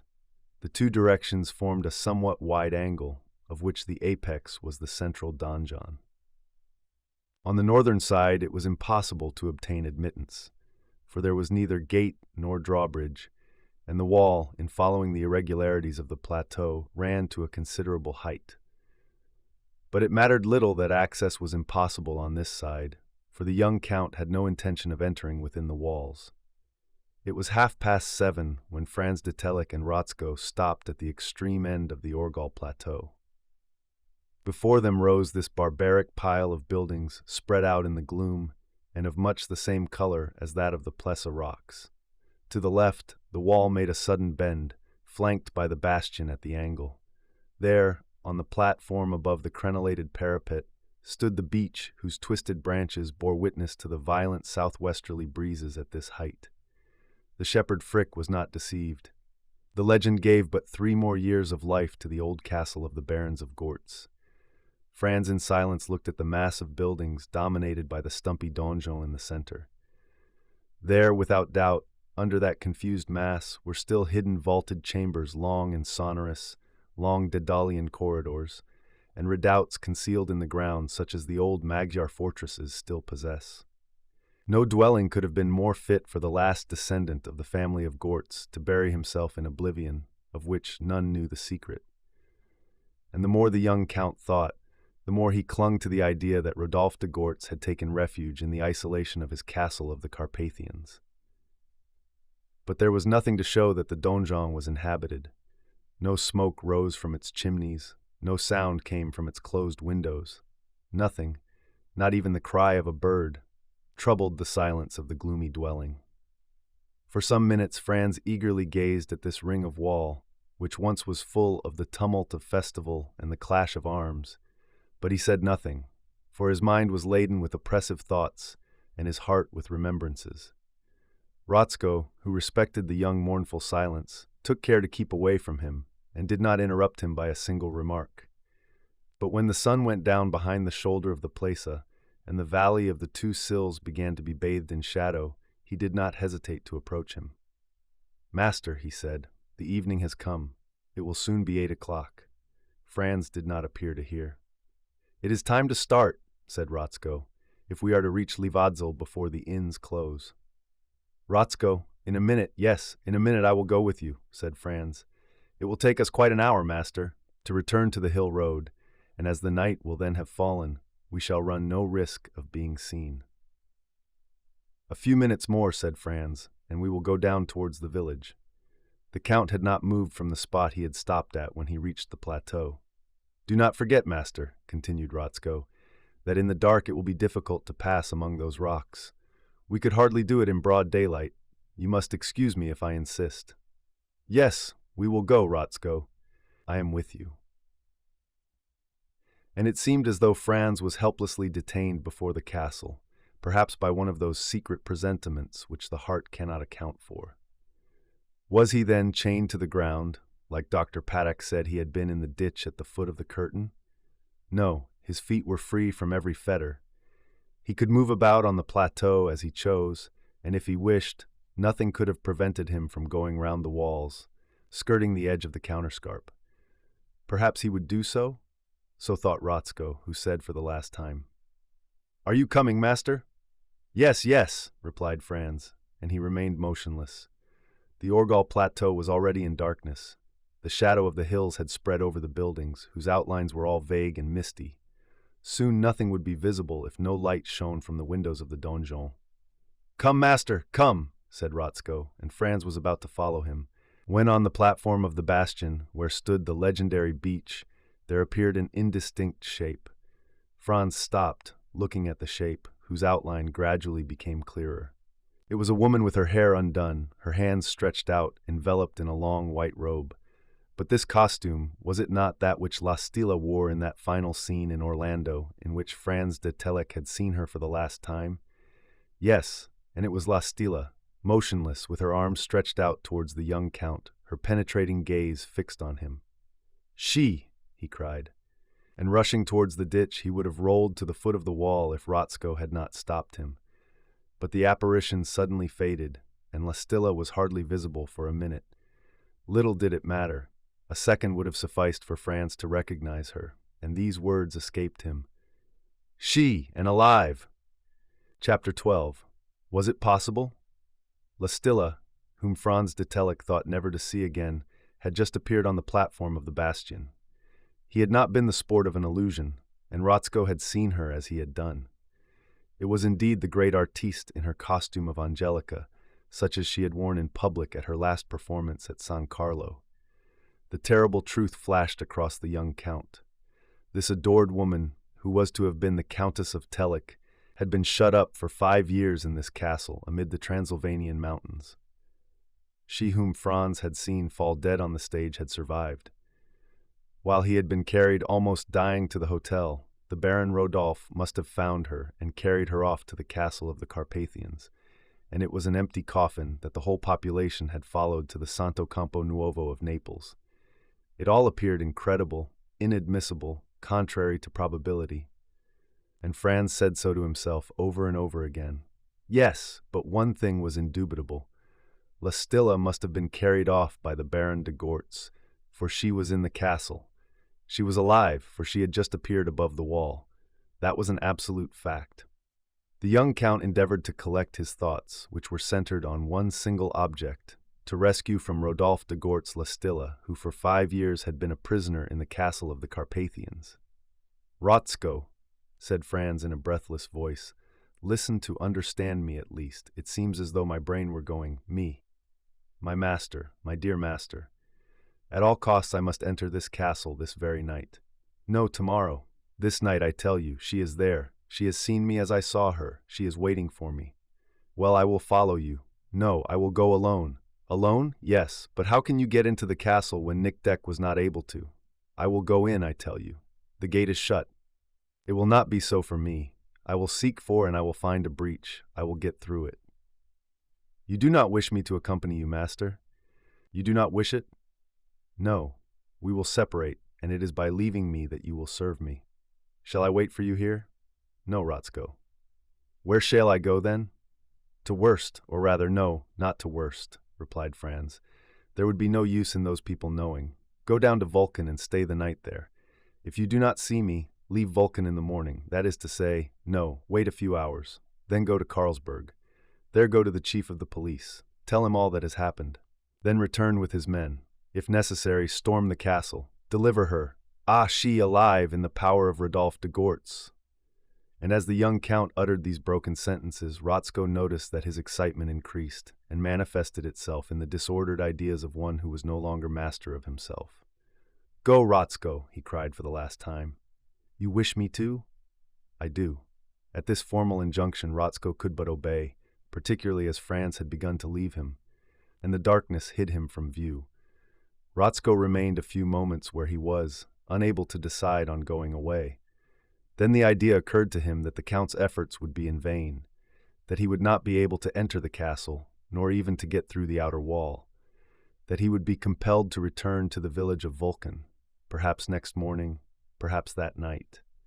The two of them would then go to Carlsberg, and what neither of them could do alone would be done by the police. They would settle with this Baron de Gortz. They would rescue the unfortunate Lastilla. They would search this castle of the Carpathians. They would not leave one stone upon another, if necessary, even if all the fiends imaginable united to defend it. And Rotzko descended the slopes of the Orgel Plateau, so as to return to the Vulcan road.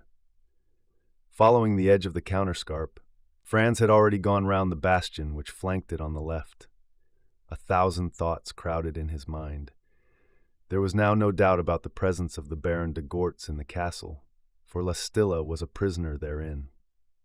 It could only be the Baron, Lastilla alive! But how could Franz get to her? How could he get her out of the castle?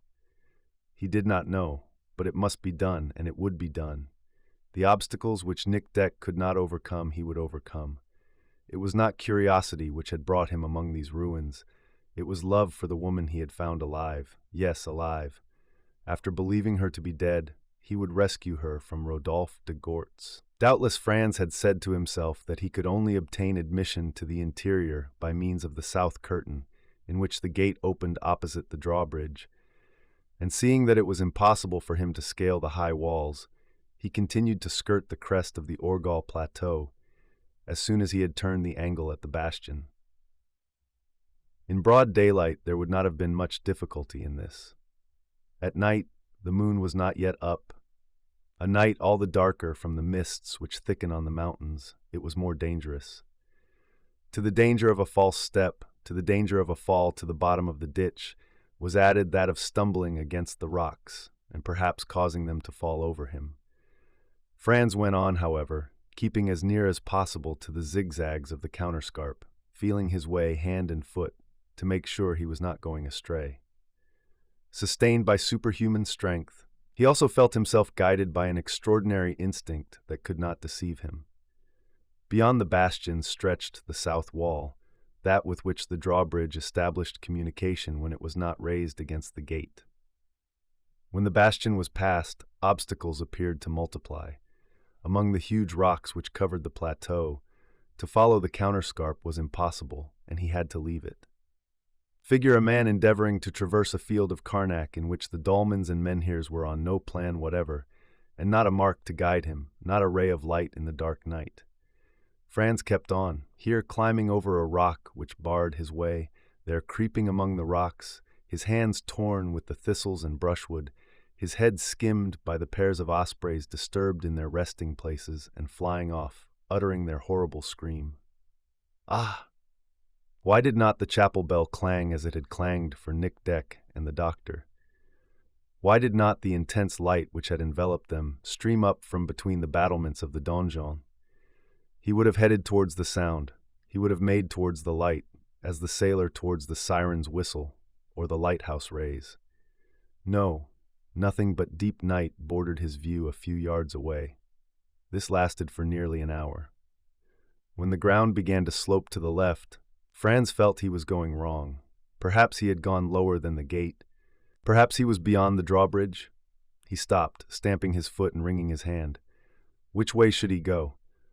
Ah, how angry he was when he thought he would have to wait for the daylight. But then he would be seen by the people in the castle. He could not take them by surprise. Rodolphe de Gortz would be on his guard. It was in the night time that he must get into the enclosure, and Franz could not find his way in this darkness. A cry escaped him, a cry of despair. Stilla! He cried, "My Stilla!" Did he think that the prisoner could hear him, that she could reply to him? And yet a score of times he shouted the name, and the echoes of Plessa repeated it. Suddenly Franz's eyes were on the alert. A ray of light pierced the darkness, a dazzling ray, and its source was at a considerable elevation. "There is the castle, there," he said, and from its position the light could only come from the central donjon. In his mental excitement, Franz did not hesitate to believe that it was La Stilla who showed him this light. There could be no doubt she had recognized him at the moment he had perceived her through the battlements of the bastion. And now she it was who had given the signal and showed him the road to follow to reach the gate. Franz went towards the light, which increased with every step he took. As he had gone too far to the left on the plateau, he had to go back about 20 yards to the right, and after a few trials he regained the edge of the counterscarp. The light shone in his face, and its height showed that it came from one of the windows of the donjon. Franz was about to find himself faced by the last obstacles, insurmountable perhaps. In fact, if the gate were shut, the drawbridge raised, he would have to go down to the foot of the wall. And what would he do then, where it was 50 feet high in front of him? Franz went on towards the place where the drawbridge would rest if the gate were open. The drawbridge was down. Without even stopping to think, Franz rushed onto the bridge and laid his hand on the gate. The gate opened. Franz rushed under the dark arch. But before he had taken a dozen steps, the drawbridge was raised with a clatter against the gate. Count Franz de Telek was a prisoner in the castle of the Carpathians. Chapter 13. The country people and travelers who passed backwards or forwards over the Vulcan hill knew only the castle of the Carpathians from its exterior aspect. At the respectful distance at which fear kept the bravest of Worst and its environs, it presented to the eye but an enormous mass of rocks which they might take to be ruins. But within the enclosure was the castle as dilapidated as they supposed? No, and within the shelter of its solid walls and buildings, the old feudal fortress could have accommodated quite a garrison. Vast vaulted halls, deep excavations, innumerable corridors, courts of which the stonework was hidden beneath the lofty fence of herbage, subterranean redoubts to which the light of day never penetrated, narrow staircases contrived in the thickness of the walls, casemates lighted by narrow loopholes in the external wall, a central donjon with 3 floors of apartments sufficiently habitable, crowned by a crenellated platform, and among the other buildings of the enclosure, interminable corridors capriciously entangled, mounting to the platform of the bastions, diving to the depths of the lower structure, with a few cisterns in which the rainwater was caught, the overflow feeding the torrent of the Nad, and then long tunnels, not stopped up as was believed, but giving access to the Vulcan road. Such was the state of the castle of the Carpathians, the geometrical plan of which was as complicated as that of the labyrinths of Porcina, of Lemnos, or of Crete. As Theseus was led on by his love for the daughter of Minos, so was it the power of love, more intense and more irresistible, which had led the Count within the intricacies of the castle. Would he find an Ariadne's thread to guide him, as the Greek hero had done? Franz had had but one thought, to get within the enclosure, and he had got there. But one thing might have struck him, and that was that the drawbridge, which had always been raised, seemed to have been expressly lowered to admit him. Perhaps he might have been uneasy when the gate shut suddenly behind him. But he gave no thought to these things. He was at last in the castle where Rodolphe de Gortz was keeping Lastilla, and he would sacrifice his life to reach her. The gallery into which Franz had advanced was wide, lofty, and with a vaulted roof, and it was quite dark, and its pavement was broken up so that it had to be trodden carefully. Franz took to the left wall and kept to it, feeling his way along the facing, the efflorescent surface of which rubbed off on his hands. He heard no sound except that of his steps, which echoed in the distance. A draught of warm air with an ancient frowsy smell swept gently past him, as if there were an opening at the other end of the gallery. After passing a stone pillar which served as a buttress in the last angle to the left, Franz found himself in a much narrower corridor. He had only to open his arms to touch the walls. He went on in this way, his body bent forward, feeling with hands and feet, and endeavoring to discover if the passage were a straight one. 200 yards after passing the buttress, Franz felt the wall curving off to the left, to take the exactly opposite direction 50 paces farther on. Did it return to the outer wall, or did it lead to the foot of the donjon? Franz endeavored to quicken his advance, but every moment he was hindered by a rise in the ground, against which he stumbled, or by some sharp angle which changed his direction. From time to time he would reach some opening in the wall leading off to lateral ramifications. But all was dark, unfathomable, and it was in vain he sought to make out where he was in this maze in a molehill. He had to retrace his steps several times on ascertaining that he had gone where there was no thoroughfare. One thing he had to fear was that some badly fastened trapdoor would give way under his feet and drop him into some underground cell from which he could not escape. And so whenever he touched a piece that sounded hollow, he took care to cling to the walls, though he went forward with an ardor that hardly left him time for reflection. At the same time, as he had neither gone upwards nor downwards, the floor was clearly on the level of the inner courts arranged among the different buildings within the enclosure, and it was possible that the passages ended in the central donjon, perhaps at the foot of the staircase. Certainly, there ought to exist a more direct means of communication between the gate and the central buildings. When the Gortz family had lived there, it had not been necessary to enter these interminable passages. A second gate, which faced the gate opposite the first gallery, opened onto the place of arms, in the center of which rose the keep, but it had been stopped up, and Franz had not been able to see where it had been. For an hour, the young count continued his advance at a venture, listening if he could hear any distant sound, and not daring to shout for Lastilla, lest the echoes should carry it to the upper floors of the donjon. He was in no way discouraged, and would go on until strength failed him, or some impassable obstacle compelled him to stop. But although he took no notice of it, Franz was already nearly exhausted. Since he left Wurst, he had eaten nothing, He suffered from hunger and thirst. His step was not sure, his legs were failing him. In this warm, humid air, his respiration had become irregular, and his heart beat violently. It was nearly 9 o'clock when Franz, putting out his left foot, found no ground to tread upon. He stooped down and felt there was a step, and then another below it. It was a staircase. Did these stairs go down to the foundations of the castle, with no way of exit? Franz did not hesitate to go down them, and he counted the steps, which went off obliquely from the passage. 77 steps were thus descended to the level of a second passage, which led to many gloomy windings. Franz went along these for half an hour, and, tired out, had just stopped when a luminous point appeared several hundred feet in advance. Whence came this light?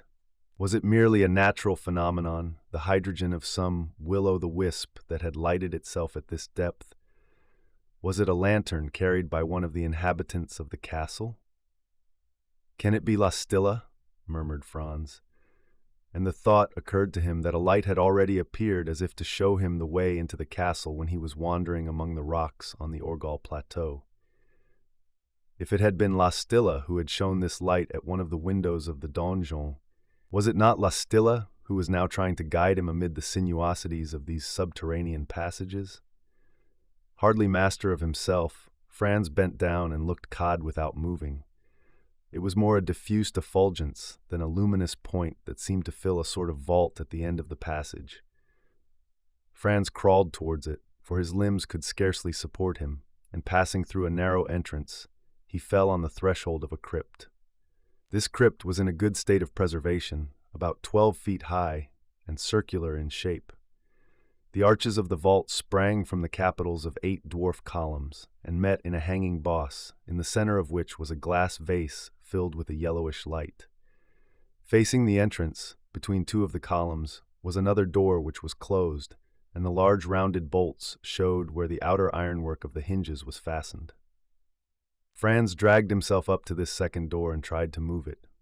His efforts were in vain. Some old furniture was in the crypt. There was a bed, or rather a bench, in old heart of oak, on which were a few bedclothes. There was a stool with twisted feet. There was a table fixed to the wall with iron tenons. On the table were a large jug full of water, a dish with a piece of cold venison, a thick piece of bread like a sea biscuit. In a corner murmured a fountain fed by a narrow stream, the overflow of which passed away at the base of one of the columns. Did not these arrangements show that some guest was expected in this crypt, or rather a prisoner in this prison? Was this prisoner Franz? And had he been lured by a stratagem into the interior of the castle? In the trouble of his thoughts, Franz had no suspicion of this. Exhausted by want and fatigue, he dashed at the food on the table, quenched his thirst with the contents of the jug, and then fell on the rough bed, where a sleep of a few minutes might recruit his strength. But when he tried to collect his thoughts, it seemed as though they escaped like the water he might try to hold in his hand. Would he then have to wait for daylight to recommence his search? Had his will so far forsaken him that he was no longer master of his acts? "No," said he, "I will not wait. To the donjon. I must reach the donjon tonight." Suddenly the light in the vase went out, and the crypt was plunged in complete darkness. Franz would have risen. He could not do so, and his thoughts went to sleep, or rather stopped suddenly, like the hand of a clock when the spring breaks. It was a strange sleep, or rather an overpowering torpor, an absolute annihilation of being, which did not proceed from the soothing of the mind. How long the sleep lasted, Franz did not know. His watch had run down and did not show the time, but the crypt was again bathed in artificial light. Franz jumped off the bed and stepped towards the first door, which was open all the time, then towards the second, which was still closed. He began to reflect, and found he could not do so without difficulty. If his body had recovered from the fatigues of the night before, he felt his head empty and heavy. "How long have I slept?" he asked. "Is it night or is it day?" Within the crypt nothing had changed, except that the light had been renewed, the food replaced, and the jug filled with clear water. Someone, then, must have been there while Franz was deep in this overpowering slumber. It was known that he was in the depths of the castle. He was in the power of Baron Rodolphe de Gortz. Was he doomed to have no further communication with his fellow men? That was not possible, and besides, he would escape, for he could do so. He would retraverse the gallery that led to the gate. He would leave the castle. Leave? He then remembered that the gate was closed behind him. Well, he would try to reach the outer wall, and by one of the embrasures he would try to slip down into the ditch. Cost what it might, in an hour he would have escaped from the castle. But Lastilla? Would he give up reaching her? Would he go away without rescuing her from Rodolphe de Gortz? Yes, and what he could not do single-handed, he would do with the help of the police, which Rotzko would bring from Carlsberg to the village of Wurst. They would rush to the assault of the old stronghold. They would search the castle from top to bottom. Having come to this determination, he decided to put it into execution without losing an instant. Franz rose and was walking towards the passage by which he had come, when he heard a noise behind the other door. It was certainly the sound of footsteps approaching very slowly. Franz put his ear against the door, and holding his breath, he listened intently. The steps seemed to come at regular intervals, as if they were going upstairs. No doubt there was a second staircase which connected the crypt with the interior courts. In readiness for whatever might happen, Franz drew from the sheath his hunting knife, which he wore at his belt, and gripped it firmly. If it were to be one of the Baron de Gortz's servants who entered, he would throw himself on him, take away the keys, and make it impossible for him to follow him. And then Franz would rush along this new road and try to reach the donjon. If it were the Baron de Gortz, and he would recognize him, although he had only seen him once, at the moment Lastilla fell on the stage of San Carlo, he would attack him without mercy. However, the footsteps stopped on the landing which formed the outer threshold. Franz did not move, but waited until the door was opened. It did not open, but a voice of infinite sweetness was heard by the young count. It was the voice of Lastilla. Yes, her voice a little weakened, her voice which had lost nothing of its inflections, of its inexpressible charm, of its caressing modulations, that admirable instrument of its marvelous art which seemed to have died with the artist. And Lastilla repeated the plaintive melody which he had heard in his dream when he slept in the saloon of the inn at Wurst. Nel giardino di mille fiori andiamo, mio cuore. The song entered into Franz to the depths of his soul. He breathed it, he drank it like a divine liquor, while Lastilla seemed to invite him to follow her, repeating, Andiamo, mio cuore, andiamo. But why did not the door open to let him through? Could he not reach her, clasp her in his arms, take her with him out of the castle? Stilla, my Stilla! He shouted, and he threw himself against the door, which stood firm against his efforts. Already the song seemed to grow fainter. The footsteps were heard going away. Franz knelt down, trying to shake the planks, tearing his hands with the ironwork, calling all the time to Lastilla, whose voice had died away in the distance. It was then that a terrible thought flashed through his mind. Mad, he exclaimed. She is mad, for she did not recognize me and did not reply to me. For 5 years of this she has been shut up in this castle, in the Power Man, my poor Stilla. Her reason has left her. Then he rose, his eyes haggard, his head as if on fire. I feel that I am going mad, he repeated. I am going mad, mad like her. He strode backwards and forwards across the crypt like a wild beast in its cage. No, he repeated. No, I must not go mad. I must get out of this castle. I will go. And he went towards the first door. It had just shut silently. Franz had not noticed it while he was listening to the voice of Lastilla. He had been imprisoned within the enclosure, and now he was a prisoner within the crypt. Chapter 14. Franz was thoroughly astounded. As he had feared, the faculty of thinking, of comprehending matters, the intelligence necessary for him to reason on them, was gradually leaving him. The only feeling that remained was the remembrance of Lastilla, the impression of the song he had just heard, and which the echoes of this gloomy crypt no longer repeated. Had he been the sport of an illusion? No, 1,000 times no. It was indeed Lastilla he had just heard. It was indeed her he had seen on the castle bastion. Then the thought returned to him, the thought that she was deprived of reason, and this horrible blow struck him, as if he were about to go out of his mind a second time. Mad, he repeated. Yes, mad, for she did not recognize my voice. Mad, mad. and that seemed to be only too likely. Ah, if he could only rescue her from this place, take her to his castle of Crayoa, devote himself entirely to her, his care and love would soon restore her to sanity. So said Franz, a prey to a terrible delirium, and many hours went by before he was himself again. Then he tried to reason coolly, to collect himself amid the chaos of his thoughts. "I must get away from here," he said. "How? As soon as they reopen that door? Yes, during my sleep they come and renew this food. I will wait, I will pretend to sleep." A suspicion occurred to him. The water in the jug must contain some soporific substance.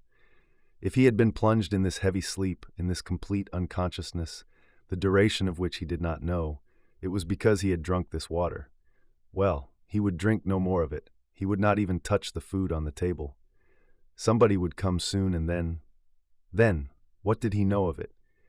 At this moment, was the sun mounting towards the zenith or sinking on the horizon? Was it day or night? Then Franz listened for the sound of footsteps at either door. But no sound reached him. He crept along the walls of the crypt, his head burning, his eyes glaring, his ears throbbing, his breath panting amid this heavy atmosphere, which was only just renewed through the chink around the doors. Suddenly, near the angle of one of the columns on the right, he felt a fresher breath than usual reach his lips. Was there an opening here, through which air came in from the outside? Yes, there was a passage he had not noticed in the shade of the column. To glide between the wails, to make for an indistinct clearness which seemed to come from above, was what Franz did in an instant. There was a small court 5 or 6 yards across, with the walls 100 feet high. It seemed to be a well which served as an outer court for this subterranean cell, and gave it a little air and light. Franz could see it was still day. At the top of the well was a small angle of light which just shone on the upper margin. The sun had accomplished at least half its diurnal course, for this luminous angle was slowly decreasing. It must be about 5 o'clock in the afternoon.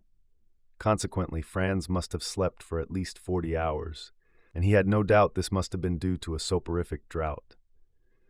As he and Rotzko had left Wurst on the 11th of June, this must be the 13th, which was about to finish in a few hours. So humid was the air at the bottom of this court that Franz breathed it deeply and felt all the better for it. But if he had hoped that an escape was possible up this long stone tube, he was soon undeceived. To try and climb that smooth, lofty wall was impracticable. Franz returned to the interior of the crypt. As he could only get out through one of the doorways, he came to see what state they were in.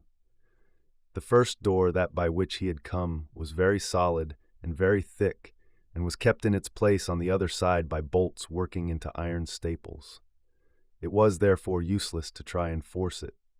The second door, behind which he had heard Lastilla's voice, did not seem to be so well preserved. The boards were rotten in places, and it might be possible to clear a way through them. "Yes, this is the way," said Franz, who had recovered his coolness. "This is the way." But he had no time to lose, as it was probable someone would enter the crypt as soon as he was supposed to be asleep under the influence of the soporific drought. The work went on more quickly than he had expected.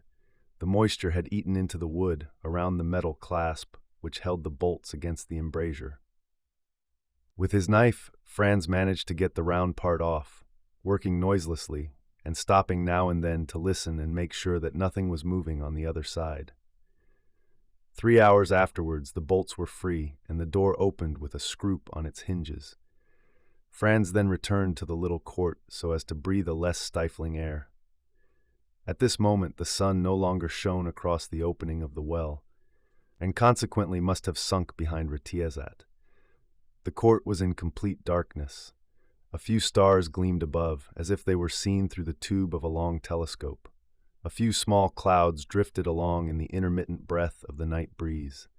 A peculiar haze in the atmosphere showed that the moon must have risen above the eastern mountains. It was evidently about 9 o'clock at night. Franz went back to the crypt, where he ate some of the food and quenched his thirst from the spring, after throwing away the liquid in the jug. Then, with his knife at his belt, he went out by the door, which he shut behind him.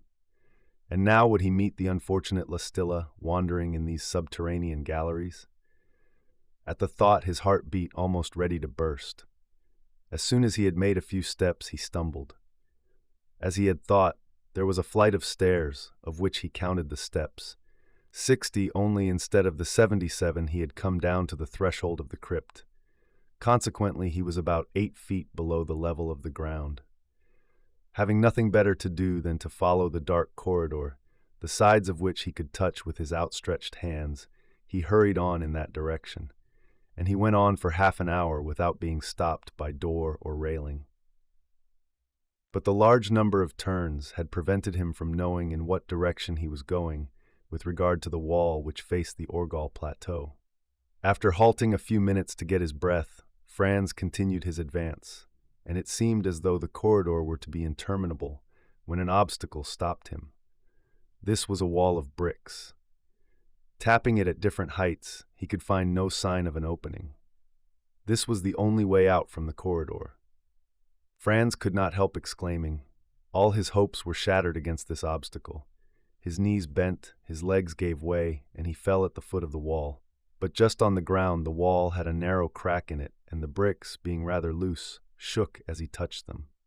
"That is the way," said Franz. "Yes, that is the way." And he began to pull out the bricks one by one, when there was a noise of something metallic on the other side. Franz stopped. The noise had not ceased, and at the same time a ray of light swept across the hole. Franz looked through. It was the old chapel that he saw. To what a lamentable state of dilapidation time and neglect had reduced it. The roof half fallen in, a few only of the ribs perfect on their swelling columns, 2 or 3 pointed arches threatening to fall, a window frame with flamboyant mullions thrust out of place, here and there a dusty tomb beneath which slept some ancestor of the family of Gortz, and at the end a fragment of an altar with the reredos still showing traces of sculpture. Then the remains of the roof, still over the apse which had been spared by the storms, and then over the ridge above the entrance the shaking belfry from which hung a rope to the ground, the rope of the bell which occasionally rang to the terror of the people of Worst. Into this chapel, deserted for so long, open to all the rigors of the Carpathian climate, a man had just entered, holding in his hand a lantern, the brilliant light of which shone full on his face. Franz instantly recognized him. It was Orphanik, that eccentric individual whom the Baron had made his only companion during his sojourn in the large Italian towns, that oddity he had seen along the streets gesticulating and talking to himself, that incomprehensible scientist, that inventor ever in search of some chimera, and who doubtless put all his inventions at the service of Rodolphe de Gortz. If Franz had retained any doubt as to the presence of the Baron at the castle of the Carpathians, even after the apparition of La Stilla, this doubt was changed to certainty when he saw Orphanik. What was he going to do in this ruined chapel at this advanced hour of the night? Franz tried to discover, and this is what he saw. Orphanik, stooping over the ground, was lifting up a few iron cylinders to which he was attaching a line, which he unrolled from a reel placed in one of the corners of the chapel.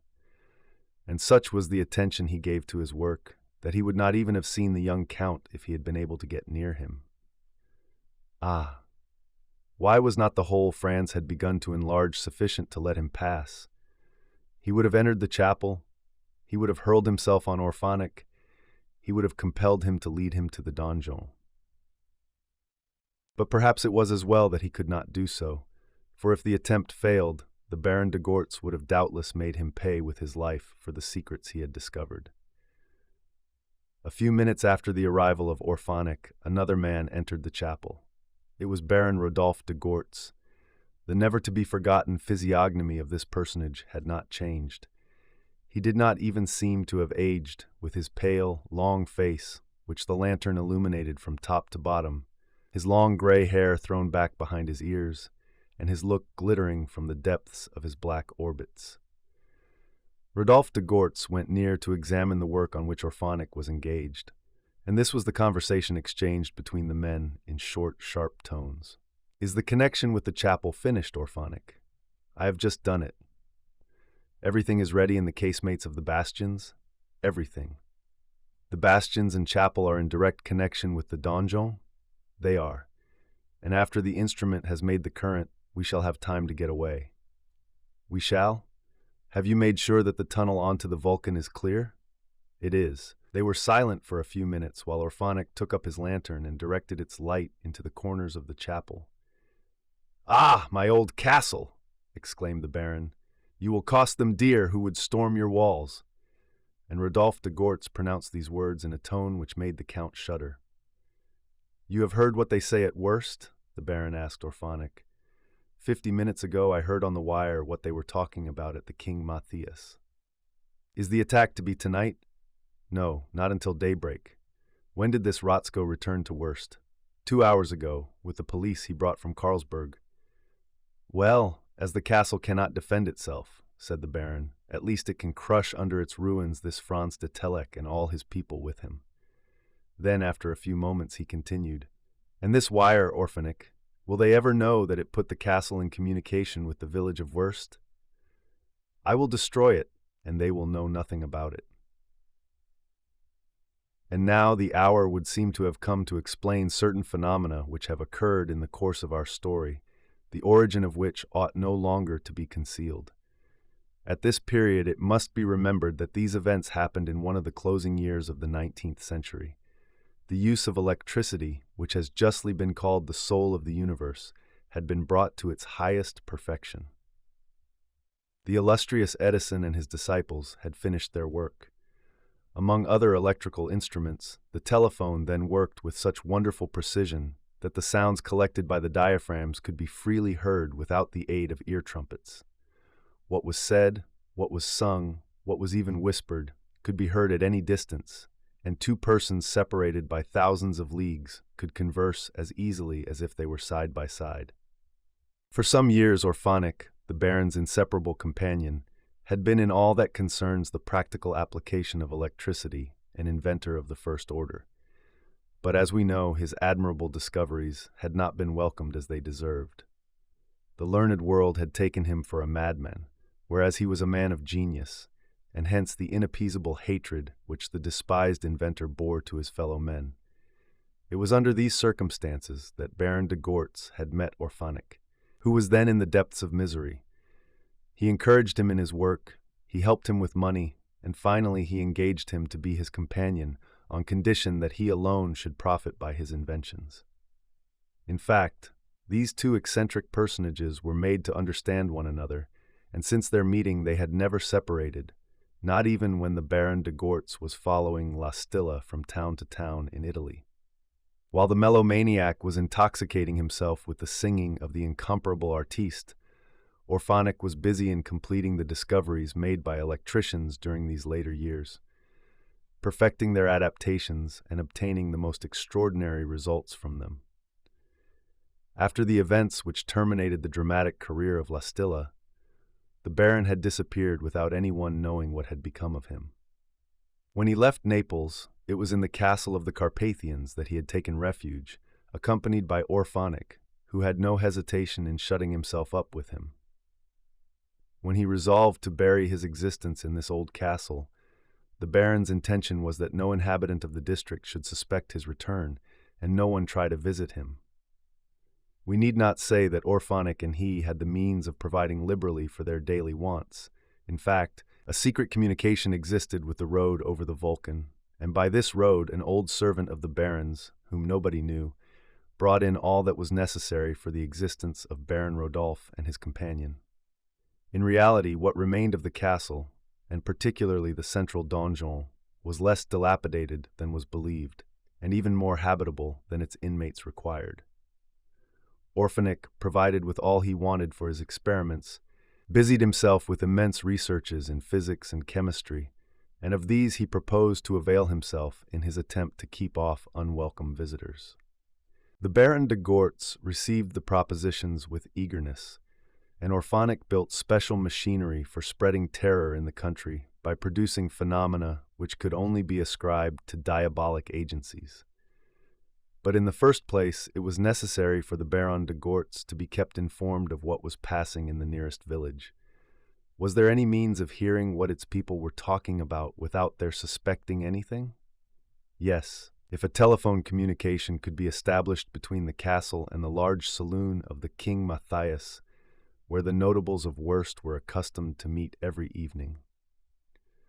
Orphonic managed this very skillfully and very secretly, and in the most simple manner. A copper wire covered with an insulating sheath had one end fastened on the first floor of the donjon and was then laid under the waters of the Njad up to the village of Worst. This part of the work being accomplished, Orphonic, going himself out as a tourist, came to spend a night at the King Matthias, and there connect the wire with the inn saloon. It was easy for him to bring up the end from the bed of the torrent to the height of the back window, which was never opened. He then fixed a telephonic instrument, which was hidden by the thick foliage, and with that connected the cable and coink. As the instrument was ingeniously adapted to emit as well as to receive sound, Baron de Gortz could hear all that was said at the King Matthias, and make himself heard whenever he chose. During the first years, the tranquility of the castle was not troubled. The evil reputation it enjoyed was enough to keep the people of Worst away from it. But one day, that on which our story began, the purchase of the telescope led to the smoke being noticed escaping from the donjon chimney. From that moment, interest was reawakened, and we know what happened. It was then that the telephonic communication proved useful, for the Baron and Orphonic could keep themselves posted up in what was passing in the village. It was by the wire that they knew that Nick Deck had undertaken to visit the castle, and by the wire the threatening voice entered the room to endeavor to keep him away. When the young forester persisted in his determination in spite of the menace, the Baron resolved to give him such a lesson that he would have no desire to try it again. That night, Orphonic's machinery, which was always in working order, produced a series of purely physical phenomena intended to carry terror throughout the district. The bell was rung in the old chapel. Intense flames were shot forth mingled with sea salt, giving a spectral appearance to everything. Powerful sirens were worked from which the compressed air escaped in terrible groans. Diagram outlines of monsters were projected onto the clouds by means of huge reflectors. Iron plates were laid about the ditch in communication with electric batteries, and one of these plates caught the doctor by his iron-shod boots, while another had given the forester a shock at the moment he laid his hand on the drawbridge.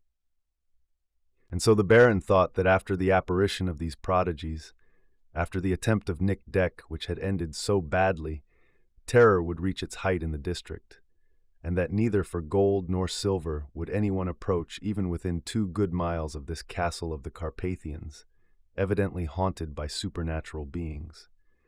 Rodolphe de Gortz thought himself safe from all unwelcome curiosity when Franz de Telek arrived in the village of Worst. All that passed between him and Jonas and Master Coltz and the others was immediately known to him along the wire in the Naiad. The Baron's hatred of the young Count was rekindled by the memory of the events which had occurred at Naples.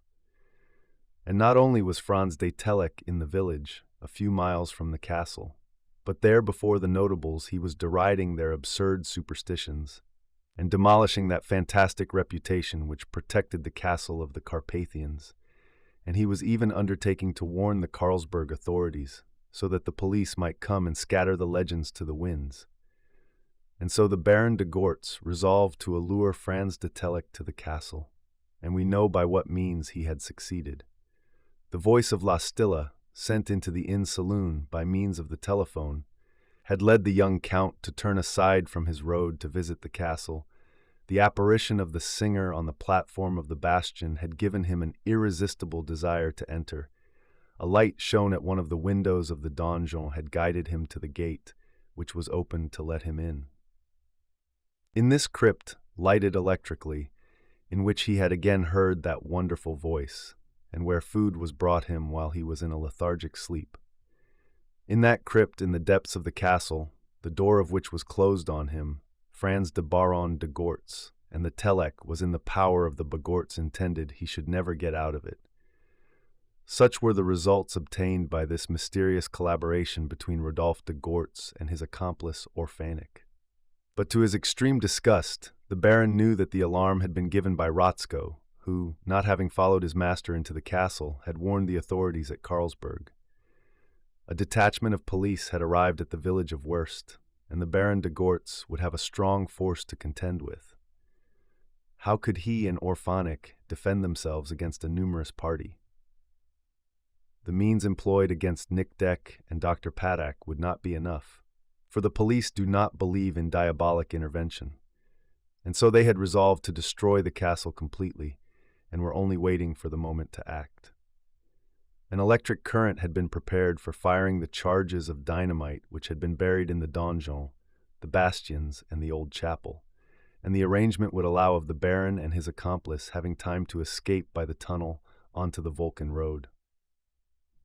After the explosion, of which the Count and a number of those who had scaled the castle wall would be the victims, the two would get so far away that no trace of them would be discoverable. What he had just heard had given Franz the explanation of many things that had happened. He now knew that telephonic communication existed between the castle of the Carpathians and the village of Wurst. He also knew that the castle was about to be destroyed in an explosion, which would cost him his life and be fatal to the police brought by Rotzko. He knew that the Baron de Gortz and Orphanik would have time to get away, dragging with them the unconscious Lastilla. Ah, why could not Franz rush into the chapel and throw himself on these men? He would have knocked them down. He would have stopped their injuring anyone. He would have prevented the catastrophe. But what was impossible at the moment might not be so after the Baron's departure. When the two had left the chapel, Franz would throw himself on their track, pursue them to the castle, and with God's help would settle with them already in the apse. Which way were they? The Baron and Orphanik where Franz had not lost sight of them, going out? Was there a door opening onto the enclosure? Or was there some corridor connecting the chapel with the donjon? For it seemed as though all the castle buildings were in communication with each other. It mattered little if the Count did not meet with an obstacle he could not surmount. At this moment, a few words were interchanged between Baron de Gortz and Orphanik. "There is nothing more to do here?" "Nothing. Then we can leave each other. You still intend that I should leave you alone in the castle?" "Yes, Orphanik, and you get off at once by the tunnel on to the Vulcan Road." "But you?" "I shall not leave the castle until the last moment. It is understood that I am to wait for you at Bistritz?" "At Bistritz." "Remain here, Baron Rodolphe, and remain alone, if that is your wish." "Yes, for I wish to hear her once again during this last night I shall pass in the castle of the Carpathians." A few moments afterwards, the Baron de Gortz and Orphanik had left the chapel. Although Lastilla's name had not been mentioned in this conversation, Franz understood it was of her that Rodolphe de Gortz had just spoken. Chapter 16. The catastrophe was imminent. Franz could only prevent it by rendering the Baron incapable of executing his plan.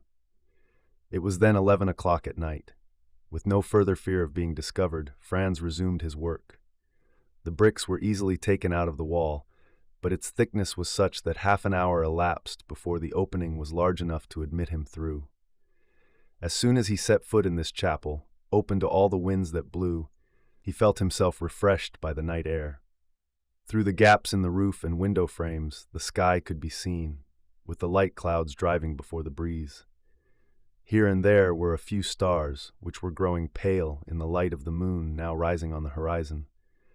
Franz's object was to find the door which opened at the end of the chapel, by which the Baron de Gortz and Orphanik had gone out, and crossing the nave obliquely, he advanced towards the apse. This was in the darkness, where none of the moonlight penetrated, and his foot stumbled against the ruins of the tombs and the fragments fallen from the roof. At last, at the very end of the apse, behind the reredos, in a dark corner, Franz felt a moldy door yield before his hand. This door opened on a gallery which apparently traversed the outer wall. By it, the Baron and Orphanik had entered the chapel, and by it they had just departed. As soon as Franz was in the gallery, he again found himself in complete darkness. After winding about a good deal without either a rise or a fall, he was certain that he was now on a level with the interior courts. Half an hour later, the darkness did not seem to be so deep. A kind of half-light glided through several lateral openings in the gallery. Franz was able to walk faster and reached a large casemate contrived under the platform of the bastion which flanked the left angle of the outer wall. This casemate was pierced with narrow loopholes through which streamed the rays of the moon. In the opposite wall was an open door. Franz's first care was to place himself at one of the jewfolds so as to breathe the fresh night breeze for a few seconds. But just as he was moving away, he thought he saw 2 of 3 shadowy shapes moving at the lower end of the Orgal Plateau, which was now full in the moonlight, up to the somber masses of the pine forest. Franz looked again. A few men were moving about on the plateau just in front of the trees, doubtless the Carlsberg police brought by Rotzko. Had they, then, decided to attack that night in the hope of surprising the occupants of the castle, or were they waiting for daybreak? It required considerable effort on Franz's part not to shout and call Rotzko, who would have heard and recognized his voice. But the shout might reach the donjon, and before the police had scaled the wall, Rodolphe de Gortz would have had time to put his device in action and escape by way of the tunnel. Franz succeeded in restraining himself and moved away from the loophole. Crossing the casemate, he went out at the other door and continued along the gallery. 500 yards farther on, he arrived at the foot of a staircase which rose in the thickness of the walls. Had he then at last arrived at the donjon, in the center of the place of arms? It seemed so. But this staircase might not be the principal one giving access to the different floors. It was composed of a series of circular steps arranged like the thread of a screw within a dark, narrow cage. Franz went up quietly, listening but hearing nothing, and after 20 steps reached a landing. There a door opened onto the terrace which surrounded the donjon at the height of the first floor. Franz glided along this terrace, and, taking care to keep in shelter behind the parapet, looked out over the Orgali Plateau. Several men were still on the edge of the fir wood, and there was no sign of their coming nearer the castle. Resolved to meet the Baron before he fled through the tunnel, Franz went round the terrace and reached another door where the staircase resumed its upward course. He put his foot on the first step, rested both his hands against the wall, and began to ascend. All was silent. The room on the first floor was not inhabited. Franz hurried on up to the landings which gave access to the higher floors. When he reached the third landing, his foot found no further steps. There the staircase ended at the highest floor of the donjon, that which was crowned by the crenellated parapet from which formerly floated the standard of the barons of Gortz. In the wall to the left of the landing there was a door which was shut. Through the keyhole filtered a ray of light. Franz listened and heard no sound inside the apartment. Looking through the keyhole, he could see only the left side of the room, which was in a bright light, the rest being in darkness. Franz gently opened the door. A spacious apartment occupied the whole of this upper floor. On its circular walls rested a paneled roof, the ribs of which met in a heavy boss in the center. Thick tapestry with figure subjects covered the walls. Some old furniture, cupboards, sideboards, armchairs, and stools were scattered about in artistic disorder. At the windows hung thick curtains which prevented any of the light within from shining without. On the floor was a thick woolen carpet on which no footstep made a sound. The arrangement of the room was at least peculiar, and as he entered it, Franz was struck with the contrast between its light and dark portions. To the right of the door, its end was invisible in the deep gloom. To the left, on the contrary, was a sort of platform, the black draping of which received a powerful light, due to some apparatus of concentration so placed in front of it as to be unseen. About 12 feet from this platform, from which it was separated by a screen about breast-high, was an ancient, long-backed armchair, which the screen kept in a half-light. Near the chair was a little table with a cloth on it, and on this was a rectangular box. This box was about 12 or 15 inches long and 5 or 6 wide, and the cover, encrusted with jewels, was raised, showing that it contained a metallic cylinder. As he entered the room, Franz saw that the armchair was occupied. Its occupant did not move, but sat with his head leant against the back of the chair, his eyes closed, his right arm extended on the table, his hand resting against the box. It was Rodolphe de Gortz. Was it to abandon himself to sleep for a few hours that the Baron desired to pass this last night on the upper floor of the donjon? No, that could not be after what Franz had heard him say to Orphanic. The Baron de Gortz was alone in this room, and conformably to the orders he had received, there could be no doubt that Orphanic had already escaped along the tunnel. And Lastilla? Had not Rodolphe de Gortz said that he would hear her for a last time in this castle of the Carpathians before it was destroyed by the explosion? And for what other reason would he have come back to this room, where doubtless she came each evening to fascinate him with her song? Where, then, was Lastilla? Franz saw her not, heard her not. After all, what did it matter now that Rodolphe de Gortz was at his mercy? Franz restrained himself from speaking. But in his present state of excitement, would he not throw himself on this man he hated as he was hated? This man who had carried off Lastilla living and mad for him? Would he not kill him? Franz stole up stealthily to the armchair. He had but to make a step to seize the Baron, and he had already raised his hand. Suddenly Lastilla appeared. Franz let his knife fall on the carpet. Lastilla was standing on the platform in the full blaze of the light, her hair undone, her arms stretched out, supremely lovely in the white costume of Angelica in Orlando, just as she had appeared on the bastion of the castle. Her eyes, fixed on the young count, gazed to the very depths of his soul. It was impossible that Franz could not be seen by her, and yet she made no gesture to call him to her. She opened not her lips to speak to him. Alas, she was mad. Franz was about to rush onto the stage, to seize her in his arms, to carry her off. Lastilla had begun to sing. Without stirring from his chair, Baron de Gortz had leant forward to listen. In the paroxysm of ecstasy, the dilettante breathed her voice as if it were a perfume. Such as he had been at the performances in the theaters of Italy, so was he now in this room, in infinite solitude, at the summit of this donjon which towered over Transylvania. Yes, Lastilla sang. She sang for him, only for him. It was as though a breath exhaled from her lips, which seemed to remain without a movement. But if reason had left her, at least her artist's soul remained in its plenitude.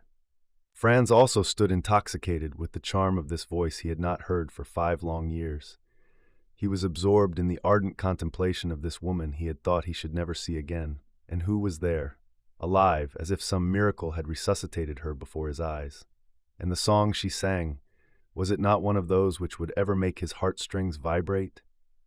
Yes. It was the finale of the tragic scene in Orlando. The finale in which the singer's heart breaks in the final phrase, Innamorata mio cuore tremante, voglio morire.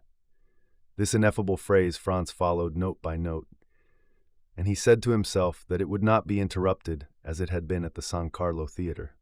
No, it would not die between Lastilla's lips as it had done at her farewell. Franz hardly breathed. His whole life was bound up in the music. A few measures more, and it would end in all its incomparable purity. But the voice began to fail. It seemed as though Lastilla hesitated as she repeated the words of poignant grief. Voglio morire. Would she fall on this stage as she had done on the other? She did not fall, but her song fell silent on the very same note it had done at San Carlo. She uttered a cry, and it was the same cry Franz had heard on that night. And yet Lastilla still stood there with her adored look, the look that awoke all the deepest feelings of the young man's heart. Franz leapt towards her. He would carry her away from this room, away from this castle, and he found himself face to face with the Baron, who had just risen. "Franz de Telek!" exclaimed Rodolphe de Gortz. "Franz de Telek escaped!" But Franz did not answer, and, running towards the stage, he cried, "Stilla, my dear Stilla, here I find you alive!" "Alive, Lastilla, alive!" exclaimed Baron de Gortz, and the ironical phrase ended in a shout of laughter in which was apparent all the fury of revenge. "Well then, alive!" continued Rodolphe de Gortz. "Franz de Telek, try and take her away from me." Franz stretched out his arms to her, whose eyes were ardently fixed on his. At the same instant, Rodolphe stooped, picked up the knife that Franz had let fall, and rushed at the motionless figure. Franz threw himself on him to turn away the blow with which she was threatened. He was too late, and the knife struck her to the heart. And as the blow was given, there was a crash of breaking glass, and with the fragments which flew to all parts of the room, Lastilla vanished. Franz remained as if lifeless. He could not understand. Had he also gone mad? And then Rodolphe de Gortz cried. Lastilla again escapes, Franz de Telek voice. But her voice remains to me. Her voice is mine, mine alone, and will never belong to another. Franz would have thrown himself on the Baron, but his strength failed him, and he fell unconscious at the foot of the stage. Count Rodolphe de Gortz did not even notice the young Faswell. He took the box from the table, he rushed from the room down to the first terrace of the donjon, and was running round it to gain the other door when there was the report of a gun. It was Rotzko who, from the slope of the counterscarp, had just shot at the Baron de Gortz. The Baron was unhurt, but the bullet shattered the box he held in his arms. He uttered a terrible cry. Her voice, he repeated. Her soul, Lastilla's soul, it is ruined, ruined, ruined. And then with his hair bristling and his hands clenched, he was seen to run along the terrace, shouting, Her voice, they have taken away from me her voice, curse them. And he disappeared through the door at the moment Rotzko and Nick Deck were, without waiting for the police, striving to scale the wall. Almost immediately a tremendous explosion shook the whole extent of Plaza. Sheaves of flame sprang to the clouds, and an avalanche of stones fell on the Vulcan road. Bastions, curtain, donjon, chapel were nothing but a pile of ruins scattered over the Orgal Plateau. Chapter 17. It will not have been forgotten that according to the conversation between the Baron and Orphanik, the explosion should only have destroyed the castle after the departure of Rodolphe de Gortz. But at the time the explosion took place, it was impossible for the Baron to have had time to escape through the tunnel. In the transport of grief, in the folly of despair, unconscious of what he did, had then Rodolphe de Gortz brought on an immediate catastrophe of which he could but be the first victim? After the incomprehensible words which had escaped him when Rotzko's bullet had broken the box he carried, had he intended to bury himself beneath the ruins of the castle? In any case, it was very fortunate that the police, surprised by Rotzko's shot, were at a considerable distance when the explosion shook the ground. Only a few of them were struck by the fragments which fell over the plateau. Rotzko and the forester were alone at the base of the curtain, and it was indeed a miracle that they were not killed by the shower of stones. The explosion had done its work when Rotzko, Nick Deck, and the police entered the enclosure over the ditch, which had been nearly filled up by the fall of the walls. 50 yards within the wall, at the base of the donjon, a body was found among the ruins. It was that of Rodolphe de Gortz. A few old people of the district, among others Master Coltz, recognized him perfectly. Rotzko and Nick Deck sought only to discover the young count. As Franz had not appeared in the time arranged with his man, it followed that he had been unable to escape from the castle. But could Rotzko hope that he had survived, that he was not one of the victims of the catastrophe? And so he cried, and Nick Deck did not know what to do to soothe him. However, in about half an hour the young count was found on the first floor of the donjon, beneath one of the buttresses, which had saved him from being crushed. My master, my poor master. Count. Such were the first words uttered by Rotzko and Nick Deck as they bent over Franz. They believed him dead. He had only fainted. Franz opened his eyes, but his wandering look did not seem to recognize Rotzko, nor did he hear him. Nick Deck, who had raised the young count in his arms, spoke to him again, but he made no reply. The last words of Lastilla's song alone escaped from his lips. Innamorata, voglio morire.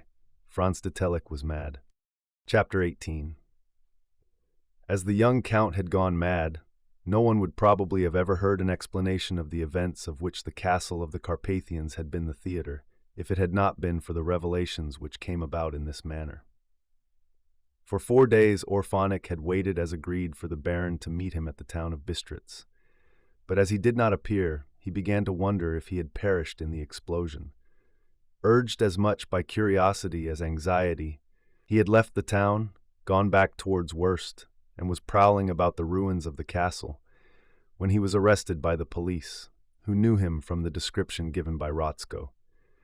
Once in the chief town of the district, in the presence of the magistrates before whom he had been taken, Orphanik made no difficulty about replying to the questions put to him in the course of the inquiry ordered into the circumstances of this catastrophe. But it must be confessed that the sad end of the Baron de Gortz seemed in no way to affect this learned egotist and maniac, whose heart was entirely in his inventions. In the first place, on the urgent demand of Rotzko, Orphanik stated that Lastilla was dead, really dead, and such was his expression, buried, and well buried, for more than 5 years in the cemetery of Santo Nuovo Campo at Naples. This statement was not the least astonishing of those provoked by this curious adventure. If Lastilla were dead, how came it that Franz could hear her voice in the saloon of the inn, see her on the Lastian, and listen to her song when he was in the crypt? And how could he have found her alive in the donjon? The explanation of this apparently inexplicable phenomena was as follows. It will be remembered how deep was the Baron's despair when the rumor spread that Lastilla had resolved to retire from the stage and become Countess of Telek. The artiste's admirable talent and all his dilettante gratifications would thus escape him. Then it was that Orphanik suggested that by means of the phonograph he should collect the principal airs from the operas she would appear in during her farewell performances at San Carlo.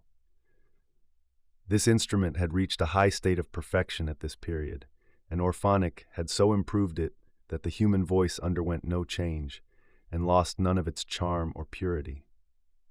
The Baron accepted Orphanik's offer.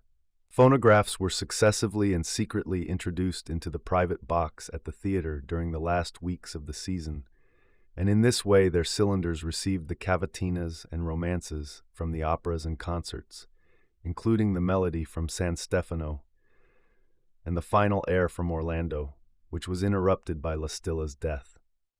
These were the circumstances under which the Baron had shut himself up in the castle of the Carpathians, and there, each night, he listened to the music given out by the phonograph.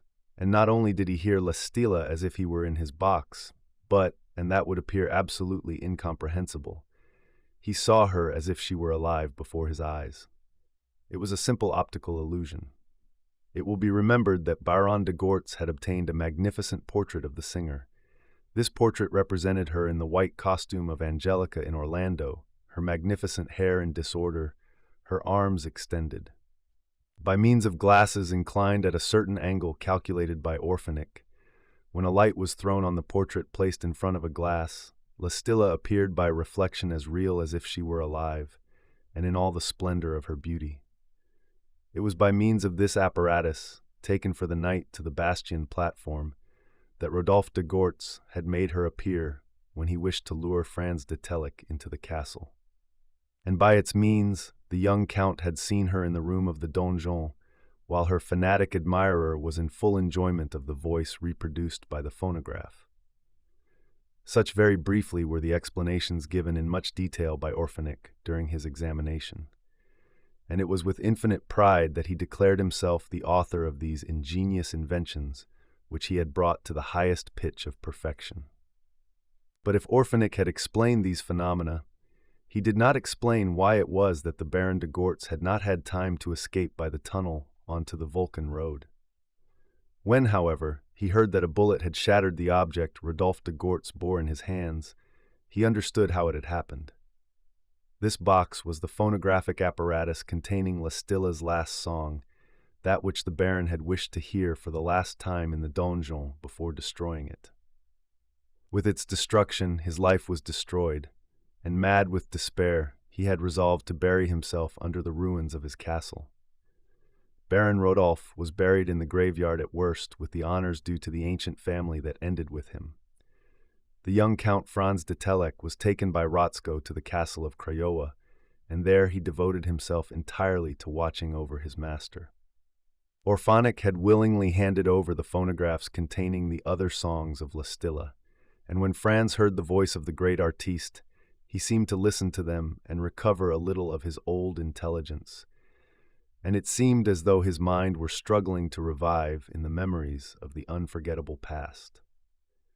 In fact, a few months later he recovered his reason, and through him became known what had passed during the last night in the castle of the Carpathians. The marriage of the charming Miriota and Nick Deck took place during the week following the catastrophe, After receiving the benediction from the Pope of the village of Vulcan, they returned to Wurst, where Master Koltz had reserved for them the best room in his house. But although these different phenomena have been explained in so natural a manner, it must not be imagined that Miriota ceased to believe in their supernatural nature. Nick found reasoning in vain. So did Jonas, who had as many customers as ever at the King Matthias. She would not be convinced, and neither would Master Koltz, nor the shepherd Frick, nor Magister Hermod, nor the other inhabitants of Wurst, and many years will elapse before they will renounce their superstitious beliefs. Dr. Patak, who has resumed his customary swagger, is often heard to say, "Well, did I not tell you so? Spirits in the castle, just as if there ever were any spirits." But no one listens to him, and he is invariably asked to be silent when his facetiousness exceeds due bounds. And Magister Hermod continues to base the lessons he gives to the young folk of Wurst on the study of the Transylvanian legends, and for many years yet the villagers will believe that spirits from the other world haunt the ruins of the castle of the Carpathians. The end.